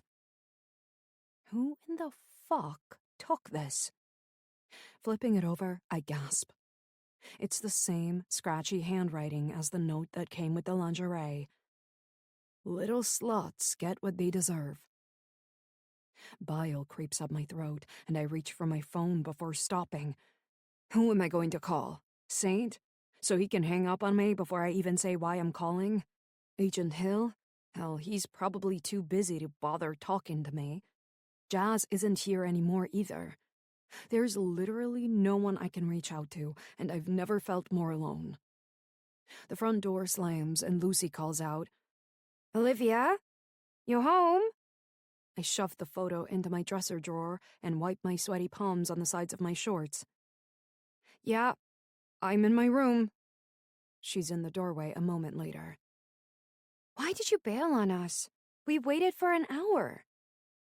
Crap. That's why she wasn't at the house. I was supposed to meet her for lunch after my class ended. Shit. I totally forgot. I was feeling sick and left class early. She shakes her head. Just when I think you're starting to break out of your shell, you do something like this. I took a nap when I got home. I'm just glad it's not a stomach bug. I guess I can't be mad at you then. Do you want to watch a movie? Andrew is on his way, but you're more than welcome to join. Thanks, but I need to go to the library since I'm feeling better. She snorts. Okay. When she's gone, I gather my books. I'm not sure how much studying I'll be able to get done, but I can't be here. Not right now. Not after getting that photo. Outside, I inhale the crisp air. It's hard to believe it's almost fall, and that I missed summer. The leaves are already turning, falling here and there onto the sidewalk. I reach the library and pass the lone librarian at the desk and head toward the second floor to a table in a corner where no one can bother me. Finding that photo has left me shaken and unsettled. Is it Chase? He's the only one I can think of who could have sent it. But how did he know that I was at the purring pussy with Saint? The only way he'd know about that is if he's been following me. Thinking about it makes my skin crawl. I reach into my bag and pull out my textbook. I'm reaching for my notes when I see movement from the next aisle. Who on earth would be up here at this time of the day? Maybe I'm just seeing things. I flip open my book and try to concentrate. I've got to stop this. Freaking myself out doesn't help anyone. But maybe I should move tables, just in case. I grab my stuff and move to a different table. The feeling of being watched is gone, but that doesn't stop me from gasping when King steps from the shadows. King! You scared me!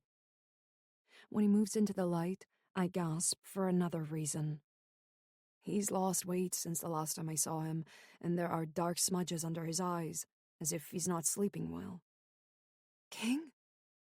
I know I'm not supposed to be here, but I couldn't be alone tonight. Did something happen? It's taking every ounce of self-control I have to not reach out and wrap my arms around him. He's really here. He sits next to me. My mother passed away. I reach out, putting my hand over his. I heard. I'm so very sorry. I got a letter in the mail from her today. He touches his pocket and paper crinkles. I knew she was sending it, but it still shook me getting it. Seeing her handwriting, I forgot she was gone for a minute. Felt like I'd been punched in the gut. He's silent for a moment, lost in his own thoughts. The big clock that hangs over the stained glass window on the other end of the building ticks steadily as we sit there and reminds me of a heartbeat. She was one hell of a woman. Most people only knew her as a club whore, but she was so much more than that. He lets out a shaky laugh. That woman, And she had a way with words. What did she say in the letter, if you don't mind me asking? He looks at me, his blue eyes filled with unshed tears. She told me to come after you. Said I was a fool if I let you slip through my fingers. My heart thuds in my chest. He goes on. She's right, you know. I understand why Saint sent you away, but it's crazy to not live my life just because she's scared. What are you saying, King? I'm saying that I want you back. I understand if you've moved on, but I just couldn't go another day without telling you that I messed up, and I'm sorry for that. Now I'm the one blinking back tears. King, I've missed you so much. I throw myself into his arms, pressing my lips to his. Parting his lips, he kisses me back until I'm biting back a moan. When he pulls away, his lips are swollen and pink. He runs his fingers through his blonde locks, making him look as disheveled as the first night we had sex. He says, I've missed you too. God, I feel like I'm dreaming right now. Like, is this really happening? Oh, it's happening, baby. That is, if you'll still have me. Of course I'll have you, King. I pause. What are you going to say when Saint finds out? We'll cross that bridge when we get there. I hate to ask, but I have to know. What about Bash and Razor? They miss you too. But for some reason, they're both resistant to the idea of coming after you. I told both of them my intentions tonight, so they know. I miss them too. Are you okay with that? What I'm really asking is, will he still want to be with me and them, if it comes down to it? We didn't get much time before to explore how this relationship would work with 4 of us involved. I was okay with it the first time, baby. My mom taught me that love doesn't have to be singular. I wrap my arms around him again. King, you don't know how much I've missed being able to touch you. Believe me, I know. I'd see you leaving your place and I'd have to drive off so I didn't do something stupid, like running up to you and taking you with me. I heard you. All of you. Every day since I left. Everyone except for Saint. He must guess my train of thought because he says, Saint is the one who said we should keep an eye on you. Even if you won't admit it, he cares. After my encounter with him the other night, I don't doubt that he cares. King points to my books. What are you working on? Just trying to catch up on some schoolwork. I had to leave class early today because I wasn't feeling well. I don't want to corrupt you, but there's something I've always wanted to do. You had me at corrupt. What is it? He gives me a panty-melting smile. Ever hooked up in the library? My lady parts come to life, and I grin. No. Want to? I look around. We're alone up here, but anyone could show up. He tips my chin. You don't have to, Liv. It's just always been a fantasy of mine, and you're giving off some serious college girl vibes. This makes me laugh. I'm wearing shorts, a retro Jonas Brothers shirt, and flip-flops. It's nothing special, but I can't deny the heat in his eyes. I want to, but what if someone comes up here? Baby, you're the only one who'll be coming. Promise. How can I say no to that? He takes me by the hand, pulling me away from the table. We go to a dark corner that looks like it's never seen the light of day. Or been cleaned, for that matter, as dust lines the bookshelves. King kisses my neck before saying, Take off your shorts and panties. I do as he says, kicking them to the side. He looks me up and down until I feel like I'm burning. You're so beautiful, baby. Reclaiming my lips, he crushes me against him, turning so my back is against the bookshelf. I've always loved the smell of old books, but now I think the scent will remind me of this, of King and me. He drops to his knees and runs his hands under my shirt, cupping my breasts through my bra. There's something empowering about seeing a man on his knees in front of you. It's the way he looks up, like I'm the most important thing in the world. While he cups my breasts, he also kisses a trail down my exposed skin, heading straight to the source of my heat. A low moan escapes my mouth when his beard rubs against the sensitive skin of my inner thigh. King, he grins at me right before pushing my legs apart. He doesn't give me time to worry about who might see me like this as he covers my mound with his mouth. And the way he eats me out, god damn. I lean back against the wall to support myself as his tongue works magic on me. Arousal and heat pull between my legs as I throb with need. His tongue swirls around my clit, and then he nips it. It feels so fucking good. King, I'm so close. He gives me one last lick before standing. His cock presses against his jeans, and I can't help but to rub against him. He reaches into his back pocket and pulls out a condom. Came prepared, did ya? He grins. A guy can always hope, right? He unzips his pants, rolling the condom on. It's sexy as hell how he doesn't bother to shove his pants down his legs. He lifts me and says, Wrap your legs around me. I do as he says, and he guides his dick to my slick opening. When he fills me, we both moan. Better be quiet, he whispers into my ear. Don't want anyone to hear us. I'm about to reply when he nips my earlobe, sending jolts of pleasure straight to my core.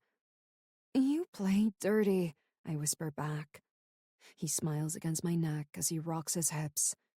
But you like it. I do. So much. Biting back another moan, I buck against him.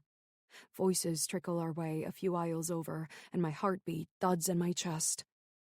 Oh God, what if we get caught? I look at King, expecting to see fear or at least worry on his face. Instead, he looks hungrily down at me. Better hold on, he warns. His pace increases, and he pounds into me so hard that books fall off the surrounding shelf. Someone whispers loudly, Holy crap, I think someone's having sex over there. King gives me a wicked look, reaching between us and rubbing my clit. My head tilts back as I reach the point of no return. If I don't come, I'm going to die.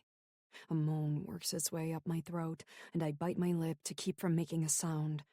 But King and his magic cock hold too much power over me, and I moan loudly. Another voice says, Should we get the security guard? We better. Their footsteps fade away, but King doesn't slow down. King, make me come. His fingers dig into my skin as his thrusts become shallow. Sweat glistens his brow, and he looks so sexy. I capture his mouth in a kiss, and our tongues mimic what he's doing to my pussy. My stomach tingles right before I come. Leaning forward, I press my face against his neck as I make sounds of pleasure. He rocks against me a few more times before finding his own release. I love the way his cock throbs deep inside of me, but my bliss is short-lived as footsteps approach. King grins as he pulls out and removes the condom. He ties it off and tosses it into a trash can in the corner before grabbing my shorts and panties, handing them to me. Then he picks up a book from the shelf and flips it open. His broad body blocks me as I put on my clothes.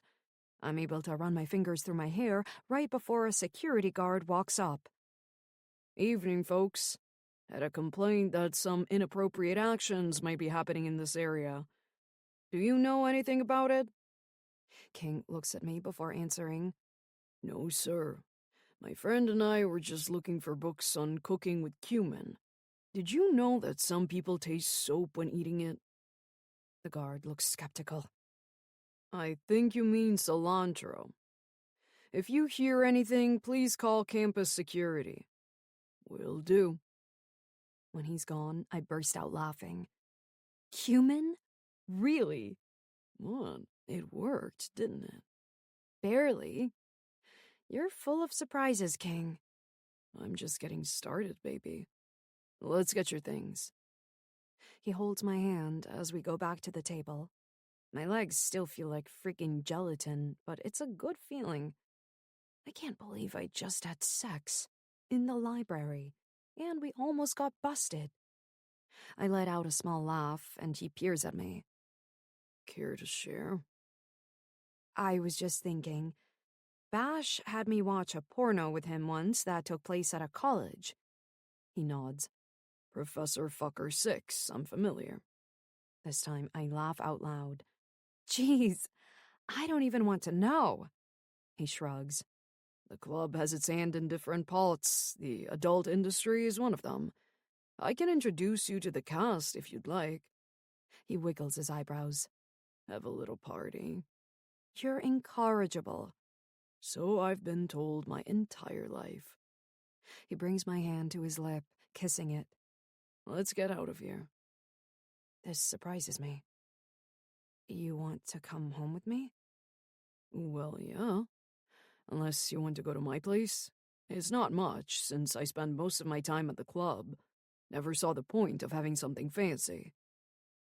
I can't stop the smile that's spreading across my face. I guess I thought you were just going to leave. No chance, baby. You said you wanted me back. Now you're stuck with me. His eyes twinkle as he looks down at me. Let's go. Hand in hand, we leave the library and go outside. But instead of taking me to his bike, we go to a truck. Where's your bike? Had to get some work done on it. Plus, it's good to drive the truck every once in a while. I've missed riding, I admit. You're going to be riding a different kind of beast tonight. I'm going to hold you to that. We take off, headed for my house. I can't help but think this is the beginning of something wonderful. 9. Olivia. King kisses a trail down my stomach. Good morning, sleepyhead. Groaning, I open my eyes. What time is it? A little after noon. He chuckles. I think I just gave your roommate quite a shock. This wakes me up. What happened? Didn't know she was here and went to the kitchen to get us breakfast. Naked. He is indeed very naked. I laugh out loud. Oh my God, King. He shrugs. She didn't seem mad, just asked who I was. She's probably wondering what an old fucker like me is doing here. You don't look your age. And I happen to like old fuckers. Lucky for me, then. He climbs into bed, pulling me close to his body. A guy could get used to this, you know, waking up next to your pretty smile each day. I wrap my arms around him, snuggling against his chest. Me too. We stay like this until both our stomachs rumble in hunger. I don't want this to end, but King stands, getting dressed. Let's grab some lunch. You don't have to go to the club? He frowns, but says, Not until later, for church. I'm supposed to go to a party with my roommate tonight. He grins. Great. So we'll both take care of shit we don't want to, and I'll pick you up later. Spend the night together. Sound like a plan? Sure does. I pause. Is it because of me? Is that why you don't want to go to the clubhouse? He sits on the edge of the bed.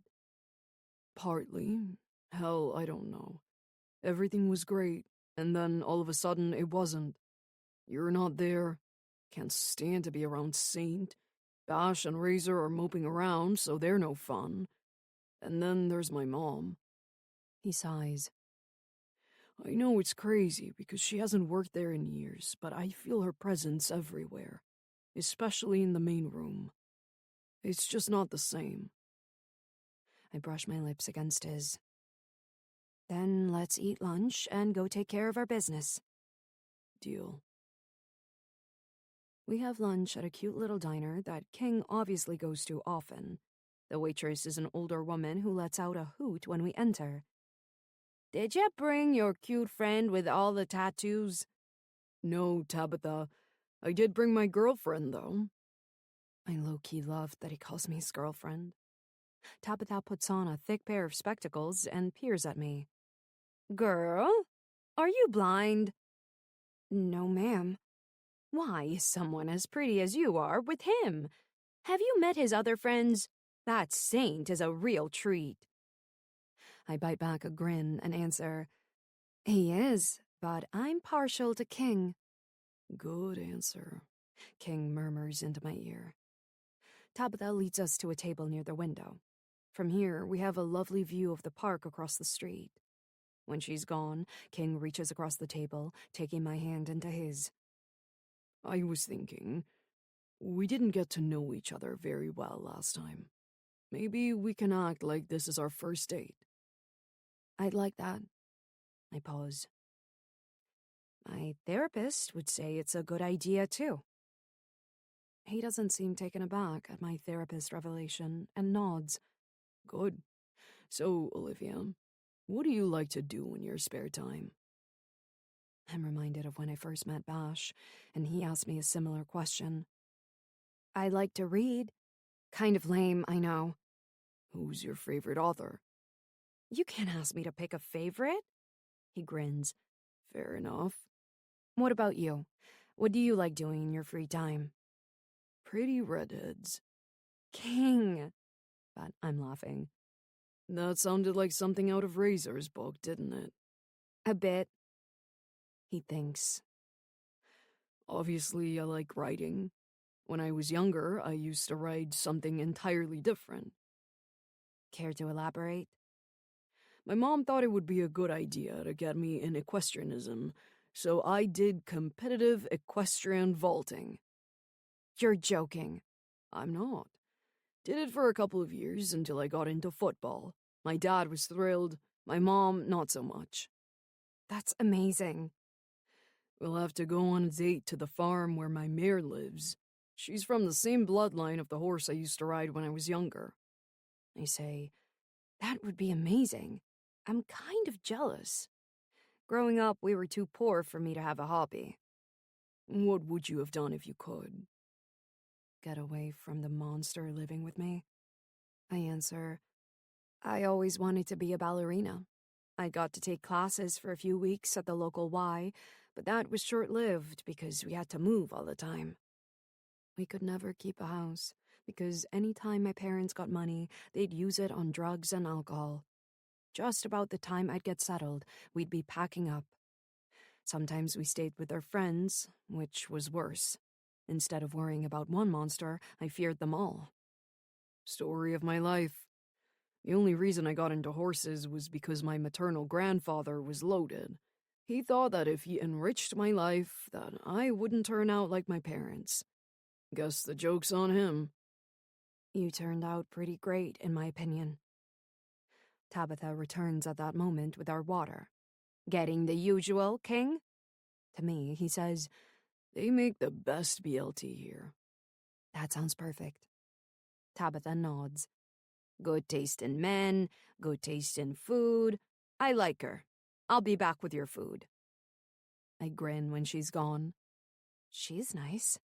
She used to be one of the biker's old ladies. When he passed away unexpectedly, Saint made sure she was taken care of. She doesn't have to work here, but I think she likes talking to the customers. "How long have you known Saint?" For over 20 years. His dad was the prez of the Devil's Regents when my dad was a member. We lost touch when I was in the army, but when I got out, it was like no time had passed. "What did you do in the army?" Whatever they asked me to. When I got hurt, they tossed me away like I didn't matter. I guess to them I didn't." He takes a sip of water. "My turn. Bash mentioned you didn't really want to be an accountant. What do you really want to do?"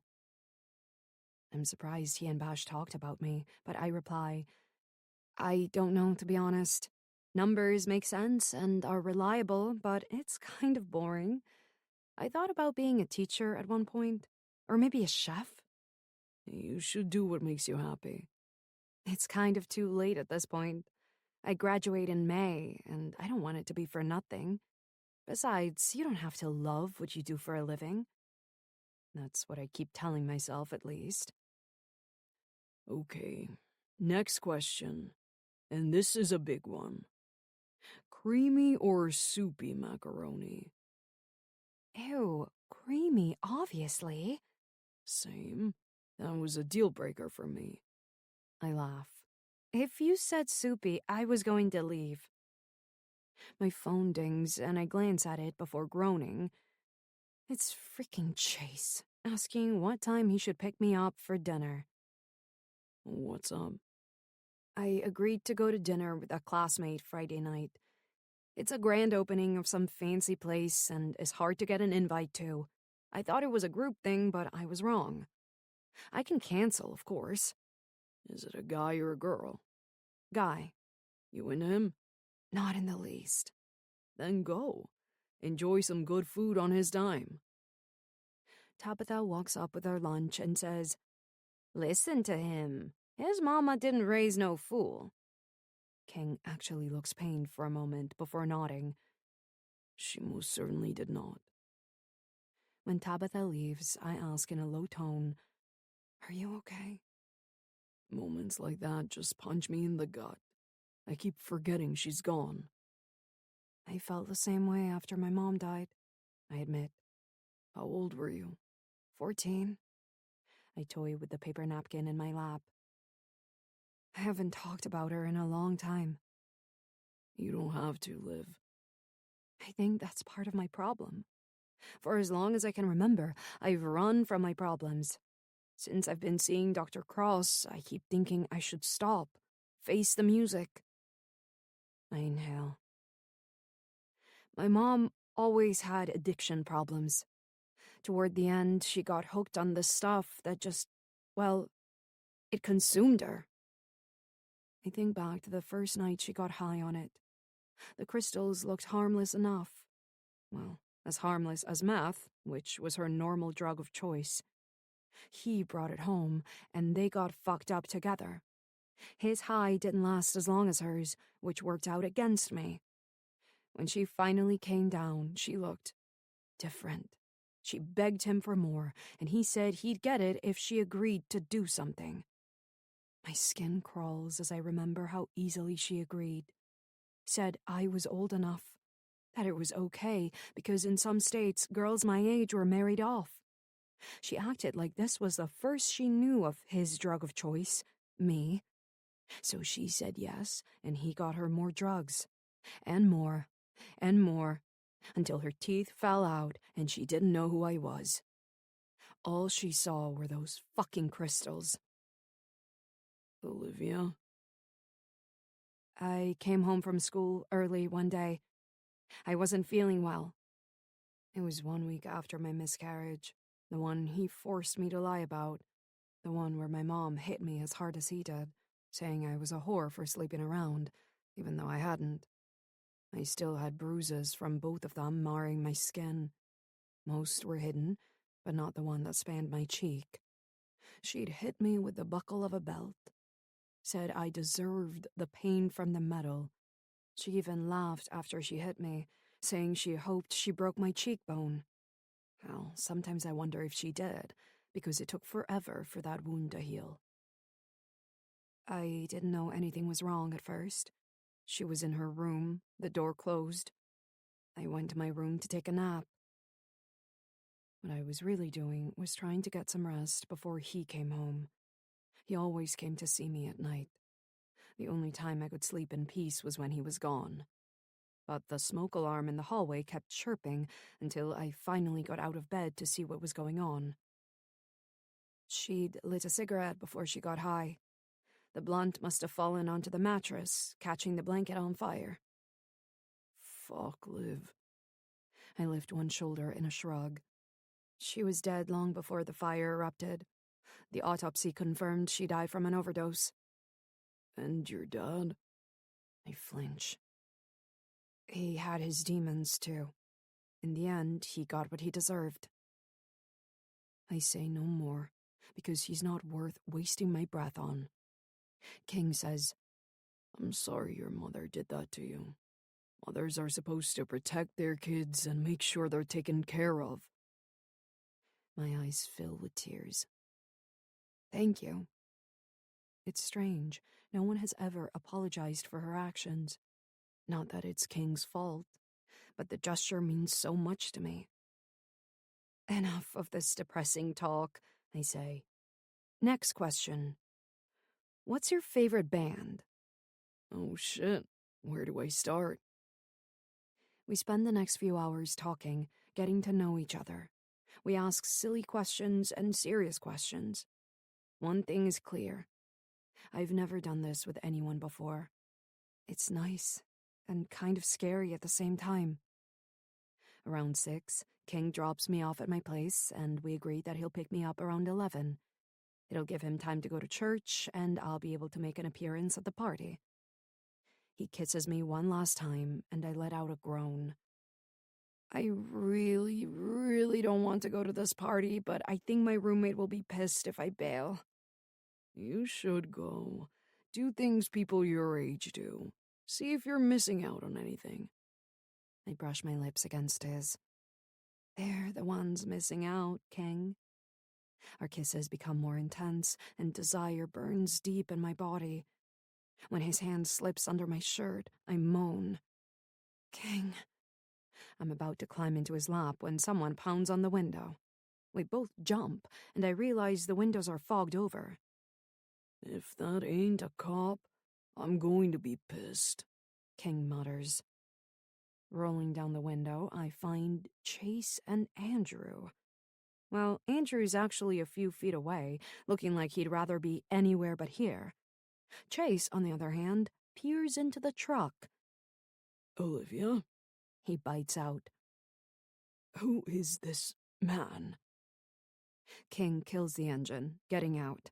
My heart is pounding because I have no fucking idea what is going to happen. King pushes past Chase and opens my door. When I get out, King puts his arm around my shoulder, staking his claim on me. While I like it, I also don't want a fight to break out. Hey, Chase. Hey, Andrew. This is King. Nice to meet you, Andrew says with a nod of his head. Likewise. Chase is still staring at me. Who is he? I'm her boyfriend. Chase's jaw ticks. Olivia, I'm really questioning your taste in men. First that biker, and now this guy? Chase, dude, stop being a dick, Andrew says. Chase shakes his head and walks to Andrew's car, getting in. When he's gone, Andrew says, I'm really sorry about that. He speaks without thinking. A lot. King replies, Your friend is a dick, and you shouldn't have to apologize for him, but thank you. He then leans down, brushing his lips against mine. See you later, babe. I wait until he drives away before asking Andrew, has Chase always been so intense? No, he hasn't. I'm not going to lie, he gives me a weird vibe. But you're a nice guy, and I don't think you'd hang around him if there was something wrong with him. I think he gets caught up in his own head. Plus, he's been spending a lot of time with our other roommate, Mitch, and, well, Mitch can be a bad influence. He shakes his head. Again, I'm sorry. And for what it's worth, King seems nice. Thanks. I smile. I guess I better go change. Yeah, we're early. Again, sorry. No worries. I go inside and call out to Lucy. Andrew's already here. I'm going to change real fast. Something clatters from her room and she answers, Darn it. I knew I shouldn't try to curl my hair. Okay, I'll hurry. I'm not sure what I want to wear tonight, especially since it's a pool party, but I put my swimsuit on and then shorts and a tank top over my suit. Perfect for an end-of-the-summer party. Plus, it'll be fewer clothes to take off when I see King later. I redo my bun and grab my phone. When I get to the living room, Lucy is waiting. She grins. So I met King this morning. I heard. He's, a big guy. Her eyes are twinkling. You have no idea. After this morning, I think I do have an idea. We both giggle as we go outside, where Andrew and Chase await. Andrew insists that Lucy sit in the back with me. Chase isn't happy, but finally gets into the passenger's seat, slamming the door shut. Andrew winks at me before getting in. My phone dings as we take off. Lucy. What was that about? Me. Chase and Andrew met King before I came in. Chase wasn't happy. Lucy. Oh. Me. Yeah. Me. He got all pissed off. It kind of creeped me out. Lucy. You still going to dinner with them? Me. I'm starting to question whether I should. Lucy. Yeah, might not be a bad idea to cancel. Lucy. Besides, your new guy is much cuter. Lucy. Where did you meet him? Me. He's one of Bash's friends. She looks over at me before typing furiously on her phone. Lucy. What? Lucy. I need details now. Me. I have a confession. Me. I wasn't just dating Bash. Me. I was dating Bash and two of his friends, Razor and King. Lucy. Dang, girl. Is Razor as cute as Bash and King? I think of Razor with his sharp features, tanned skin, and dark eyes that make me melt. Me. Yeah, just as cute. Lucy. So does this mean you're back with Bash too? Me. Not yet.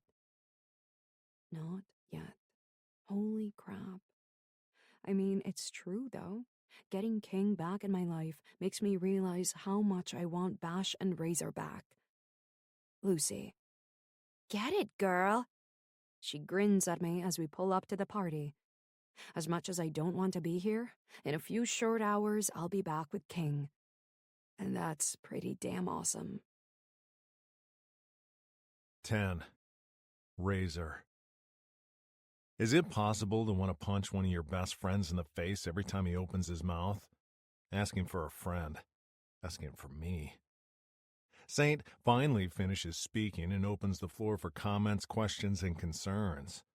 I barely listen as my brothers argue back and forth about whether we should get out of the drug business and go clean.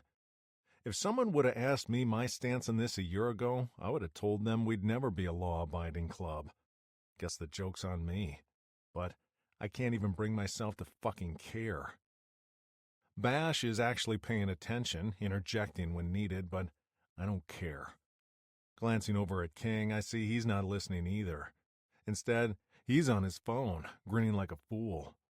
Wonder what in the fuck he's so happy about. I don't even realize church is over until the room empties. Saint and King are talking, so I brush past them. I need a fucking drink. I've been good all week, so Bash and I could work on his place at the lake, but tonight I'm going to let loose. Fuck it all.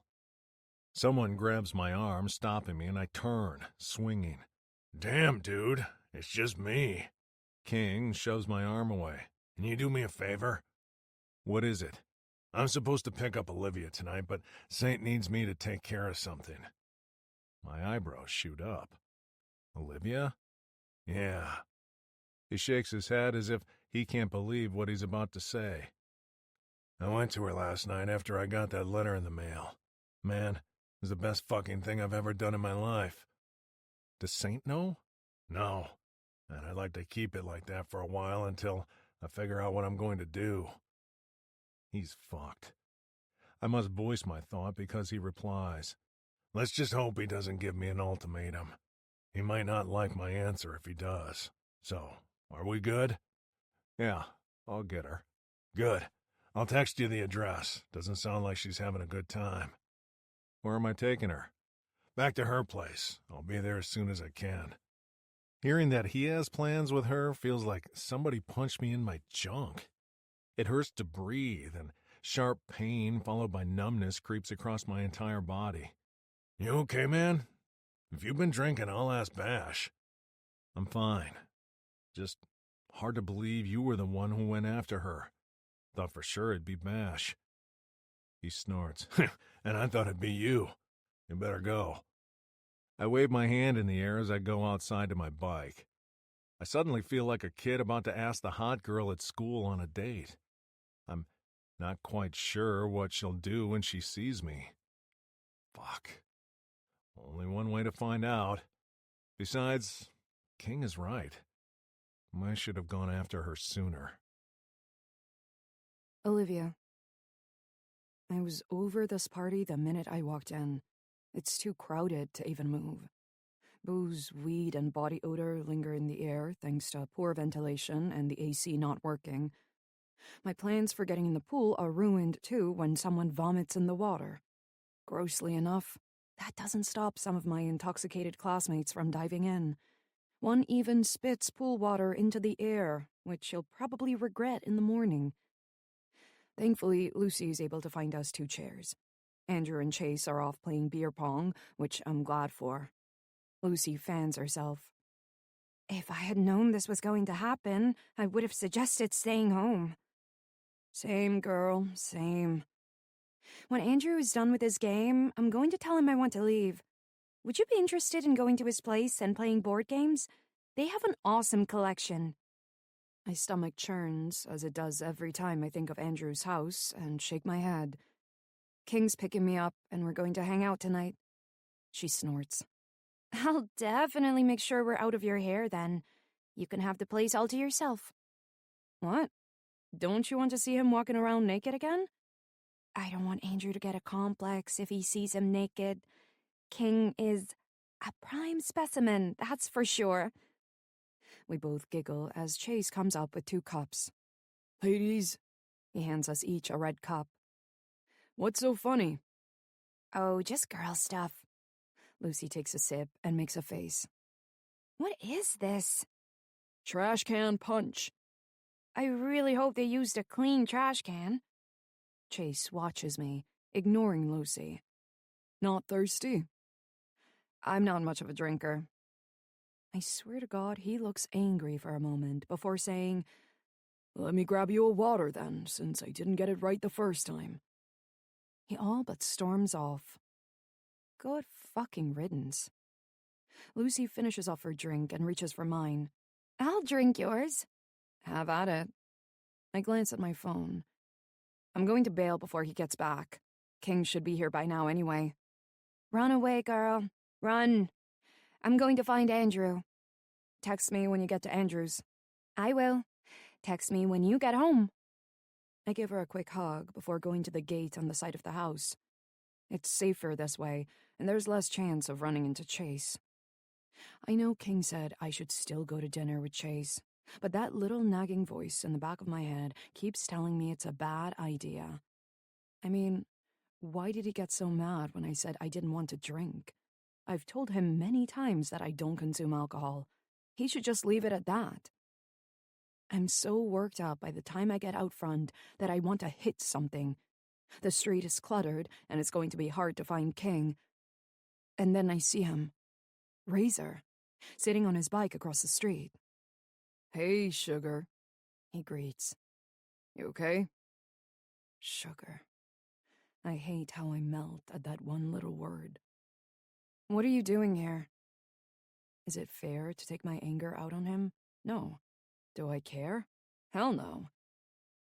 King had some business to take care of. He asked me to pick you up. Well, I'm glad you can show your face if someone sends you. Liv. I don't want to hear it. Just take me home. I climb on the bike behind him. He hands me a helmet over his shoulder and waits for me to put it on. Ready? Just go, Razor.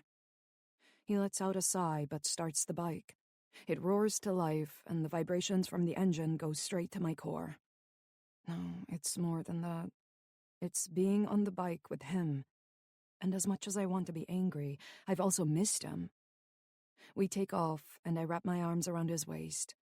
The heat from his body beckons me like a moth to a flame, and I slip my hands under his shirt, caressing his stomach. He tenses, but then puts one hand over mine, pushing it lower to his crotch. This is madness, but as we ride, I rub him through his pants until he's hard. God, I'm aroused too. I'm mad at him, but mostly I'm just glad he's here. He speeds down the streets, taking me to my townhouse. We pull into the driveway, and I get off the bike, taking off my helmet. He swings his massive leg over the bike and prowls toward me.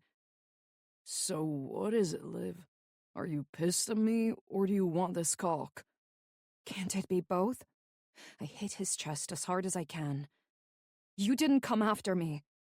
He grabs my wrist, holding my arm over my head. You know why I didn't come. King did? King's in a different position than me. He walks me backward until my back is pressed against the side of the house. Now, do you want my cock? He shoves his thigh between mine, rubbing against me. I press against him and say one word. Yes. Good. His mouth crashes over mine as he kisses me with so much intensity that it takes my breath away, leaving me burning with fire. When his lips leave mine to nibble on my earlobe, I moan loudly. The sensation of his scruffy face against my flesh is almost my undoing. He kisses me again, while his hands roam my body. What's this? His finger runs under the strap of my swimsuit. The party was supposed to be a pool party. I didn't get a chance to get wet, though. His other hand dips into my shorts, rubbing my swimsuit against my mound. Looks like you're wet now. I grin. Drenched. Pull your tits out, but leave the suit on. I do as he says, the cool air licking my heated flesh. He takes a step back, looking me over. Fuck. You're so fucking beautiful, Liv. He lowers to his knees. Step out of your shorts. I do as he says, feeling wildly erotic. Play with your tits, he says, his hot breath fanning over my skin. I cup my breasts, my flesh prickling at my own touch. When I roll my nipple between my fingers, Razor is the one who makes a sound this time. Fuck. You're so sexy, Liv. Why don't you shut up and put your mouth to better use? I snipe back. The grin he gives me lets me know I'm about to get exactly what I'm asking for, and any worries about the neighbors seeing us leave my mind. Leaning forward, he presses his nose against my mound, inhaling deeply. And then he fucking French kisses me through my swimsuit. I cry out, the sensation almost too intense to bear. The wet material drags against my clit as he kisses me as if his life depends on it. A car alarm chirps down the street, and I feel him pulling back. Don't you dare slow down, I breathe out. His hands grip my thighs, and he gives me exactly what I'm asking for. My pussy floods with desire as he nips my clit through my swimsuit. I'm so fucking wet that I can feel it dripping down my thigh, but I don't care. Instead, I roll and pinch my nipples until I come. I come so fucking hard, and I can't contain my outcry of pleasure. Razor stands and reaches between us, rubbing his hand over my swimsuit. See how fucking wet I made you. Fuck me, Razor, I beg. My body is so hypersensitive right now, and I'm biting back tears of need. Hell, maybe they are tears of relief. I don't even know at this point. His lips brush against mine, and then he kisses my tears away. I've missed you so much, he says as he unzips his pants. He pulls my swimsuit aside, and I spread my legs wider. When the head of his cock rubs against my opening, I come again. Your pussy wants me so much that it's already weeping. His teeth scrape down my neck. But I don't have a condom, so we can't. Opening my eyes, I shake my head. Razor, you can't stop, please. I told you once I wanted to go raw inside of you. I meant it then, and I still mean it now. I nod. Do it. Fuck me raw. He lets out a groan that goes straight to my core and lifts me. Wrap your legs around me. I do as he says. When the head of his cock presses against my opening, I can't help but to rock against it. Inch by fucking inch, he slides into me until we're connected in the most primal way possible. And the way he's looking at me, that look will be etched in my memory forever. Wrapping my arms around his neck, I kiss him, my passion only growing stronger.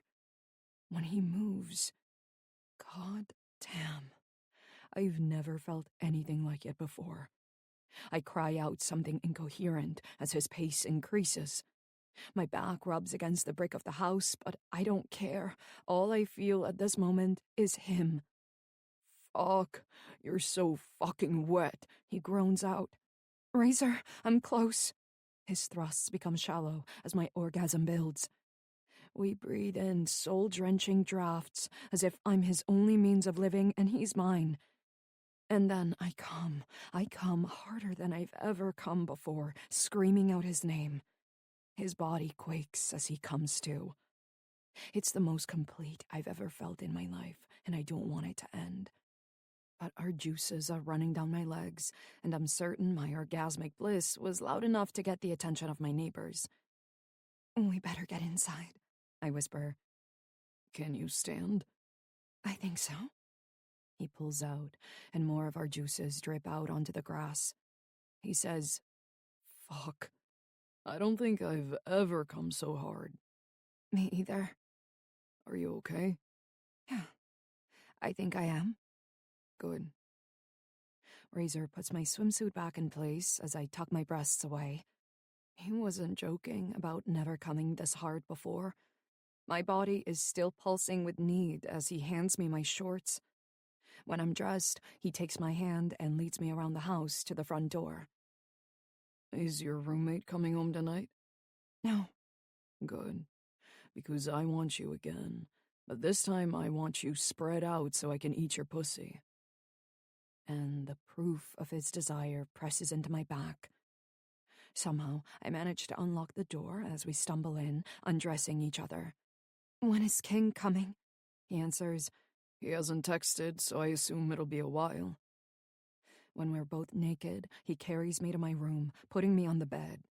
He dives between my legs, spreading them wide. Look at that. I gave you a cream pie.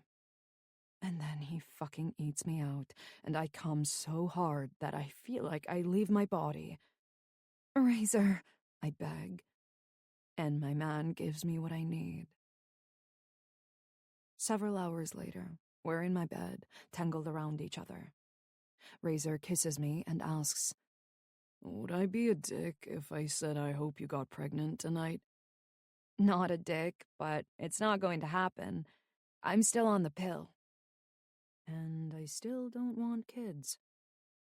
He spreads his palm over my stomach and says, I get hard thinking of your belly round with my baby. His hand moves to my breast, cupping it. Thinking of your tits getting big so you could feed our son. I feel a lot of different things at this moment.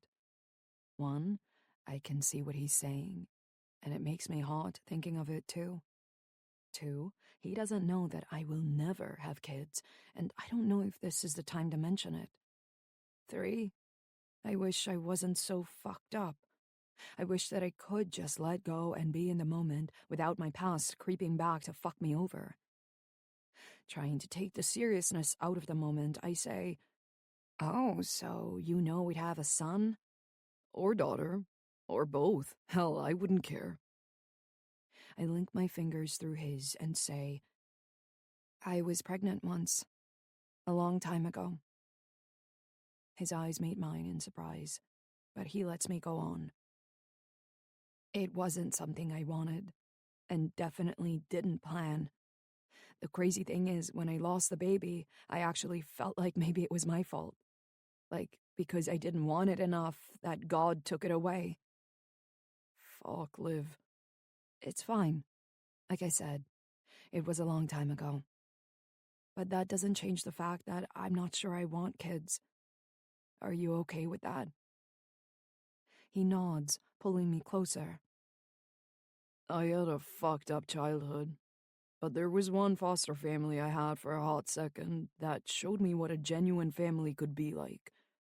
My foster mom told me that I'd meet someone one day who'd make me see I could be a father. You're the first person I felt that with. He lifts my hand, kissing it. But I would never ask you to do something you didn't want to. It's your body, Liv, and I will respect your wishes. Hell, I'll even get a vasectomy. I know he's serious, too, because that's the type of guy Razor is. My voice cracks. Thank you. No, thank you for telling me. He pauses. I think there's a lot we still don't know about each other, but I want you to know that I love you, and I'm in this for the long haul. No more running. He loves me. I replay his words over and over. He loves me. For the first time in my life, I think I'm finally ready to stop hiding from my past. No more running. I agree. 11. Olivia. Late into the night, there's a knock on the front door. Razor lifts his head from the pillow. Wonder if that's King. He didn't text. Who else would it be? Standing, I grab my robe and pad to the front door. It's almost 3 a.m, but this isn't an unusual time for the guys to be out and about. I'm about to open the door when Razor puts his hand against it, stopping me. I'll look. I step aside so he can open the door. His stainless steel pistol reflects in the moonlight, and I'm taken aback for a moment. Maybe old habits die hard? Or maybe I am too naive. He opens the door, looking around, before stepping onto the porch. There's no one here. Got any punk-ass teenagers who live on the block? I snort. Is this the equivalent to get off my lawn? I don't like being interrupted when I'm with my woman, especially when I was about to get lucky again. Is that so? He grins at me and moves. And that's when I see it. The blood drains from my face, and I feel like I'm going to be sick. Liv, what is it? Moving past him, I pick up the envelope that's, again, propped up against the flower pot. I got one of these the other day. So? It was out here, just like this. Someone dropped it off. I meet his gaze. I think that's what the knock on the door was. My hands shake as I open the envelope. Like before, there's one single photo inside. This time it's from the library with King. We're having sex against the bookshelf. Much like the first photo, the image was snapped in the throes of passion and would be beautiful if it wasn't so freaking creepy. Whoa, what in the fuck is that? Razor takes the photo from me, looking it over. Who in the hell sent this? I don't know. And you got one the other day? I nod, feeling bile creep up my throat. It was of me. And Saint.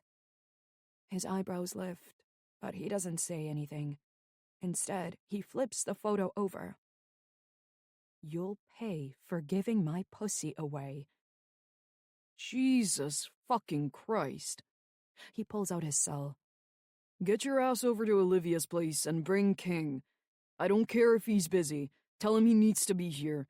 And bring my bag. He goes outside, looking on the porch. He goes as far as moving the flower pot and rug. When that doesn't yield any results, he walks to the end of the driveway, looking back and forth. What are you doing? How well do you know your neighbors? Not very well.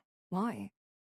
When I realize what he's thinking, I say, Razor, you can't. It's the middle of the night. Ignoring me, he strolls across the street, going to my neighbor's house. He knocks on the door and takes a step back as an elderly woman opens the door a few moments later. I can't hear what he's saying, but he points at me a few times and she nods, smiling, before going back into her house.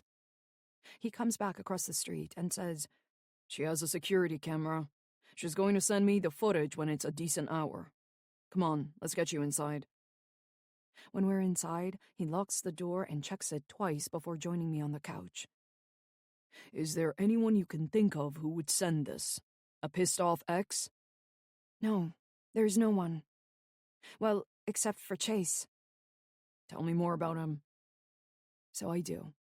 I tell him everything I know, which isn't much. We're still talking about him when Razor's phone goes off. They're here. I go to the door, but he stops me. I'll get it. Again, his gun is out as he peers through the peephole. When he opens it, King comes right to me.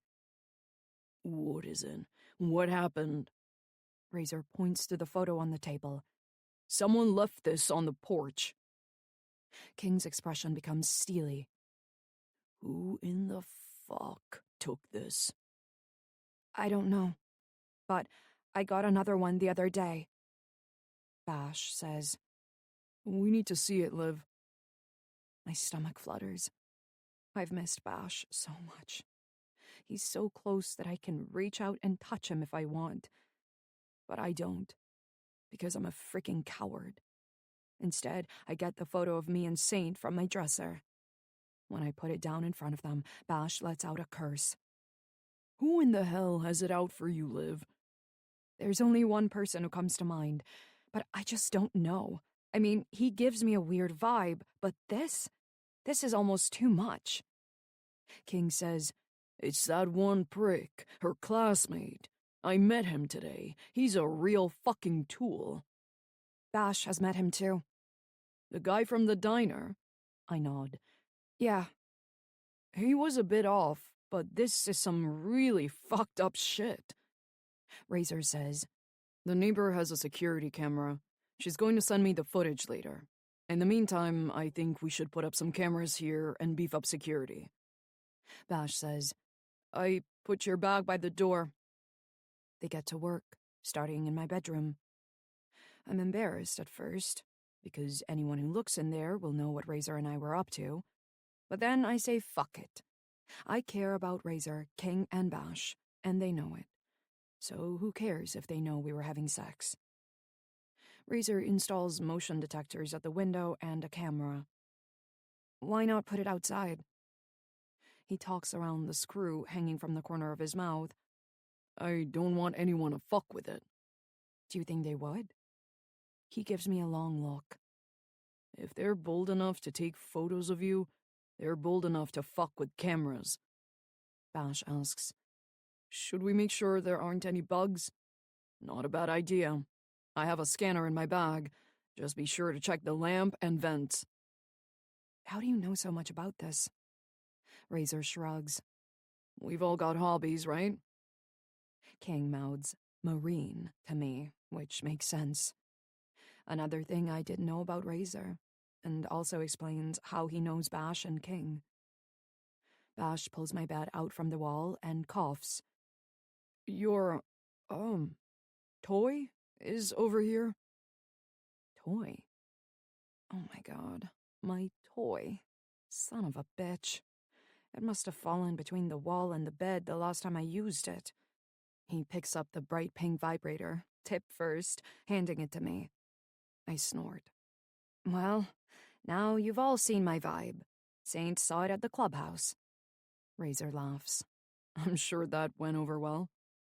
It fell out of my pussy box and turned on. I grin. And when I tried to grab it, it launched out of my hand and hit him in the crotch. It was so embarrassing at the time, but now I can laugh about it. I put the toy in my nightstand and help Bash pull the bed out the rest of the way. He picks up my taser. You ever use this? I had to take a course at the police department to get the license. Everyone learned how to properly use it, and we also had to get tased once. I shudder. Not something I'd want to do again, but it was interesting seeing what someone would feel if I did have to use the taser. He says, It's good that you have this. Any guns in the house? Not that I'm aware of. My roommate doesn't even know I have the taser. Would you be comfortable having a gun? King speaks up. She won't need one, because one of us will be here each night. That makes me smile. Is that so? That was my plan even before I knew about the photos. He jabs his thumb in Bash's direction. Not sure where he fits into all of this. Bash's cheeks darken. I'll be here if you'll have me, Liv. Of course. As I've told both King and Razor, I never wanted you to leave in the first place. I can see he's still bothered, so I go on. Can we talk in the living room? Alone? Razor speaks up. I'm done in here. You two stay, and King and I will work on the rest of the house. King winks at me and closes the door as he leaves. When we're alone, I turn to Bash. Bash. Olivia, I am so sorry. I should have told Saint he was making a mistake. But I think there's a part of me that thought he was doing the right thing. Like, I don't deserve to be happy. I sit on my bed, patting the spot next to me. Bash, I know why you all sent me away. I really do. And I don't hold it against you anymore.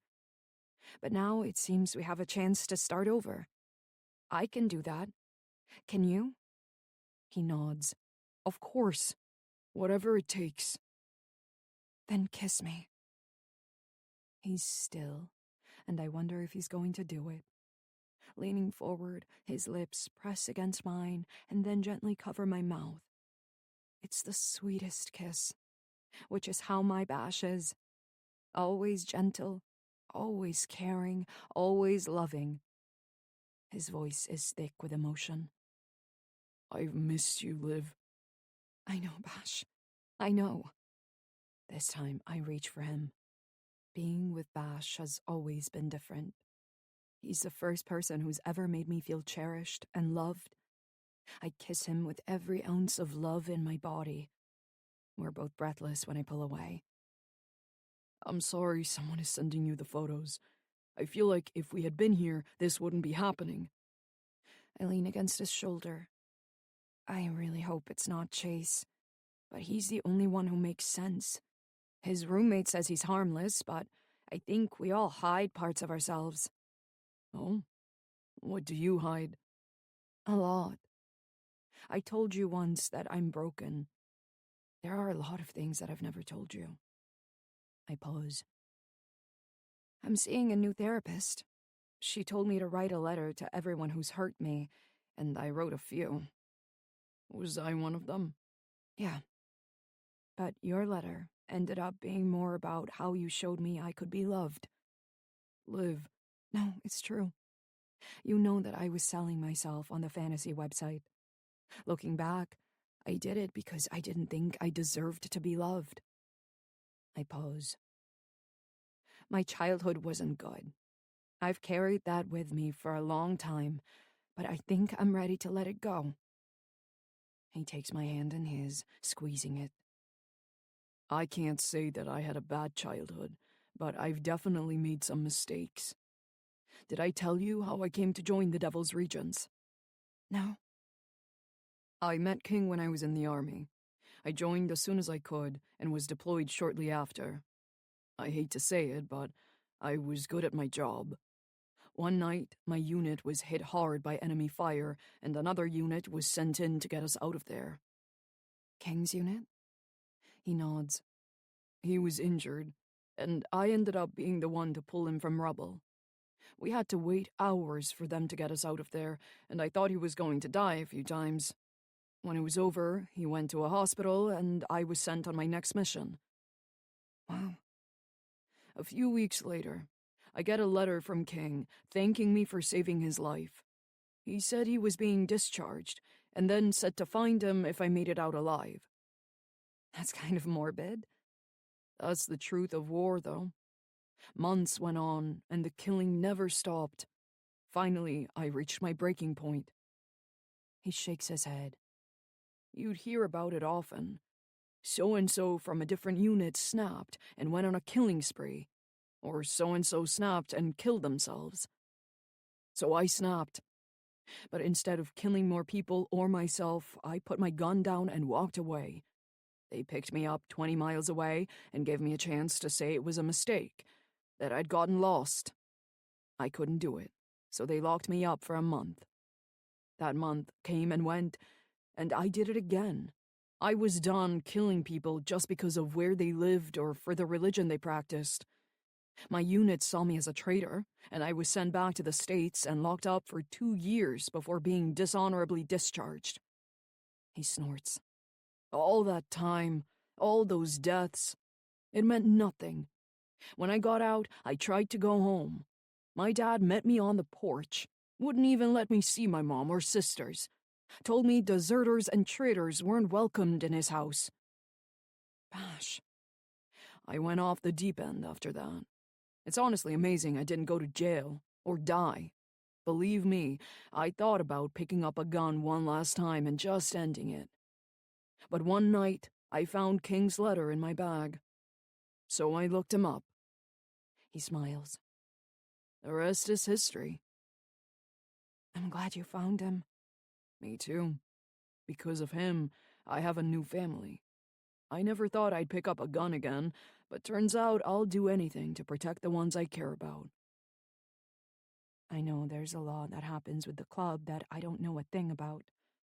It makes me wonder how many times he's had to use a gun to protect his brothers. I swear, nothing will happen to you again. Not while I'm here. I press my lips to his cheeks. I know. Bash smiles. We better get out there. Don't want Razor to barge in. When we go to the living room, King is asleep on the couch, and Razor looks close to falling asleep at the kitchen table. I tap Razor on the shoulder, and his eyes flutter open. Hey, he stretches. We got everything done inside. The rest will have to wait until the sun comes up. Then let's go to bed. You can't be comfortable here. I've slept in worse places. But he stands, putting his hand in mine. Bash says, I'm going to stay up. Make sure nothing looks suspicious out there. I know I'll be safe with him keeping watch, so I nod my head. Razor and I go to my room and get into bed. He's asleep before his head hits the pillow. I'm emotionally and physically spent, but I can't seem to get my mind to shut off. Everything happening with the photos is bringing back old memories that I don't like reliving. It leaves me feeling out of control. But then Razor shifts, putting his arm around me, pulling me close. It suddenly hits me that, for the first time in my life, I'm not alone. I'm safe. And I'm going to get through this. 12. Razor. When I rolled over this morning, Liv was curled against me, looking like an angel, with her red hair framing her face. Okay, I can admit it. I was hasty with the going raw bullshit, but my intentions were good. It's all because I'm living in fucking bliss. Like, never been happier type of shit. I had a thought before the rally and wanted to talk to Liv about it then, but the timing wasn't right. When I woke up this morning, I knew what I had to do. Bash was waiting as I slipped from Liv's room. This better be good, he whispered. It is.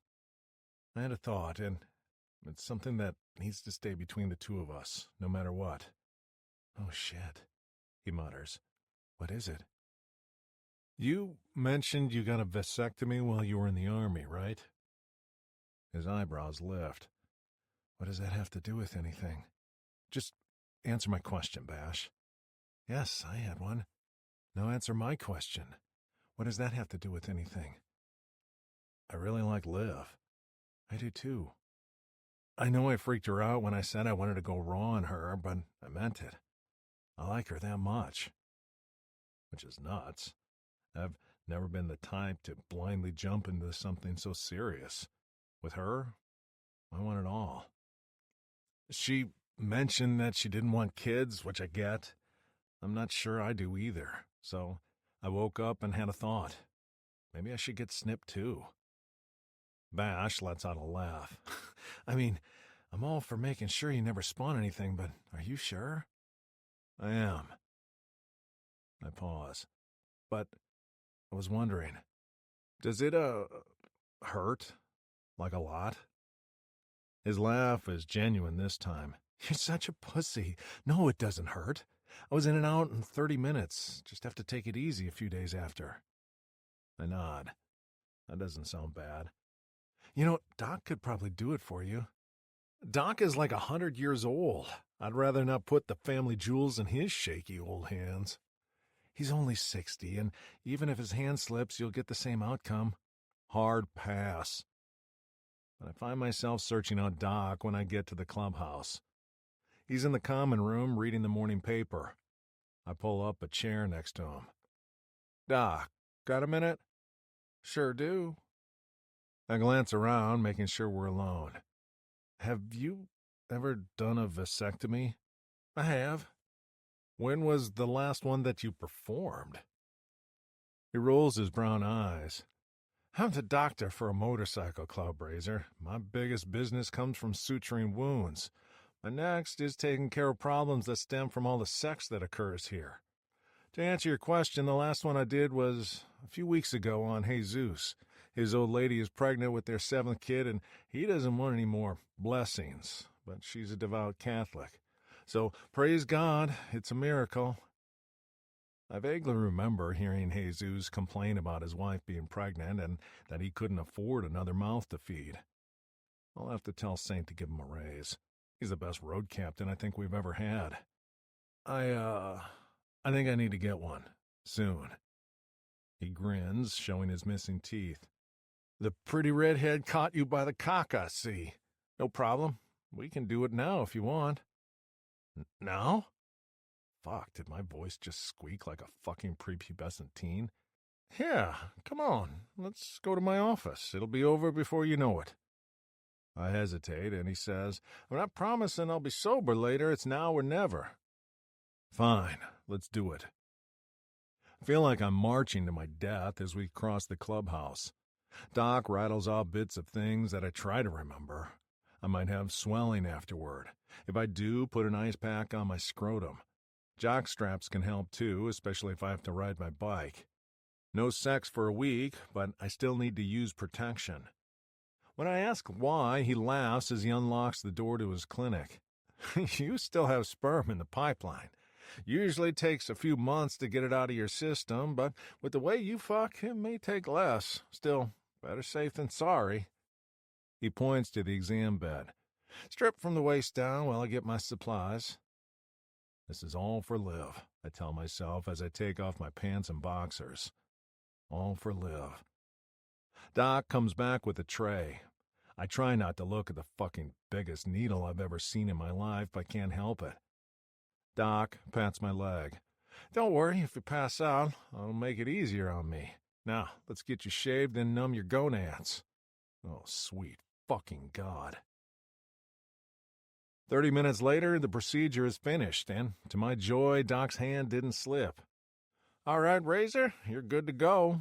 Take it easy for the rest of the day and keep an eye on your nuts. If they look inflamed or if they hurt after a few days, come back to me. He hands me a jockstrap and my clothes. I dress gingerly while he puts away his tools. Thanks, Doc, I say as I leave. I make a beeline to the kitchen where I grab an ice pack. When I check my phone, there's a text from Bash. Bash. Well, me. It's done. Bash. Good deal. Me. I'm going to bed. Can you help keep Liv away? I don't want her to know. Not yet.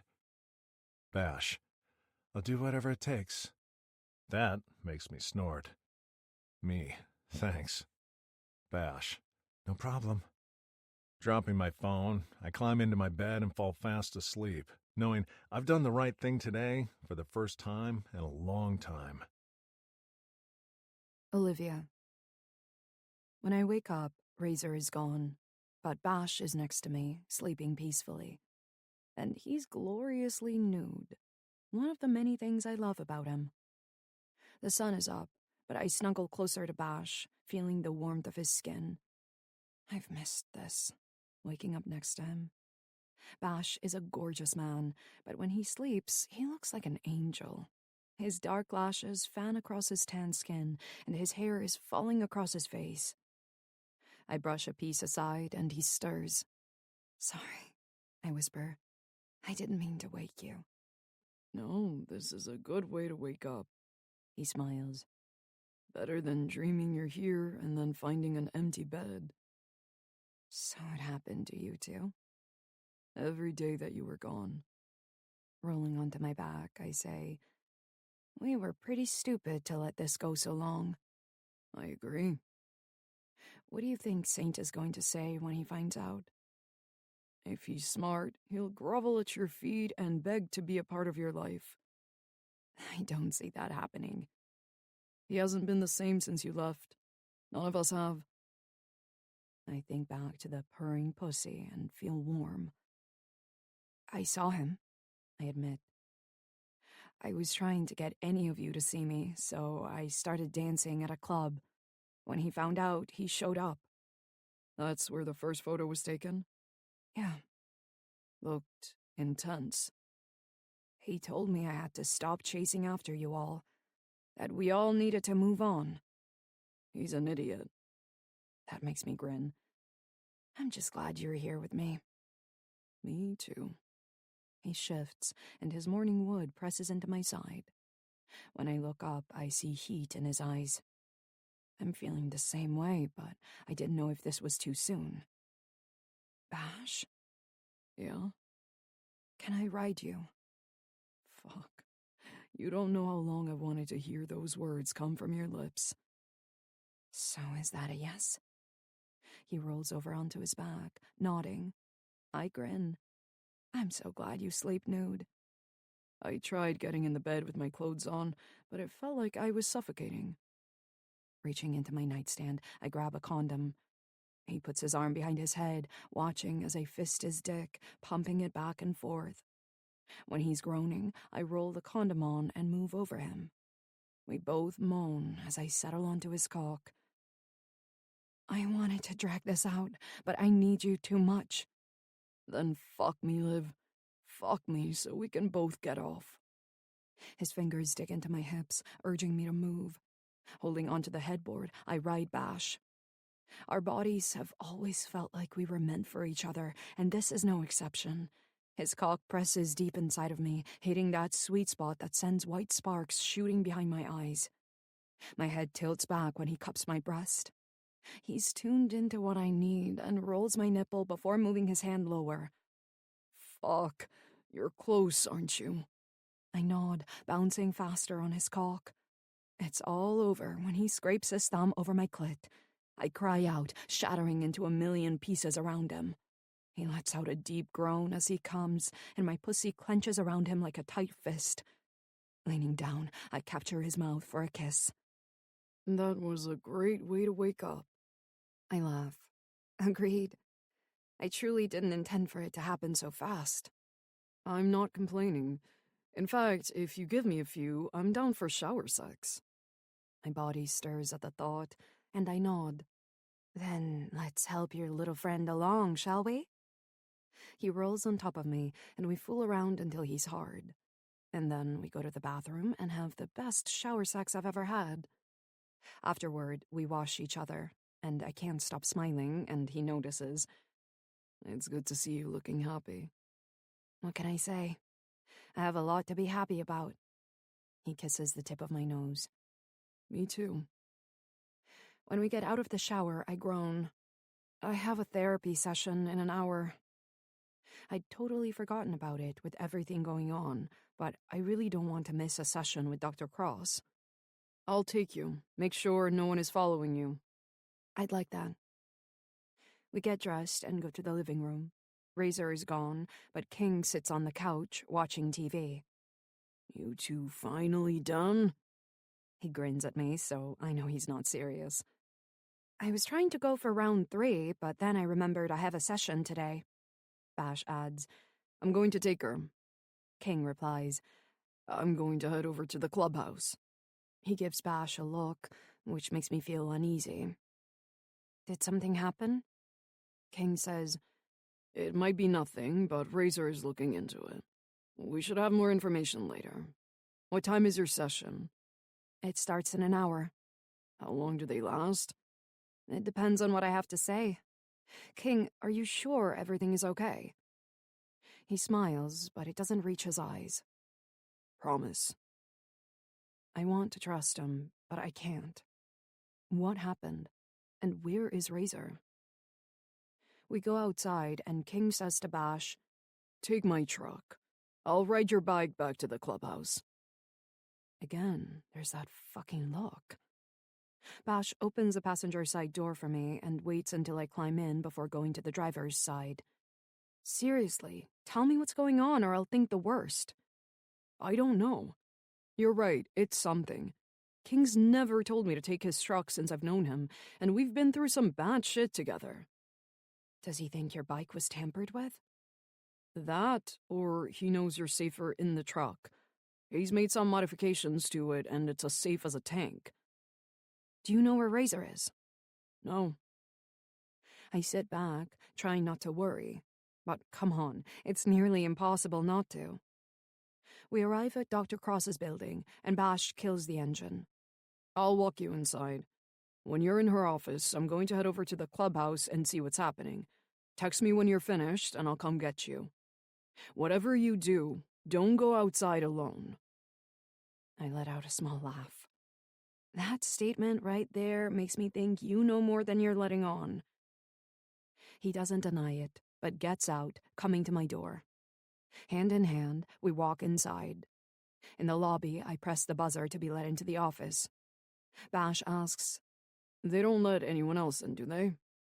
Not that I've seen. It's only other patients.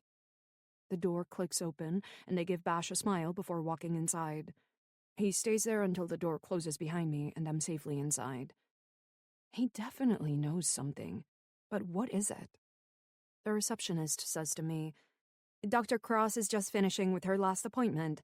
Can I get you anything to drink while you wait? A water would be great. She nods and goes to the small room behind the receptionist's desk. A moment later, she comes back with a bottle, handing it to me. I sit, sipping on my water, while I wait. My mind keeps going to a million different places, but I try to stay calm. If it was something bad, he wouldn't have left me, right? About 20 minutes later, the door opens, and a woman walks out, dabbing her eyes. She gives me a small smile as she leaves. Same girl, same. Dr. Cross calls my name. Are you ready, Olivia? Yes. I follow her into her office. At first, I didn't like the floral wallpaper and floral print couch. Now it's familiar and welcoming. I sit in my favorite spot, putting a pillow in my lap. Dr. Cross sits in the chair across from the couch and picks up her notebook. Good morning. I'm glad you're here with me. She always starts each session this way. I used to think she was being fake, but I think she really means it. Like, she actually gives a fuck about me. I'm glad I'm here too. Dr. Cross smiles. You seem happy today. I realize that despite the photos and whoever is taking them, I am happy. I am. I pause. I did something the other day that I've never done before. But before I tell you about it, I want to answer your question from last time. About why I can't walk away from Bash, Razor, King, and Saint. She nods. Go on. They are the first men I have let in, ever. Every sexual encounter I've had has been by force or something I could control. Because of what happened to me as a child, I don't trust most men, but I trust them. She smiles. Very good, Olivia. I took your advice, I admit. I wrote letters to a lot of people. My friend Jazz was the first. She was working with the FBI with me, and she recently left. When I started writing, I just couldn't stop. Who all did you write letters to? Jazz, Saint, King, Bash, Razor. I pause. My mother. Did you write one to your father? I don't think I'm ready for that. I don't know if I'll ever be ready. He was supposed to protect you, and he did the opposite. It's understandable that you don't want to face that part of your life, but it will help you move forward. I don't know.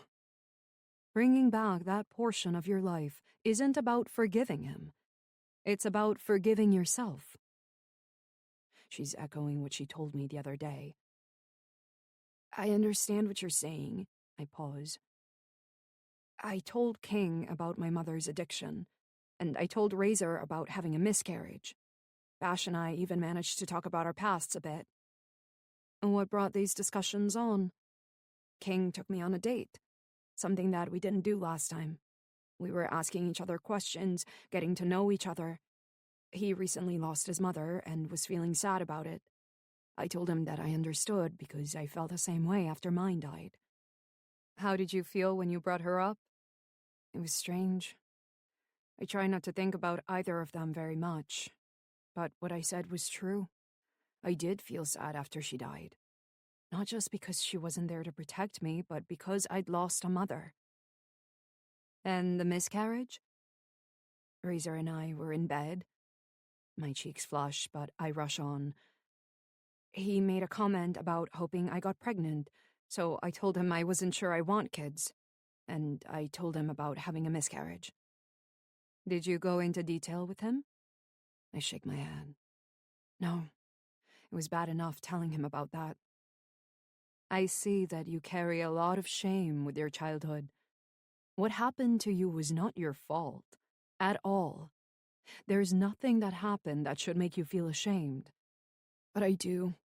I feel dirty and broken because of what happened to me. He used to say it happened because I liked it. The older I got, the more my body betrayed me, and I wondered if I did like it. The words fly out of my mouth in a rush, and I put my hand over my lips as if I can take the words back. Dr. Cross sets her notepad on the table next to me. Olivia, it was not your fault. You were the victim of sexual abuse. My eyes water, and I feel like running away. But I don't, because I'm so tired of running. Why did he do that to me? My voice breaks. How could he? A sob works its way up my throat. And then I cry. I cry for everything that happened to me as a child. I cry because my mother wasn't there to protect me. I cry because I literally sold myself for sex just to fill the dark void that he left behind. I cry because I'm scared that I'll never be good enough to be loved. And I cry because somehow, through all my fucked upness, I managed to find 3 men who love me. Dr. Cross hands me a tissue and says, "You've made a breakthrough today, Olivia. Today, you finally said those words out loud. It's the first step in healing." I sniffle. Sometimes I wish he was still alive so I could hurt him as much as he hurt me. Or at least ask why he did what he did. You may never know the answer to that question, but what you can do is move forward. I want you to close your eyes. I do as she says. Imagine a white room with a single door. The door is wide open, and if you look in, you see your past. But you no longer need to keep that door open. You can shut it and move on. She pauses. Now, the door and what lies within will always be there. It's a part of the house, and you can't change it no matter how much you try. But now that it's closed, you can focus on the rest of the house. In my mind, I do as she says. She's right. I can't change this aspect of my life. I can, however, stop letting it define me. When I open my eyes, she smiles. How are you feeling? Better. Good. Now, you mentioned being with Razor, King, and Bash again. I'd like you to consider bringing them to a session. Individually, of course. You'll find it will help each of your relationships. I'll mention it to them. And I will, because I'm ready to finally live. Good, she smiles. I am really quite proud of the progress you've made. I couldn't have done it without you. I mean it too. Jazz was right about Dr. Cross. She's been through some shit, just like me. So when she says to try something, I trust her. When she says I deserve better, I believe her. We chat for a while longer until I finally stand. I better go. I'm sure you have other people waiting. My door is always open, Olivia. Reach out if you need me before our next session. I nod and give her a quick wave as I leave. She ushers her next patient in, and I go to the receptionist's desk to make my next appointment. Okay, Miss Mayhem. I've got you down for a week from today. Dr. Cross mentioned bringing my boyfriends to a session. Do I need to make separate appointments with them? Yes. Just call with times that work for you. Thanks. I walk out of the office into the lobby. The door closes just as I remember I was supposed to text Bash when my appointment was over. Shit, I mutter, pulling out my phone. Me. I'm finished. Bash. I'll be there ASAP. Don't leave the office until I get there. Well, crap. I think about buzzing the receptionist to see if I can come back inside, but decide against it. I mean, it's an office building. I seriously doubt anything will happen in such a public place. And then I see it, and realize just how fucking wrong I am. 13. Olivia. Right there on the opposite side of the hallway is an envelope. I feel sick. It's the same envelope as the others. My feet feel like heavy irons holding me down as I trudge over to the envelope, picking it up. My name is on the front, so there's no doubt that it's for me. Opening it, I pull the photo out. It's of Razor and me. We're against the side of the house, and he's on his knees in front of me while I'm playing with my breasts. Whoever took the photo caught the exact moment I had an orgasm. My mouth is open, my eyes closed. It's beautiful and it's revolting at the same time. Flipping it over, I read the message. Punishing you for each of these offenses against me is going to be fun. I get hard just thinking about it. How in the fuck did Razor and I not notice someone outside? They had to be close to get this picture. I vaguely remember a car alarm chirping. Was that when the photo was taken? My stomach roils and I run into the bathroom, barely making it to the toilet before vomiting. Who in the fuck is doing this? And why? I sit there on the tiled floor, fighting back tears until my phone dings. Bash. I'm here, Liv. May. Can you come inside? I'm in the ladies' room in the lobby. Bash. On my way. It feels like it takes forever, but there's finally a knock on the door. Liv, it's me. Come inside. He does, and when he sees me on the floor, he rushes to my side. What is it? What happened? I push the picture to him. This was in the lobby when I left the office. He lets out a string of curses and pulls his phone from his pocket. King, I'm here. She got another photo. He pauses. Of her and Razor. Okay, we're on our way. I stand, going to the sink.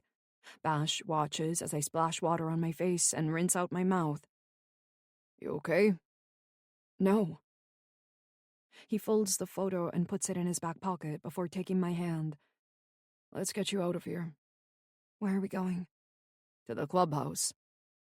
My pulse throbs in my neck. Does Saint know? He will shortly.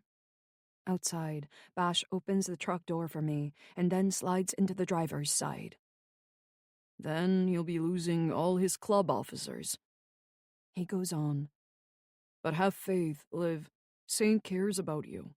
And I think you'll see that soon enough. I close my eyes. I hope so. Because I need him. Saint. I'm in my office trying to balance the fucking club books when King knocks on my door. Got a minute? Yeah, come in. I drop my ink pen. Remind me the next time we have church to push the vote for the new club treasurer. I'm shit with numbers, and Tiny isn't much better. Since Mammoth left in the spring, the treasurer's spot has been open. It's high time we filled it. We need to talk, King says as he sits across from my desk. And you're probably not going to like what I have to say. Well, That's never a good way to start a fucking conversation. King? Olivia and I are back together. I'm stunned, but the shocks just keep coming. Razor strolls in, sitting next to King. I'm with her too, and so is Bash. How did this happen right under my nose? You went against my orders? King snaps. Fuck your orders. We love her. Get the fuck over it. My jaw clenches. Is that all? No, you son of a bitch, it isn't all. King shoves a folder across my desk.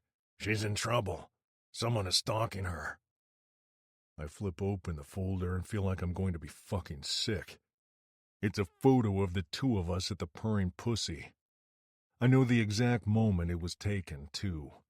It was right before I came and was fighting the urge to slide into her. Who in the fuck took this? There's more. The next photo is of King and Olivia in what appears to be a library or a bookstore. Bash just called. She got another one when she left her therapy session. It's of her and Razor. I slam my hand on the desk. You didn't think I would want to fucking know this? King replies dryly. Be seen sending her away and acting like she was never here? No, we didn't think you would want to know. I'm going to break something. Maybe King's face. Razor stands, holding up his hands. The point is, someone is watching her. We need to figure out who it is. He adds. I put up some cameras around her house and in her room, but whoever this is knows what they're doing. The cameras across the street were wiped. Who in the fuck would want to do this to her? King answers. We asked her the same thing. She thinks it's one of her classmates. Bash and I have both met him separately. He's an entitled little bastard and has a hard-on for her. Anyone else? I asked if it could be someone from the fantasy website, maybe a pissed-off client. She says no one else should know where she lives, mainly since she hasn't been on the website in over 3 months. It's got to be someone who's been around her recently. Razor's phone goes off and he looks at it. She just texted. She said she confirmed with him and the dinner is still on. What fucking dinner? With who? I hate feeling like I don't know what's fucking going on, even if I don't know what's going on. I'm supposed to make sure my men and their women are taken care of, and I failed again. King says, the classmate asked her to dinner. Some fancy place. She wasn't going to go, but we all think it's a good idea if she does, especially after getting the third photo. See if he trips up and tries something. Do you think it's safe? We'll all be there. We were hoping you would be there, too. I don't know if that's a good idea. He gives me a look. Saint, we know you care about her, too. Fucking get over yourself.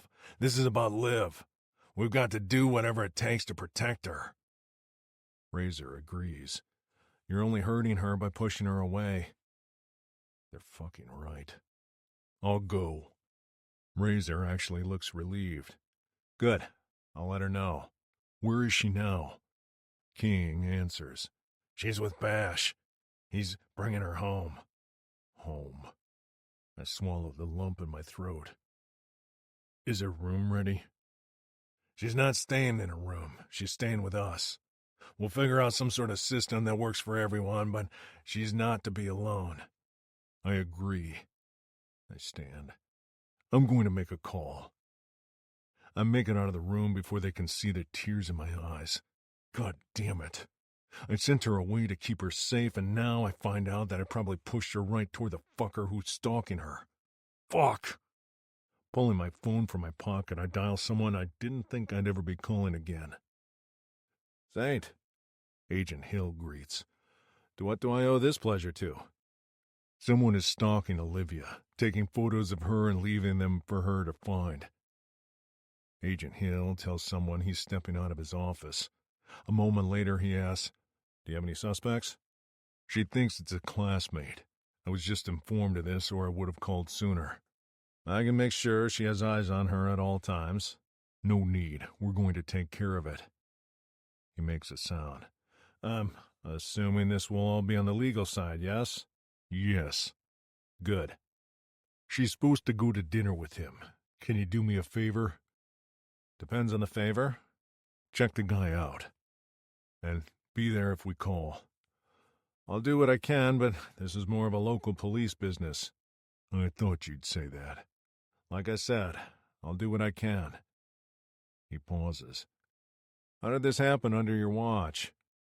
She wasn't under our watch. After our meeting following the rally, my club officers and I agreed that she would be better off without us.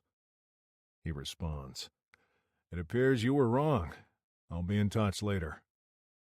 The call ends and I'm left to my own thoughts. I was honest when I told Agent Hill we were going to handle this legally, but old habits die hard. And I've never done well with people who go after those that I love. Love. Shit.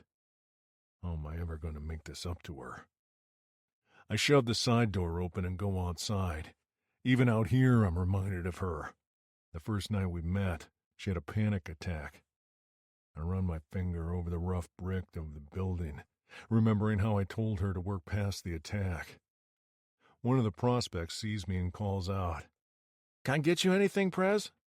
A bottle of Jack and clear everyone out from here. I want to be alone. The prospect scurries off to do my bidding, and I sit on one of the metal chairs. He's back a moment later, handing me a bottle of Jack and a glass. Poor fucker. He has no idea that I don't need a glass. Unscrewing the lid, I take a long drink, and then another. I have no idea how long I've been out here when King comes outside and sits in the chair next to me. I pass him the bottle of Jack. She's here. I nod. I assumed as much. You gonna go to her? She's in Bash's room.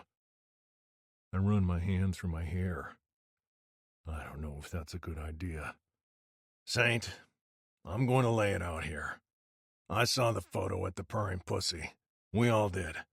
We all know you two still have it bad for each other. What none of us can figure out is why you keep doing this. Why do you keep pushing her away? Closing my eyes, I can almost see her there, agreeing with King. If she were alive, she'd be so pissed at me right now, asking me what I was thinking. And I would have no answer. Because I don't know why I'm doing this. Fuck. I want Olivia, and it scares the ever-living shit out of me. Is it because of Mary? King is the only motherfucker alive who would dare say her name to my face. But I nod. Yeah. Saint, she would want you to be happy. I know what he's going to say next. He's going to say that it's been 6 years, that I should be over losing her. All things I know. All things that my fucking head can't seem to get my fucking heart to understand. Did I ever tell you about the last conversation I had with her? This makes me sit up straight.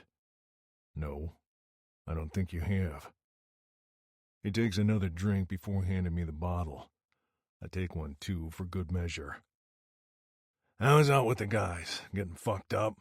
We came back real late, but Mary was still up. She was knitting or crocheting something. A blanket, I think.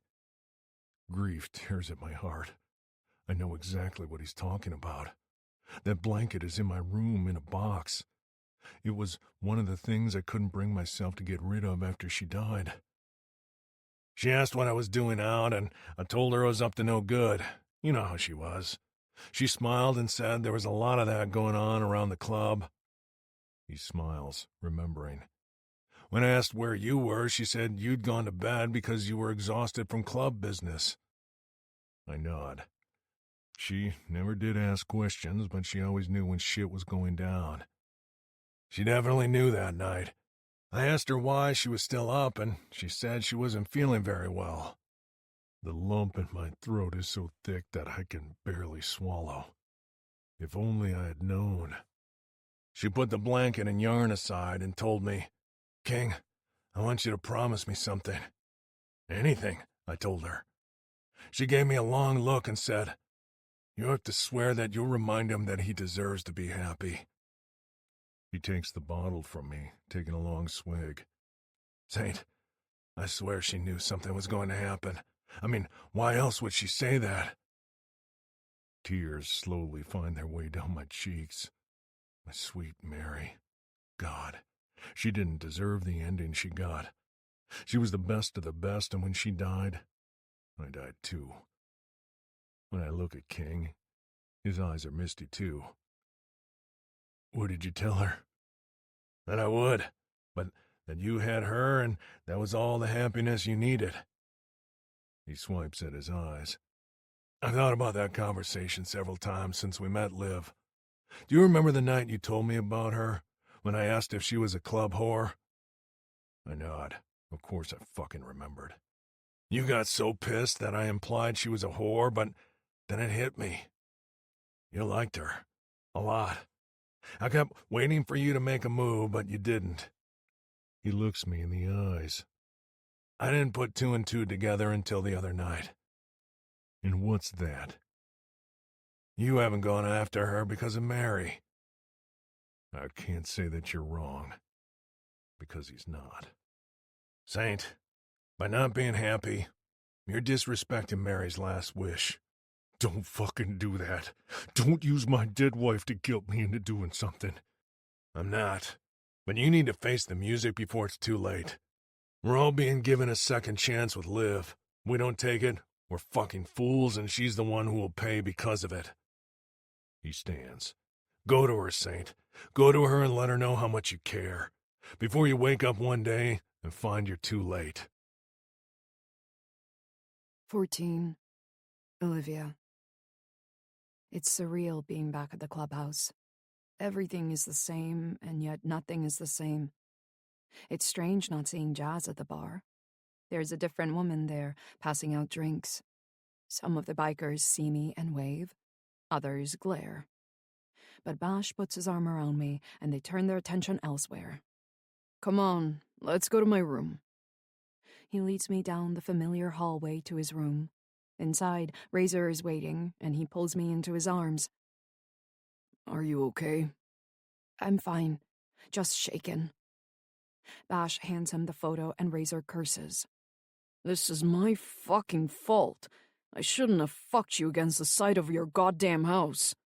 Razor, it's not your fault some sicko is out there watching me. He hugs me again, holding me close, but I can feel tension in his body. Bash slaps his shoulder. Come on, man. Give her a moment to catch her breath. Razor lets me go and says, I packed you a bag before I left your place. We can go back tomorrow and get whatever else you need. I go to the bag at the foot of Bash's bed. Inside, I find clothes, my school books, and even my laptop. I didn't even notice it was gone this morning. King walks in and says, That's because you were too busy doing other things. I freeze. Oh, God. Will the next photo be of me and Bash? Razor shakes his head vehemently. Not a fucking chance. The system I put up in your house is the best in the world. The pervert would literally have to be in the house to be able to snap another photo. Bash agrees. Razor is the best at what he does. Sitting on the edge of the bed, I run my fingers through my hair. I don't know if I can go to dinner and sit across from Chase. If it's him, King says, nothing will happen, I swear. I want to believe him, but I'm also human enough to admit that I'm scared. If the stalker is Chase, he's managed to be one step ahead of me the entire time, and I have no idea why. I haven't encouraged him. Hell, I've barely even spoken to him. What if he tries something? We'll all be there, Saint says from the doorway. I want to run to him, to feel the protectiveness of his arms, but I'm frozen in place. He comes into the room, kneeling in front of me. Liv, I am so fucking sorry. And then he pulls me into his embrace. The crazy thing is, I feel like I'm finally home. I hug him back, blinking away tears. You don't have to apologize. I do, and I might spend the rest of my life telling you how sorry I am. About fucking time, Razor says. But we need to make sure everyone knows the plan for tomorrow. Saint whispers into my ear. We'll talk later. He lets me go, but moves to sit next to me on the bed, where he has his hand on my leg. King smiles at me across the room, and I wonder if he had something to do with this. Razor says, Okay, this prick is too cocky for his own good, and we're going to get him to slip up. Liv mentioned that he gets mad when she refuses to let him do things for her. At the party, he was livid that I wouldn't drink the drink he brought me. When I said I wanted water, I really thought he was going to snap. You're going to push his buttons all night. Try to get him to mess up. We'll all be there, watching. If he tries anything, we'll stop him before he knows what's happening. How are you going to get in? Chase made it sound like this opening was the hottest ticket in the world. King speaks up. I know the owner of the restaurant, and he owes me a favor. He wasn't happy about it, but knows better than to go against the club. Saint nods his approval and says, Good. Let's make sure we take care of this fucker once and for all. I end up wearing a dress that belongs to Foxy, one of the club whores. If she is surprised to see me back at the clubhouse, she doesn't let it show. Instead, she helps me get dressed, making me look better than I've ever looked before. The black cocktail dress shows just enough skin to be enticing, but not too much. She works and teases my hair into a faux hawk that's held in place by a million clear hair bands. Good luck getting them all out, she laughs. You'll be finding hair braids for weeks after this. Foxy, this is seriously amazing. I used to do hair before I came here. She frowns. I miss it sometimes. Saint says from the doorway, Maybe I should invest in a hair salon then, because you're talented, Foxy. Her cheeks turn pink. Well, if you ever do, let me know. I'd be interested. She hands me a clear gloss. Just put this on a few times throughout the night. It'll keep the lip stain from rubbing off. Thank you again for helping me. She leaves, and Saint looks me over. The heat in his eyes says it all. He likes the way I look. And I like the way he stares at me. Are you ready to go? I have to be at my townhouse in 30 minutes to ensure I'm there when Chase comes to pick me up. Not really. I let out a nervous laugh. I'm wishing I told him we'd meet at the restaurant. I don't want to be in a car alone with them. Razor is taking care of that. Chase is going to find his car has a flat tire. Or two. When he calls for a car service, guess who will be there to drive? Oh. He bows at the waist. Madame, at your service. That's brilliant. But what if he tries to take one of his roommate's vehicles? They'll find they've all driven over nails. He goes on. Bash and King will be at the restaurant when you get there. Razor is going to follow us to make sure nothing happens on the way. Sounds like you've thought of everything. Almost. He pulls a box from his pocket, opening it. A camera. Inside the velvet box sits a pin shaped like a daisy. I smile. You remembered I like daisies. He lifts it, pinning it to my dress. Goosebumps lift on my skin when his fingers brush over my exposed flesh. He clears his throat. Ready? Not really. But I'll do what it takes to stop Chase. Let's go. We go outside the shop. Saint is a car man, something that adds to his sexiness. When he takes me to a black Rolls-Royce Phantom, I stop. You're joking. He opens the passenger door. My lady. Grinning, I get in. This is, without a doubt, the most expensive vehicle I've ever been in. The black leather seats have the Devil's Regents logo embroidered on the headrests, and I run my finger over it. Saint goes to the driver's side, sliding in. He's a massive guy, but this car looks like it was made for him. He starts the engine with a push of a button. On the hood, a golden ornament rises. This is seriously like something out of a movie. He grins. Just wait. He pushes a button, and on the ceiling above us, a million tiny stars light up. Saint, this is awesome. The view's even better from the back seat. Heat floods my body at his words. I'm sure he meant nothing by them, but his deep, gravelly voice does things to me. His spicy cologne, the scent of cigar smoke that lingers in the air, the rock song playing softly on the radio in the background. I'm reminded of the first night we met, and I shift, trying to get my body under control. Liv? I turn, so I'm facing him. His eyes are dark with lust, mirroring how I feel. Kiss me, Saint. And he does. God, he fucking does. His mouth covers mine, parting my lips with his tongue. I kiss him back, savoring every moment. I've waited for this for so long, and it's so much better than I thought it would be. We're both breathless when we pull apart. He presses his forehead to mine. We'll finish this later. That's a promise. I'm so turned on that I can barely think. That kiss was... wow. Saint backs out of the garage and reaches over, taking my hand into his. The drive to my townhouse takes no time, and we're soon pulling into the driveway. Is your roommate gone? There aren't any lights on inside, so I nod. She must be. How are you feeling? A little sexually frustrated, to be honest.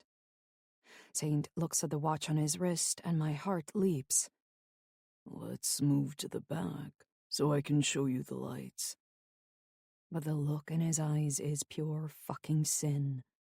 We both open our doors and move to the back seat. He's not kidding when he says that the view is more impressive from the back. There's enough legroom that he can stretch his legs out, and the star-covered ceiling twinkles above us. Lean back. I do as he says while he pushes a button, making the windows go dark. It's almost pitch black inside, except for the lights on the ceiling. Saint moves, putting his hand on my knees. Liv, I want to kiss you somewhere else. That is, if you'll let me. An actual whimper escapes my lips. Please. His hands slide under my dress, hiking it up in the process.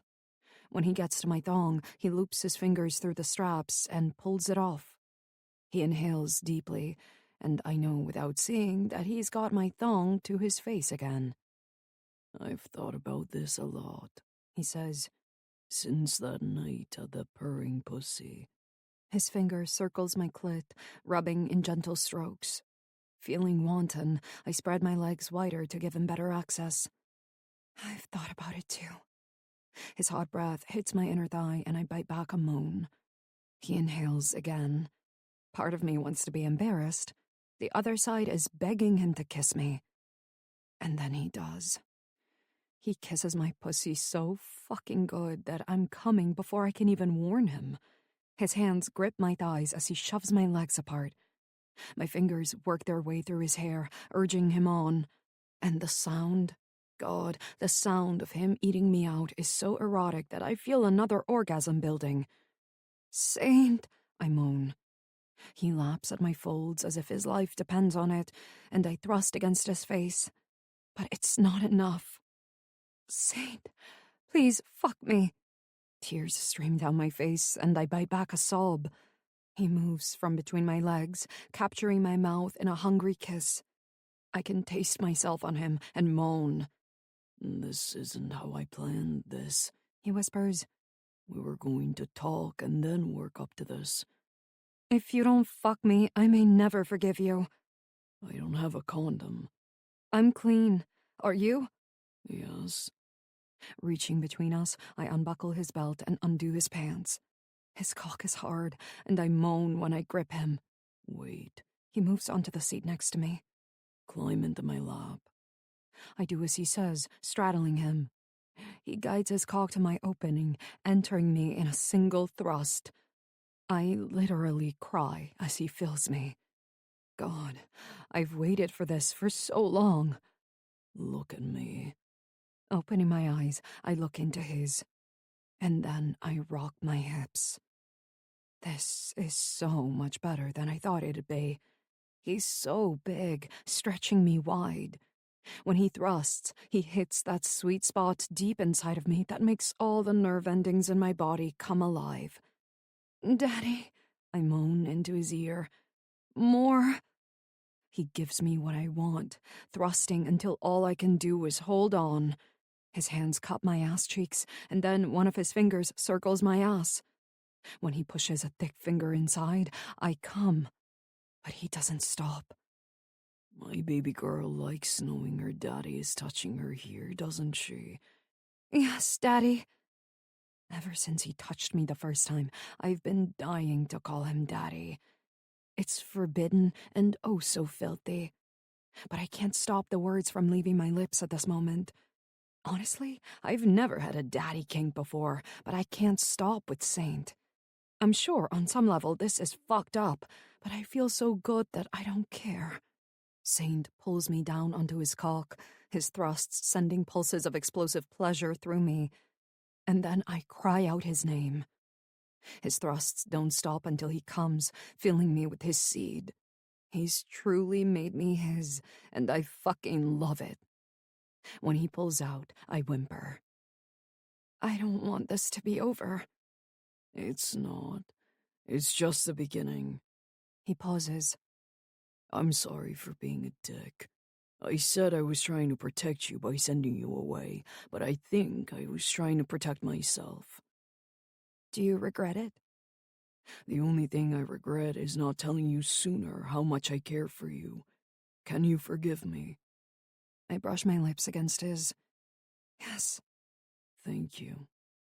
He holds me close, and I close my eyes. That was amazing, Saint. It's not what I had planned in my mind. Oh? Do tell. In my fantasy, we're at my house, in my bed. I have you spread out for my enjoyment. We're not just going once, either. You're mine for the entire night. Hell, maybe even for the weekend. He grins down at me. We have a lot of catching up to do, you and I.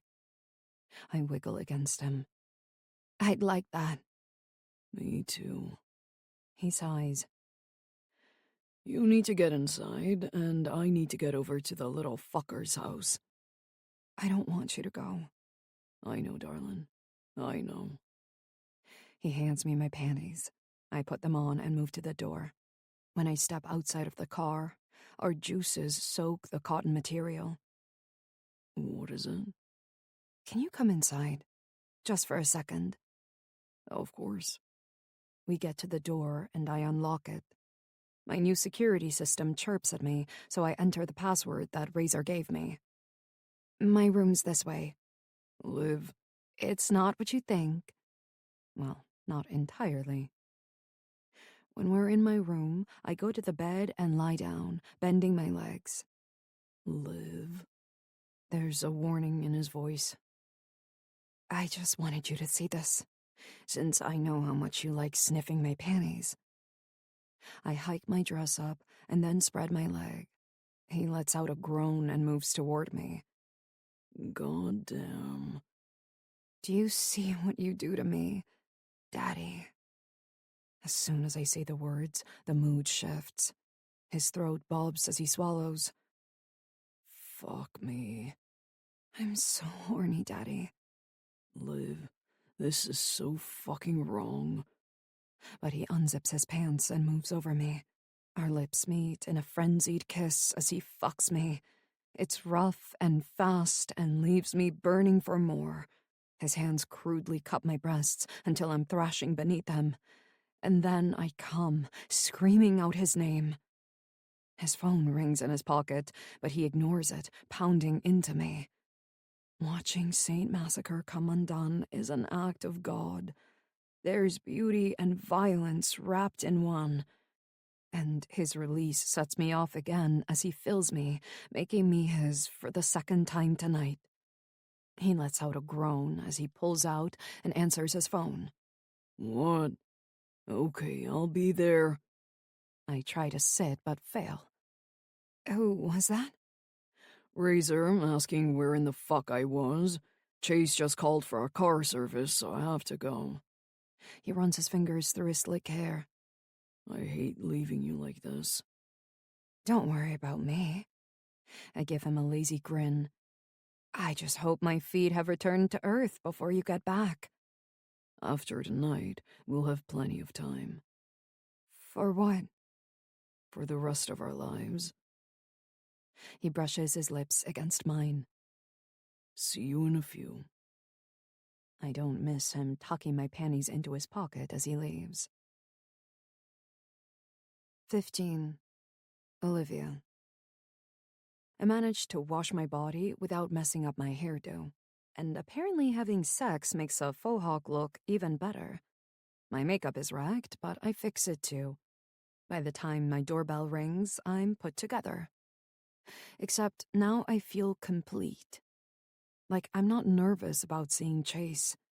I'm ready to get this over with so I can be with Saint, King, Razor, and Bash. The doorbell rings again, and I grab my purse before going to the door. Chase looks me up and down. You look so sexy, Olivia. Giving me some real naughty thoughts right now. Gross. Ignoring him, I say, "Sorry to keep you waiting. I couldn't find my keys." They're probably on the counter, next to the fruit bowl. He grins. No worries. I've had some problems tonight, too. I guess I must have driven over a board in the street or something, because I have 2 flat tires. Holy shit. He knew where my keys were. Like, the exact spot. I look around, trying not to let my distress show. "Did Andrew and Lucy give you a ride?" He makes a face. No, Andrew was watching a movie with Mitch. I hired a car for the night. It's real classy, too. He takes me by the hand, even though I try pulling away, and leads me to the driveway where Saint's Rolls-Royce is parked. Saint, that sexy bastard, changed his clothes and is wearing a black suit. And my lady parts take notice. Good evening, he says as he opens the door for me. I brush against him as I slide into the back seat. I don't miss the heated look he gives me. Chase gets in next to me and Saint closes the door. Too bad this car doesn't have the privacy screen, Chase says. I'd love to have some time alone with you before we get to the restaurant. Saint meets my gaze in the rearview mirror, and I bite back a laugh. Chase does not know how close he is to dying right now. I answer, "I'm just happy to be here. This car is beautiful." Chase nods and then calls out, "Driver, we're ready to go. Don't make us late or your tip will reflect." Like, seriously, who does he think he is? And who talks to a driver like that? Or anyone for that matter? Saint answers, "Of course, sir." The ride to the restaurant is awkward as hell, mostly because Chase keeps dropping cheesy and somewhat creepy lines. By the time we pull up to the valet line, I'm opening my own door just to get away from Chase. But he was right about the crowd of people waiting to get in. And I'm glad I wore a cocktail dress, because otherwise I'd have been severely underdressed. Saint comes over. "Sir, I'll be waiting when you're ready to go." Chase waves him away and says to me, "He's certainly not getting a tip. Did you see how he was dressed?" I did, and I'm going to make him wear that suit tonight when he fucks me. Clearing my throat, I say, "I didn't notice." Horrid. Saint is dressed better than Chase. I don't say this, though. "I can't believe you got a reservation here." He looks pleased with himself. It is pretty amazing. Andrew was so jealous. "You said he was watching a movie with Mitch? Where was Lucy?" He points. "Oh, look, they're letting people in." Sure enough, the line moves as we slowly make our way inside. My phone buzzes in my purse and I peek at it. Bash. "We've got eyes on you. Love the dress." Me. "I borrowed it from Foxy." Bash. "I'll give her my thanks." Me. LOL. Chase loudly clears his throat. It's very rude to be on your phone right now. I look up. I'm sorry? You don't see me on my phone, do you? It was important. He scowls. Perhaps it can wait until after dinner? I type out one last reply to Bash. Me. I'm going to end up throwing something at him. Me. Might be water, might be soup, might be a knife. Bash. Do it. It'll give us a laugh before we kick his ass. Grinning, I drop my phone back in my purse and say, There. We're at the hostess desk, so he can't say anything, though I can tell he wants to. The more I'm with him, the more I can see how he's the one stalking me. He's angry and on edge. Anything that I do sets him off, unless it's directly complimenting him. It's scary that someone like this could get so close to me. Maybe my guard isn't as high as I thought it was. This way, Madame and Monsieur. I look around as we follow the woman. The floors are black tiles that reflect the same tiles on the ceiling. The lighting is dark, giving it a dreamy vibe. Somewhere, water falls in a soothing manner, and there's soft music playing from hidden speakers. It would be terribly romantic if I wasn't here with an asshole. I take my seat, and Chase lets out a huff before taking his. You don't get out much, do you? Excuse me? You're supposed to let the man pull your seat out for you, Olivia. I plaster a smile on my face. I need to use the ladies' room.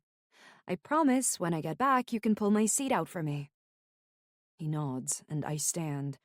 A passing waiter points me in the restroom's direction. I go into the bathroom and wait. I've been inside for a moment when there's a knock. Liv, King whispers. You okay?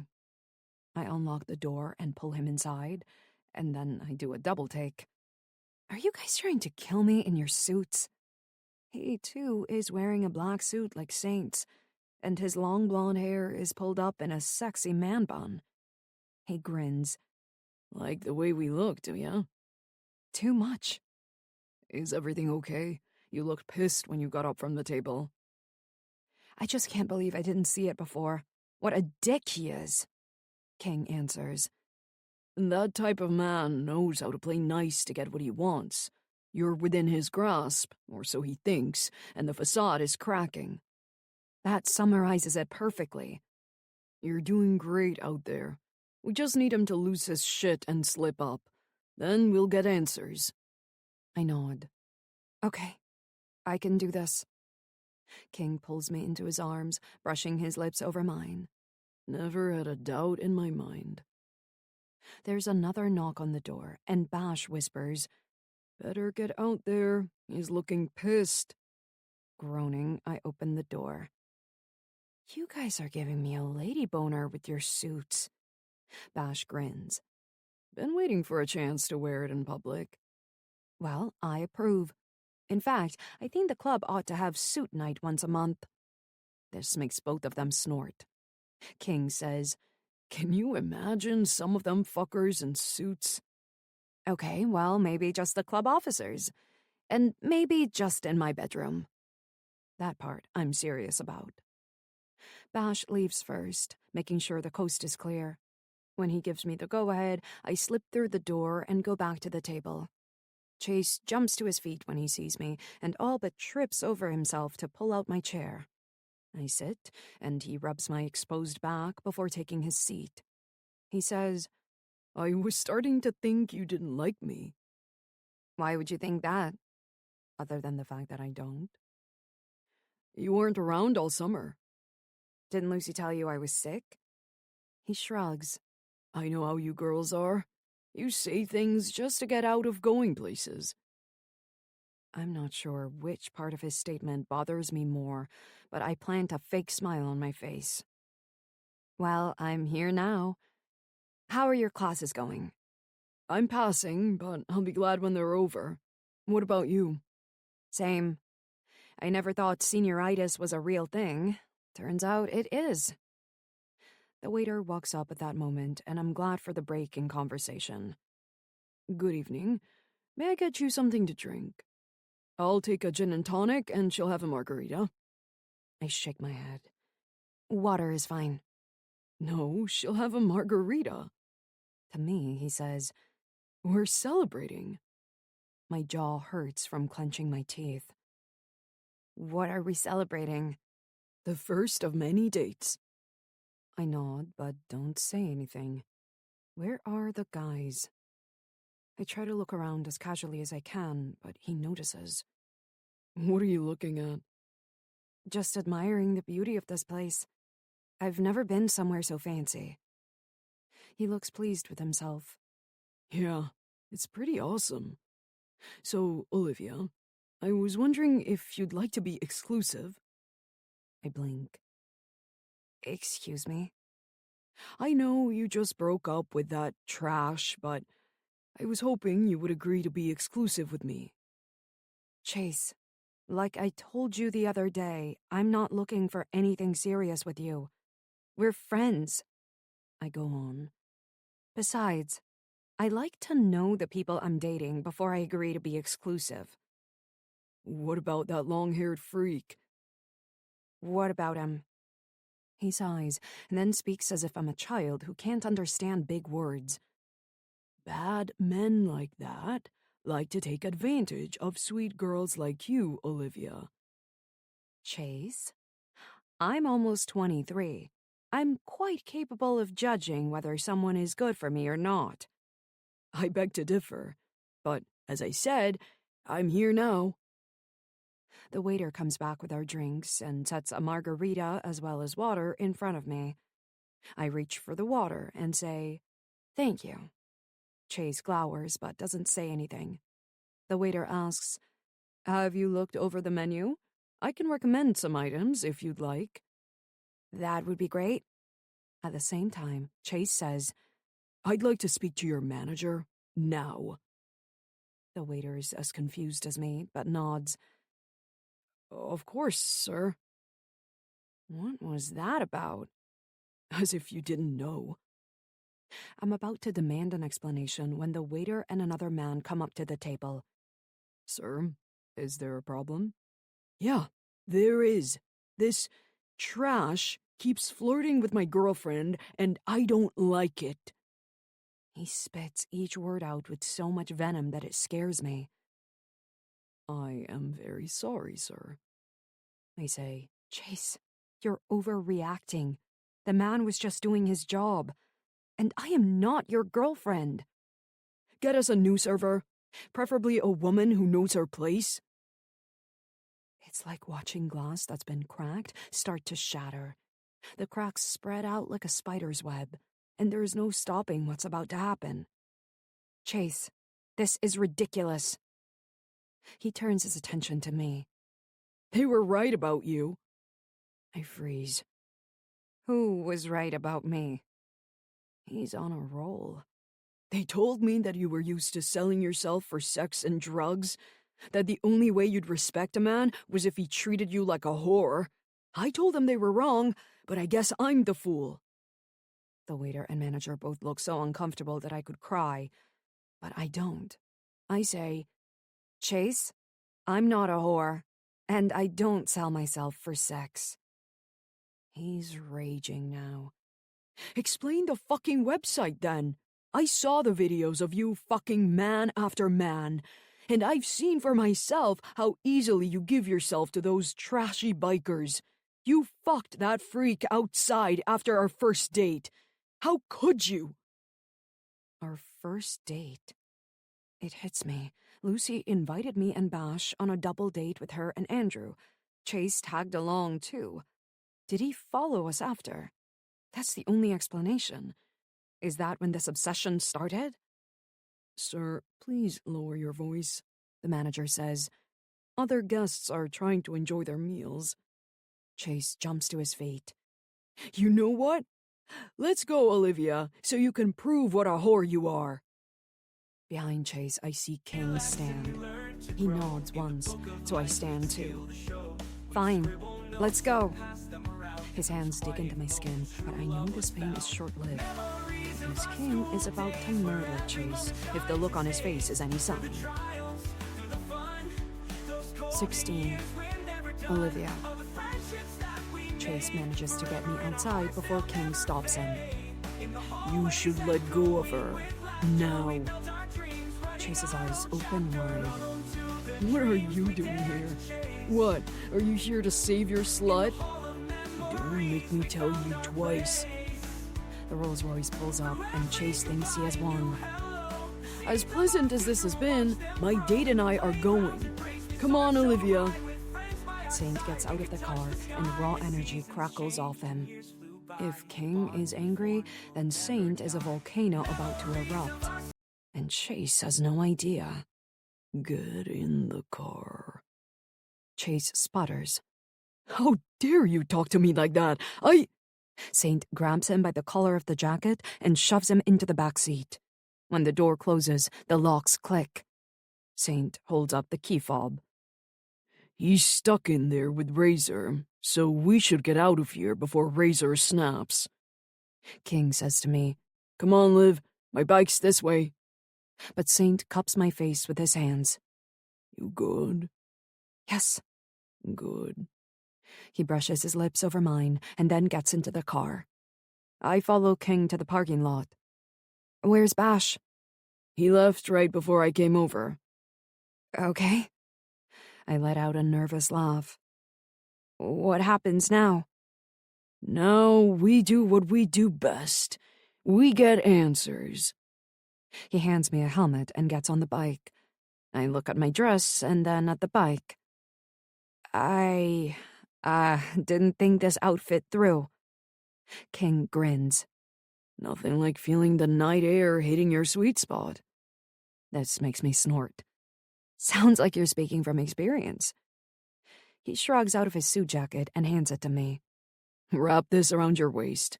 I promise no one will get a look at what's mine.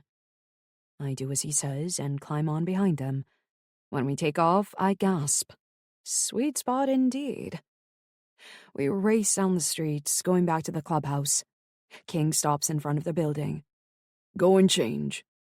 Where are you going? He gives me a look, but I shake my head. I should be there too. Liv, you don't know what you're asking.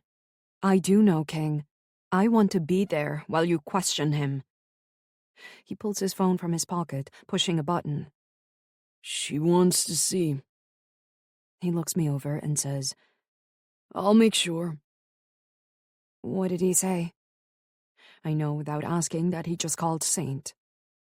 He said to make sure you were all in black and to keep your hair pulled back. Why? He gives me a long look. So the splattering blood won't be seen on your clothes or get in your hair. I swallow. Oh, shit. Still want to come? Yes. Then let's get you changed. He takes me to his room, and I'm surprised to see more of my clothes are here. When did you do this? Sent a prospect over to get more clothes for you. Going to my bag, I pull out black jeans and a black shirt. King changes while I do, putting on a similar outfit. His arms bulge in the skin-tight shirt, and he catches me looking at him. Like what you see? Too much. He smiles, but then says, Liv, I mean it. I think you should stay in here. Let us handle him. I want to be there, King. It's my life he's been messing with. I want to know why. He sighs. Come on. I'm sure they've already started. He takes me outside, behind the clubhouse. The night air has gotten cooler, and there are hints of fall on the wind. Shivering, I move closer to King. Where are we going? To the shed. It sounds simple enough, but when we get to it, I know it's not just a shed. Someone, presumably Chase, screams from the inside, and then moans. Last chance, Liv. No one will hold it against you. Pushing past King, I open the door. Chase is hanging by his arms from the ceiling. His clothes have been pulled off, leaving him in only his boxers, which are wet in the front from pissing all over himself. He's bleeding, but I can't tell from where. Take this time for yourself. The story will return soon, but this moment is just for you and the music. We're grateful for your presence.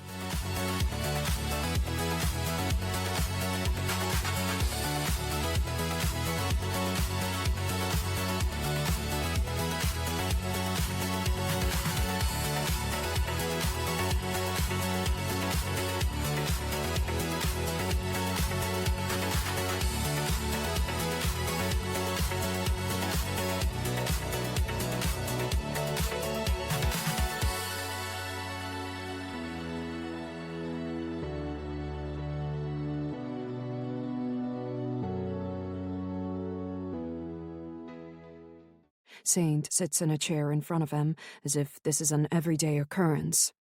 Razor is the one holding the chains that bind Chase, and my sweet, sweet Bash is the one making Chase scream. King whispers into my ear, "This Bash isn't the same one you know. Stay out of his way." Nodding, I move to the side, trying not to vomit. King stands next to me, holding my hand.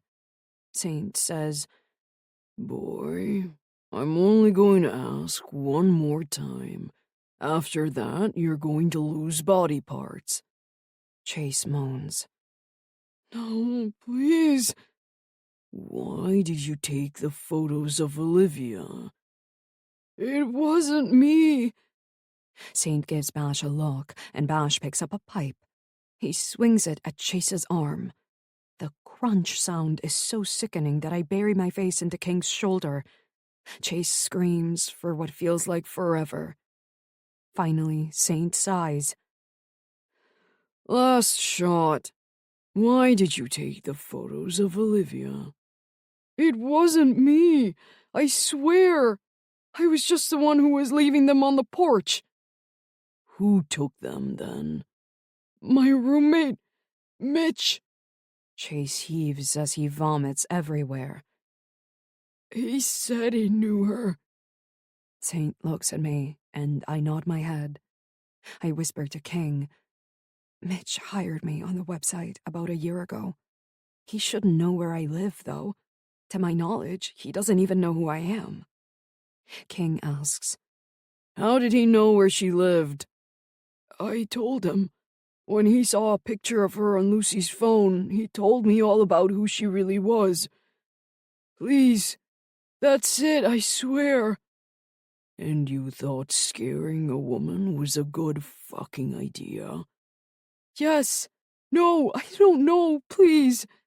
Bash punches him and he cries out. Saint says, "Let's move on. Why in the fuck is your roommate so obsessed with Olivia?" "He said she used him, and he's not the only one." This is the second time he's implied there's more than one person involved. I whisper to King, ask him who the other person is. King calls out, "Who else is obsessed with Olivia?" Chase moans. "I don't know who he is. I met him through Mitch." Bash strikes again. "Do better." "I don't know his name.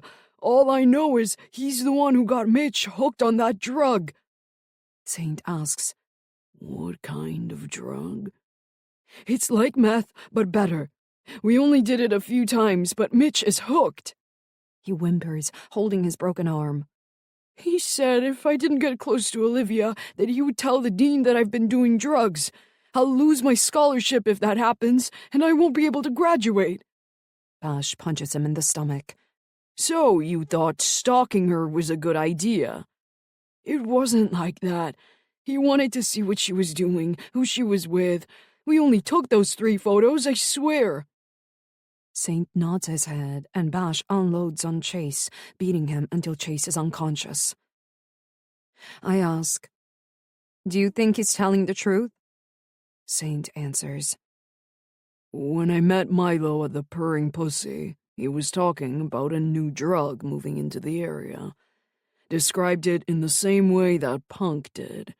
Crystals that look like meth, but more potent. So how do we figure out who's asking him to watch me? That's a good goddamn question. He turns to Bash. Think he'll talk? They always talk. Tie him up. See how chatty he gets after you work him over all night. Bile creeps up my throat. Are you going to kill him? Saint and Bash exchange a look, and neither answer me. If he's telling the truth, he doesn't deserve to die. Saint says, Let's get you out of here. Saint, I mean it. I know you do. I hit his chest. Saint! Olivia, we still don't know who is stalking you. Until we do, I make no promises. I'm going to do whatever it takes to make sure you're safe. Even if it means killing? Even if it means killing. He says to Bash and King, Get him in the chair, and make sure there's no evidence left behind. He then picks me up and carries me out of the shed. I think I must be going into shock because I don't try to stop him. He doesn't take me to the clubhouse. Instead, he takes me to his bike, handing me a helmet. Where are we going?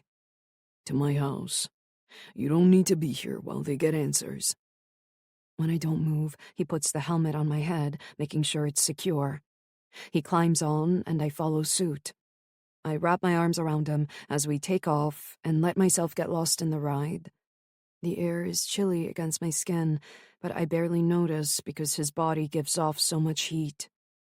We pull up to a large gate, and Saint punches in a code. The iron gate swings open, and we ride for at least another mile before a large house comes into view. No, house doesn't describe this place. It's a mansion. Saint stops in front of the house, killing the bike. I get off, looking up. What is this place? The white plantation-style manor is beautiful. It's so well preserved that it could be a museum. Saint takes me by the hand, going up the front steps. It's my home. It's been in my family for over 200 years. He unlocks the door, letting me go in first. The entryway is bare, but there is so much potential here. Saint leads me to the living room, which is under construction. The room is massive. Like, seriously, my entire townhouse could fit in this space. There's a fireplace on one wall that is so picturesque that I can imagine sitting in front of it, reading a book. Saint, this is amazing. He leans against a white pillar. I let it sit empty for too long. Been working on it for a few months, since I met you. My cheeks feel warm. Oh? Never saw the point of having a place to stay outside of the clubhouse. Now I do. Come on. I want to show you something. Taking me by the hand, he leads me down a wide hallway. There are spots on the floor that are exposed, and we sidestep them. He stops in front of a door. Go on. Opening it, I put my hand to my chest. It's a library, or will be when it's finished. The 2-story room is filled with floor-to-ceiling bookshelves. I spin around slowly, looking. On the second floor, I spot a window seat. And there's a fireplace in here, too. It's literally everything I've ever wanted since watching Beauty and the Beast as a kid. Saint. He smiles. Do you like it? I do. It's yours, then. I wrap my arms around him. Thank you. Come on. I want to show you another room. He leads me to a massive marble stairway, right out of Gone with the Wind, and picks me up. My heart flutters as I can guess his destination. When we reach the second floor, he goes past several rooms to the last door. He opens the door, and I gasp. Inside, there's the biggest bed I've ever seen in my life. Holy crap! How many people can fit in that thing? He grins, setting me on my feet. A lot. But this bed is for you and me. I go over to it, sitting on the mattress. Can I ask you something? He sits next to me. Always. You said this place has been empty for a while. Did you not live here with your wife? I'm afraid he's not going to answer, but he does. Mary never liked this place. Said our family was going to have its own history. He smiles. She would have liked you, you know. You're a lot alike. What happened to her? She died, and there wasn't a goddamn thing I could do to save her. He sighs. That's why I pushed you away. Mary was born into my world. She understood the rules and risks of loving a biker, and she still died. When I met you, I knew it was selfish to keep you, and then you got hurt. I got hurt because I was lying to you and working with the FBI. I got hurt because Mama Bear shot me. That had nothing to do with you. I should have protected you. But who protects you, Saint? His gaze meets mine. I love you. That's why I didn't just run out of that RV. I wanted to make sure Mama Bear couldn't hurt you. I love you too. And then his mouth crashes over mine, sealing his unspoken vow. We tear at each other's clothing until we're both naked, and I take a step back, putting my hand over my heart. What is it, Olivia? Saint Massacre is gloriously nude in front of me for the first time. Whatever I imagined him to look like pales in comparison to the man before me. Did I know he was smoking hot? Sure. I didn't know he was a fucking work of art, though. His brawny body is covered in tattoos, each telling a story I want to discover. And his cock. Oh, God. It looks even bigger without the restraints of clothing. You take my breath away. I breathe out. Like what you see. He moves toward me, and I feel dizzy with excitement. Get on the bed. I do as he says, spreading my legs. He looks me over, heat in his eyes. Can I tell you something naughty? His nostrils flare. Yes. Remember that day you tripped over the box on my floor and my pussy box spilled? I remember. And then I told you my fantasy. He moves onto the bed, kissing a trail up my stomach. Yeah. After you left, I was so mad. I was pretty mad at me, too. That makes me grin. Here's the naughty part. I masturbated with my vibe, picturing you the whole time. He makes a sound in the back of his throat. I know. I heard you. Did it make you hot? So fucking hot.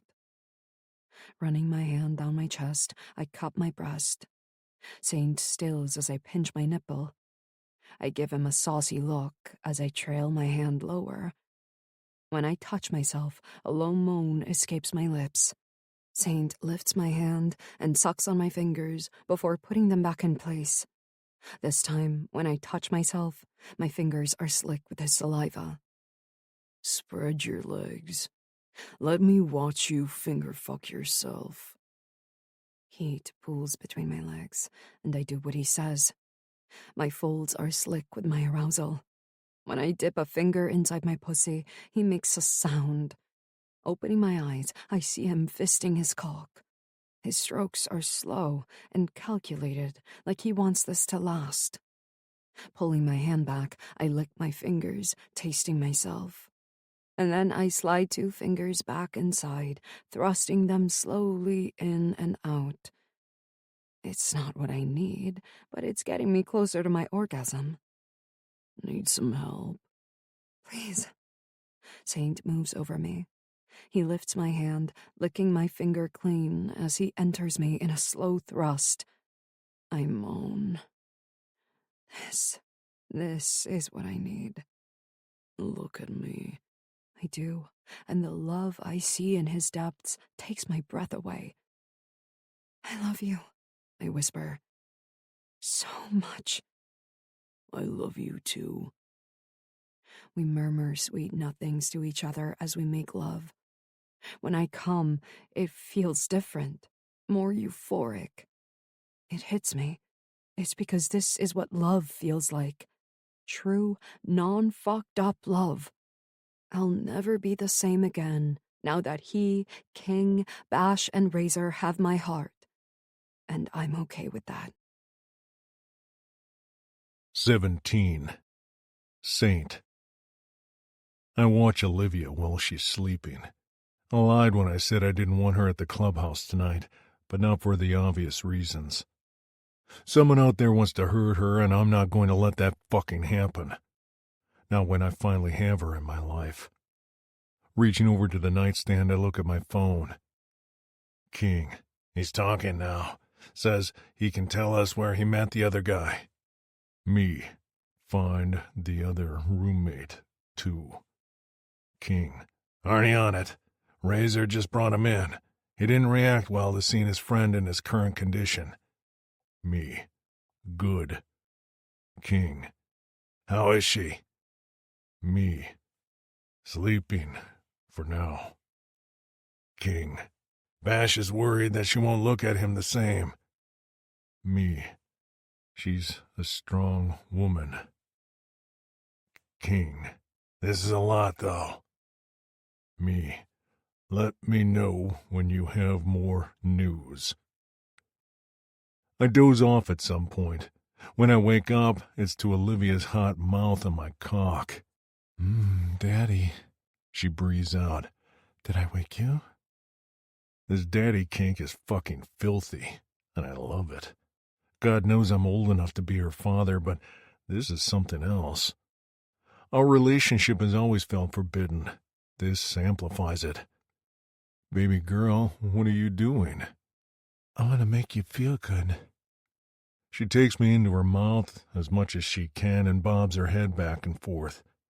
Where her mouth can't reach, she uses her hands. Leaning back, I let her suck me off. If you don't want me to come in your mouth, you should stop now. She gives me one last lick and pulls my cock out of her mouth with a loud pop. It's almost enough to set me off. She gives me a saucy grin as she moves over me.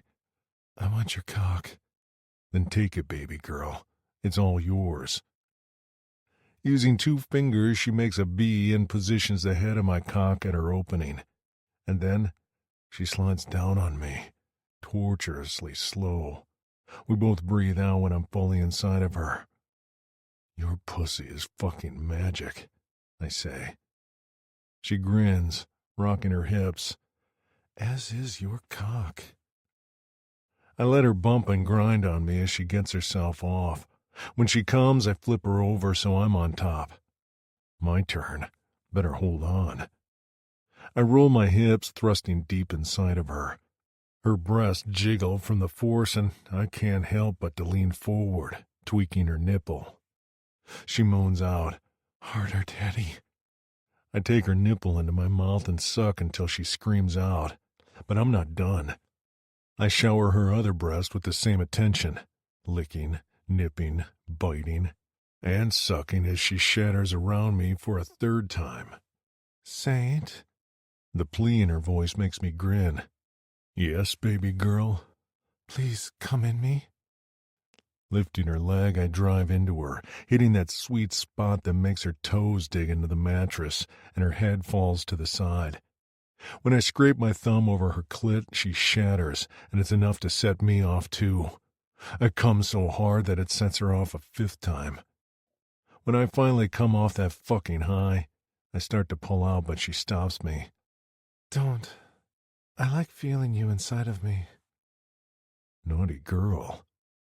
Her eyes are already heavy with sleep, so I roll us over, holding her close as she drifts off. She wakes up a bit later when my dick stirs inside of her. I've only gone bare in one other woman my entire life. Liv might not know it yet, but she's always going to be mine. Wiggling against me, she says, I like waking up with your cock inside of me. Me too. We make love, taking our time. After, we move to the shower where she goes down on me. In the kitchen, I go down on her right there at the table. We can't seem to get enough of each other, and I'm okay with that. We move back to the bed, and I'm about to slide into her when my phone dings. She pales. You should get that. Lifting it, I see a text from King. King, you need to get back here. Me, tell me now. King, we're not getting anywhere. Bash thinks they'll talk if you come. Me, we'll be there in an hour.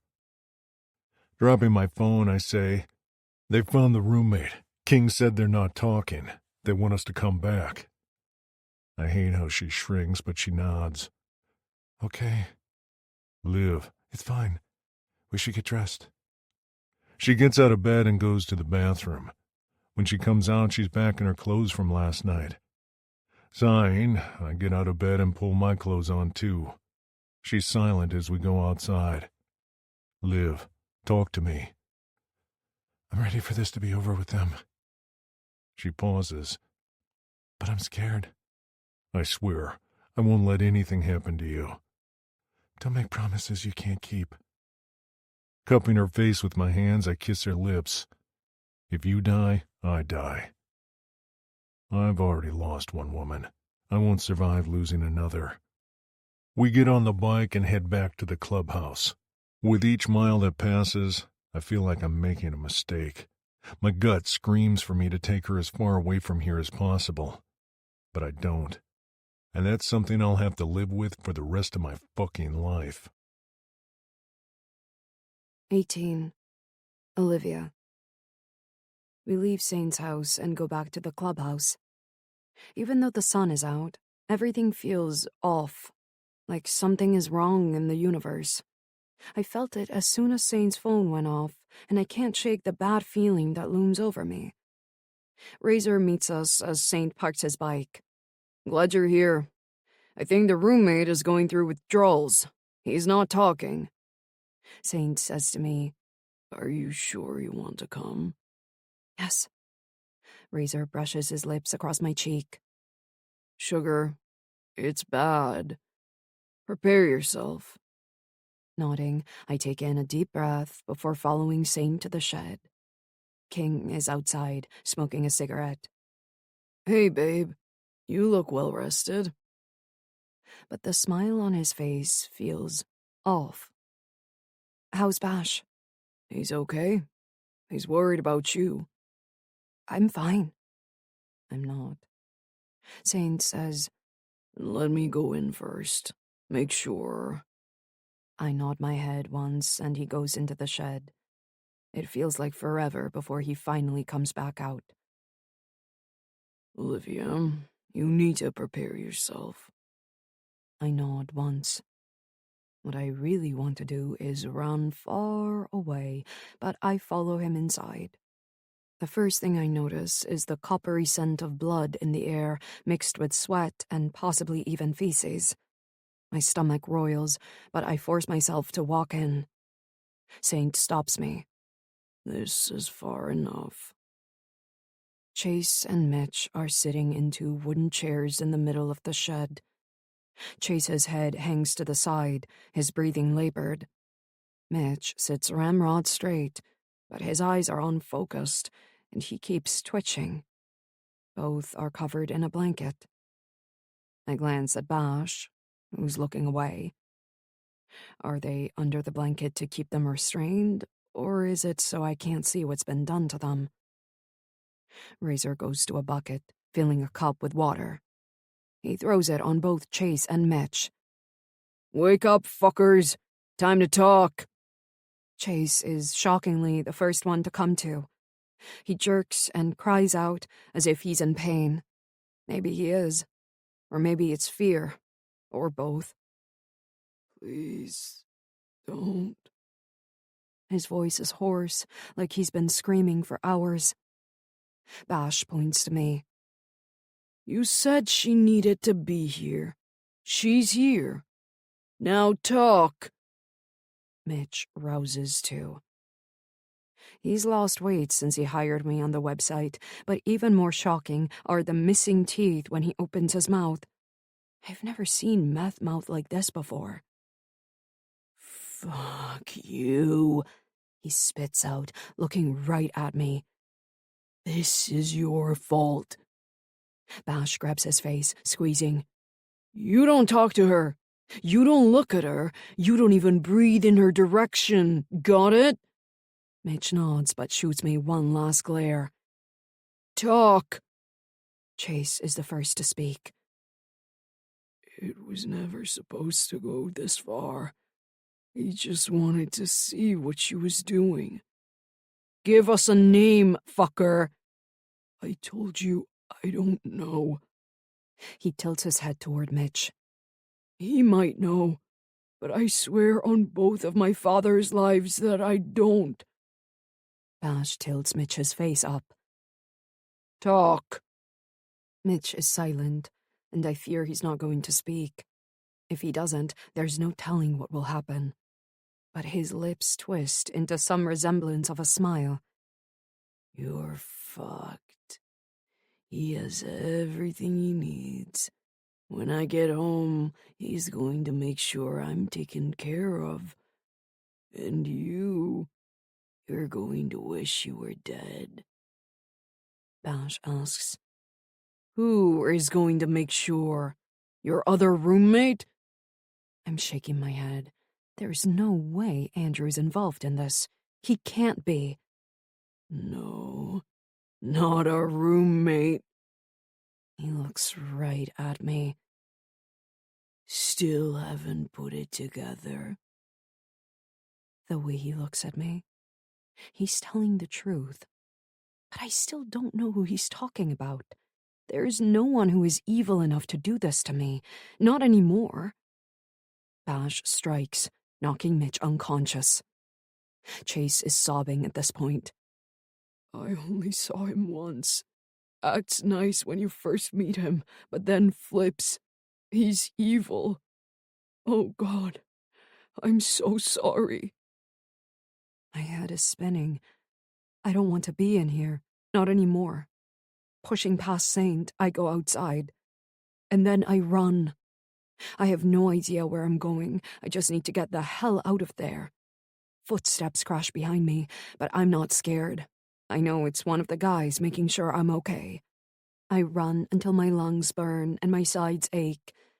I finally stop and put my hands on my knees as I try to catch my breath. Saint touches my back. "Are you okay?" "I don't know." I face him. Who are they working for? And what did he mean that they have everything they need? Might not mean anything. He could have been talking out of his ass. Pain does that to people. That's not it. I feel it in my gut. Mitch knows something bad. "Come on, darling. Let's go to the clubhouse. You're shivering." I nod and take his hand. By the time we reach the clubhouse, I'm shaking so bad that my teeth are chattering together. King is waiting for us. "Is she okay?" "She's in shock." They take me through a side door, and we go to Saint's room. I've only been in here one other time, when I was working with the feds, and they unlocked the door so I could snoop on Saint. A nervous laugh bubbles up my throat. Can't believe this is the first time I've been invited in here. Saint goes to the mini kitchen, putting a tea kettle on the stove while King grabs a blanket from the bed, wrapping it around me. He says, "It's okay, Liv. I swear." I nod, but I don't believe him. Saint comes over, handing me a teacup. "Drink." I take a sip and then shove it away. "What is this?" "Tea with a splash of whiskey. It'll help you warm up and gather your wits." "Can I get plain tea, please?" He nods and makes me another cup. This time I sip until I start to feel human again. "Sorry," I whisper. "Don't you dare apologize. This isn't your fault." I'm saved from answering when my phone rings. I put my cup on the table and answer. "Hello?" "Olivia, hi. This is Mrs. Jackson, Lucy's mother." "I know who you are, Mrs. Jackson. How are you? My voice sounds normal. How can it sound normal right now? Someone is out to get me and... Honey, have you heard from Lucy? I've tried calling her and she's not answering. I thought she was with her boyfriend, but he says he hasn't seen her either. A warning whispers in the back of my mind. No, ma'am. I'm actually with my boyfriend. When was the last time you heard from her? The other night, when you went to that pool party. Her boyfriend said that was the last time he saw her, too. I think back. I never texted her when I left because I got distracted with Razor and then Bash. But she never texted me either to say she made it back to Andrew's place. Somehow I managed to choke out, I'll swing by the house and make sure she's not just sleeping. You know how she gets when she has a test? Lies. I know she's not there. So where is she? Thank you, honey. That would be lovely. I end the call and turn to Saint. That was my roommate's mother. She hasn't heard from Lucy in 3 days. 3 fucking days. Why didn't I realize sooner that I hadn't heard from her? Something flickers in his eyes. When was the last time you saw her?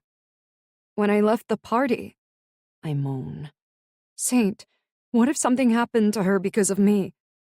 We'll figure it out. He pulls out his phone.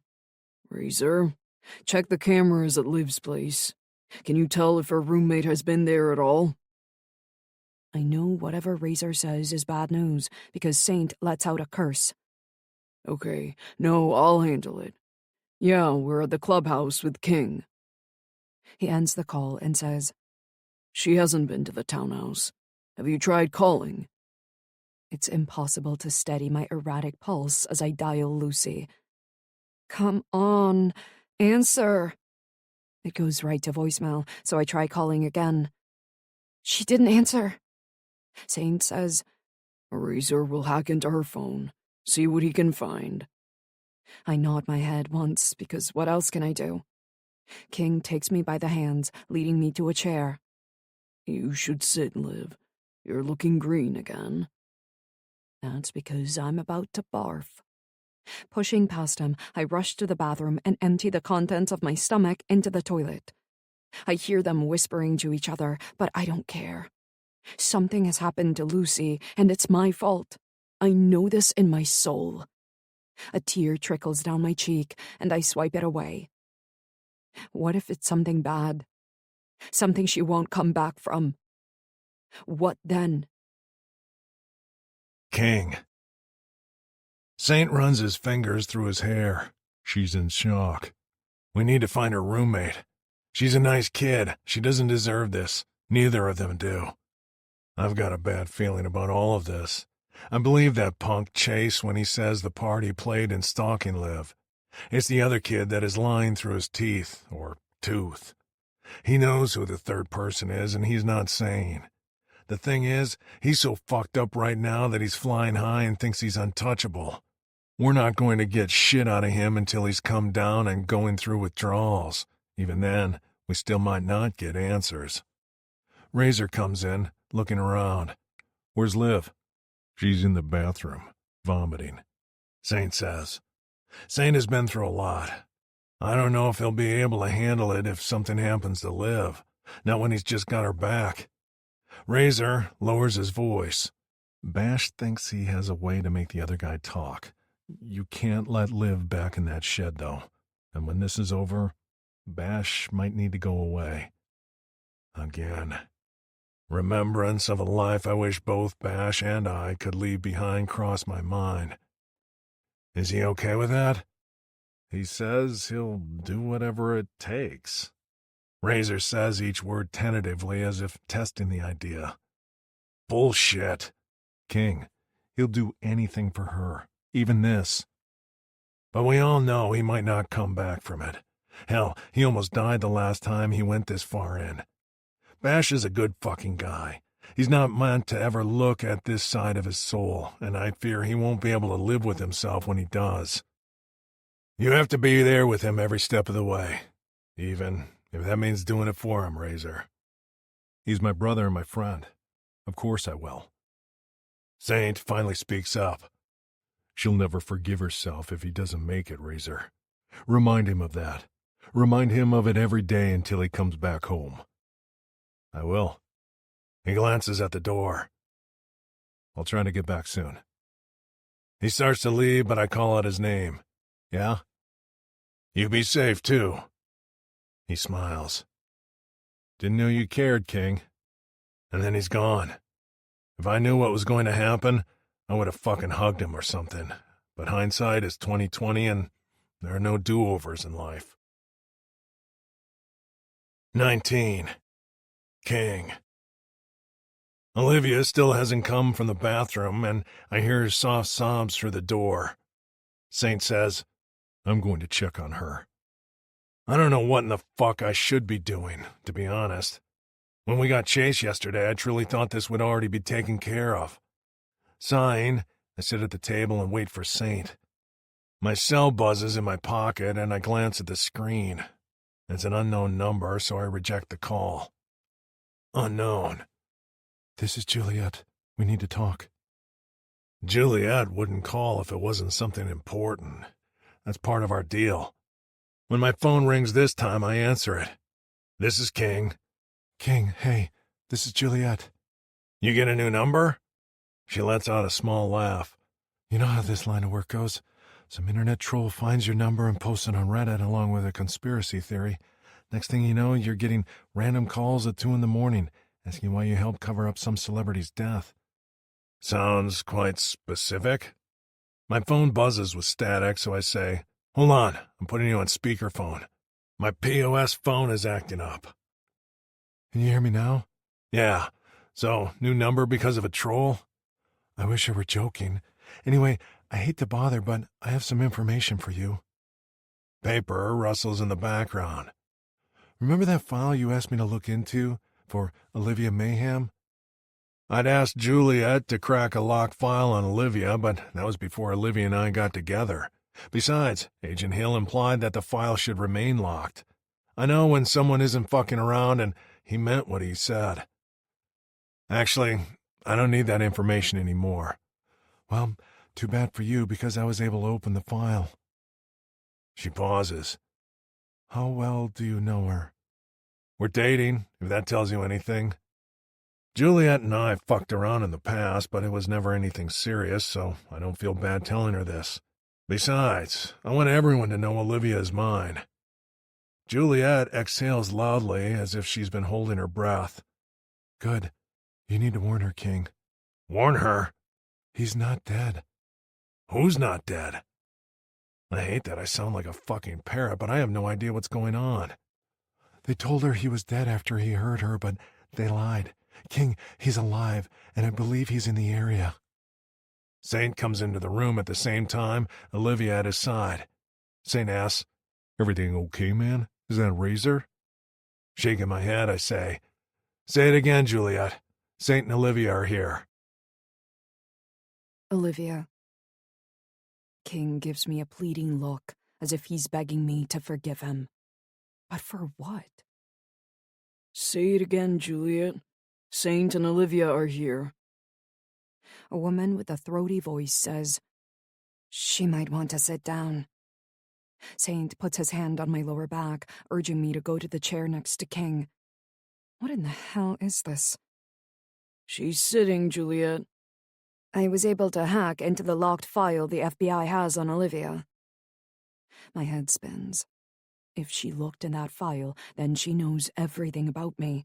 Things I haven't shared with Saint, King, Bash, and Razor. Things I don't want anyone to know.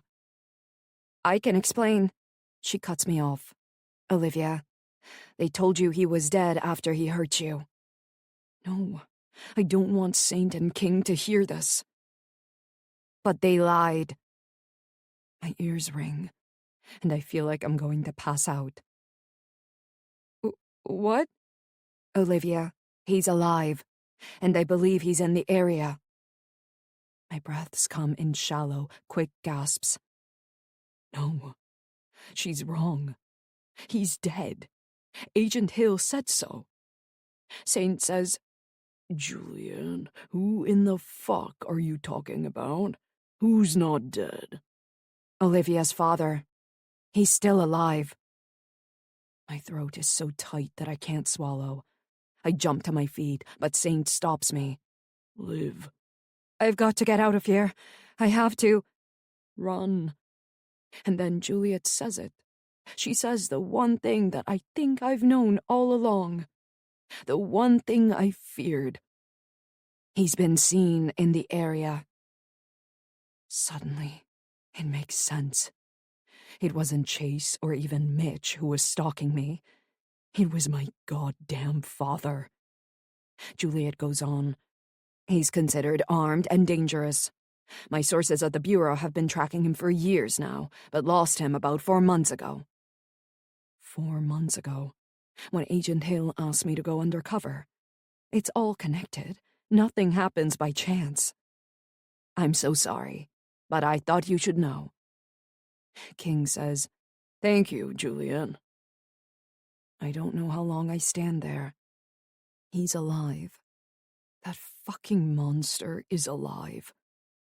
Saint asks, Liv, is there anything we can do? I spin, facing him.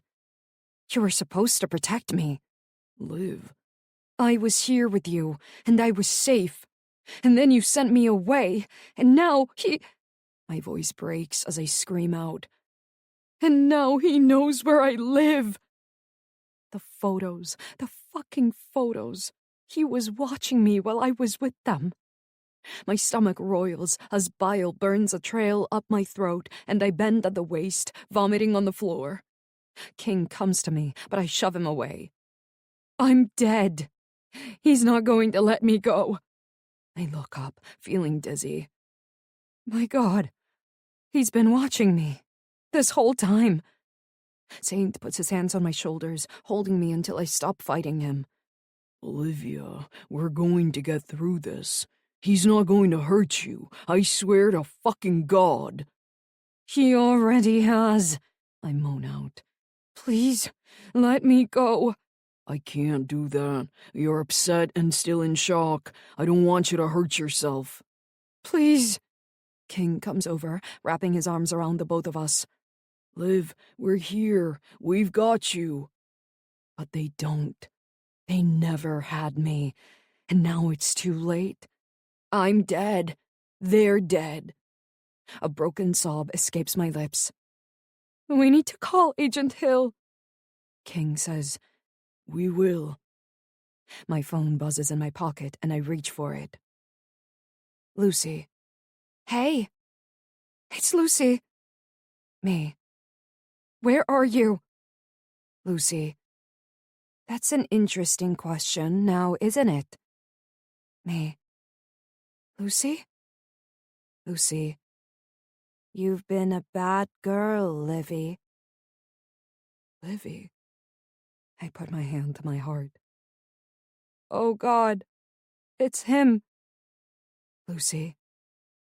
And now a lot of people are going to pay. Lucy. Starting with your sweet friend, Lucy. No. King says, Liv, put the phone down. We need to call Agent Hill. It's too late, I moan. I'm dead. This is what happens when I let my guard down. The demons from my past find me, and this time I don't think they'll let me go. Saint whispers, Liv. I pull away from him. My life was over the day I met the Devil's Regents. I see that now. I thought they were my saints and could save me from my past. But I was wrong. So fucking wrong. This concludes Her Saints by Sarah Bale. Narrated by Charlotte Claremont and Oliver Highpoint. Copyright 2020 by Sarah Bale. This unabridged audiobook is published by arrangement with Sarah Bale, care of Stephanie Hansen, doing business as Metamorphosis Literary Agency, and was produced in the year 2024 by Tantor Media Incorporated, a division of Recorded Books, which holds the copyright thereto.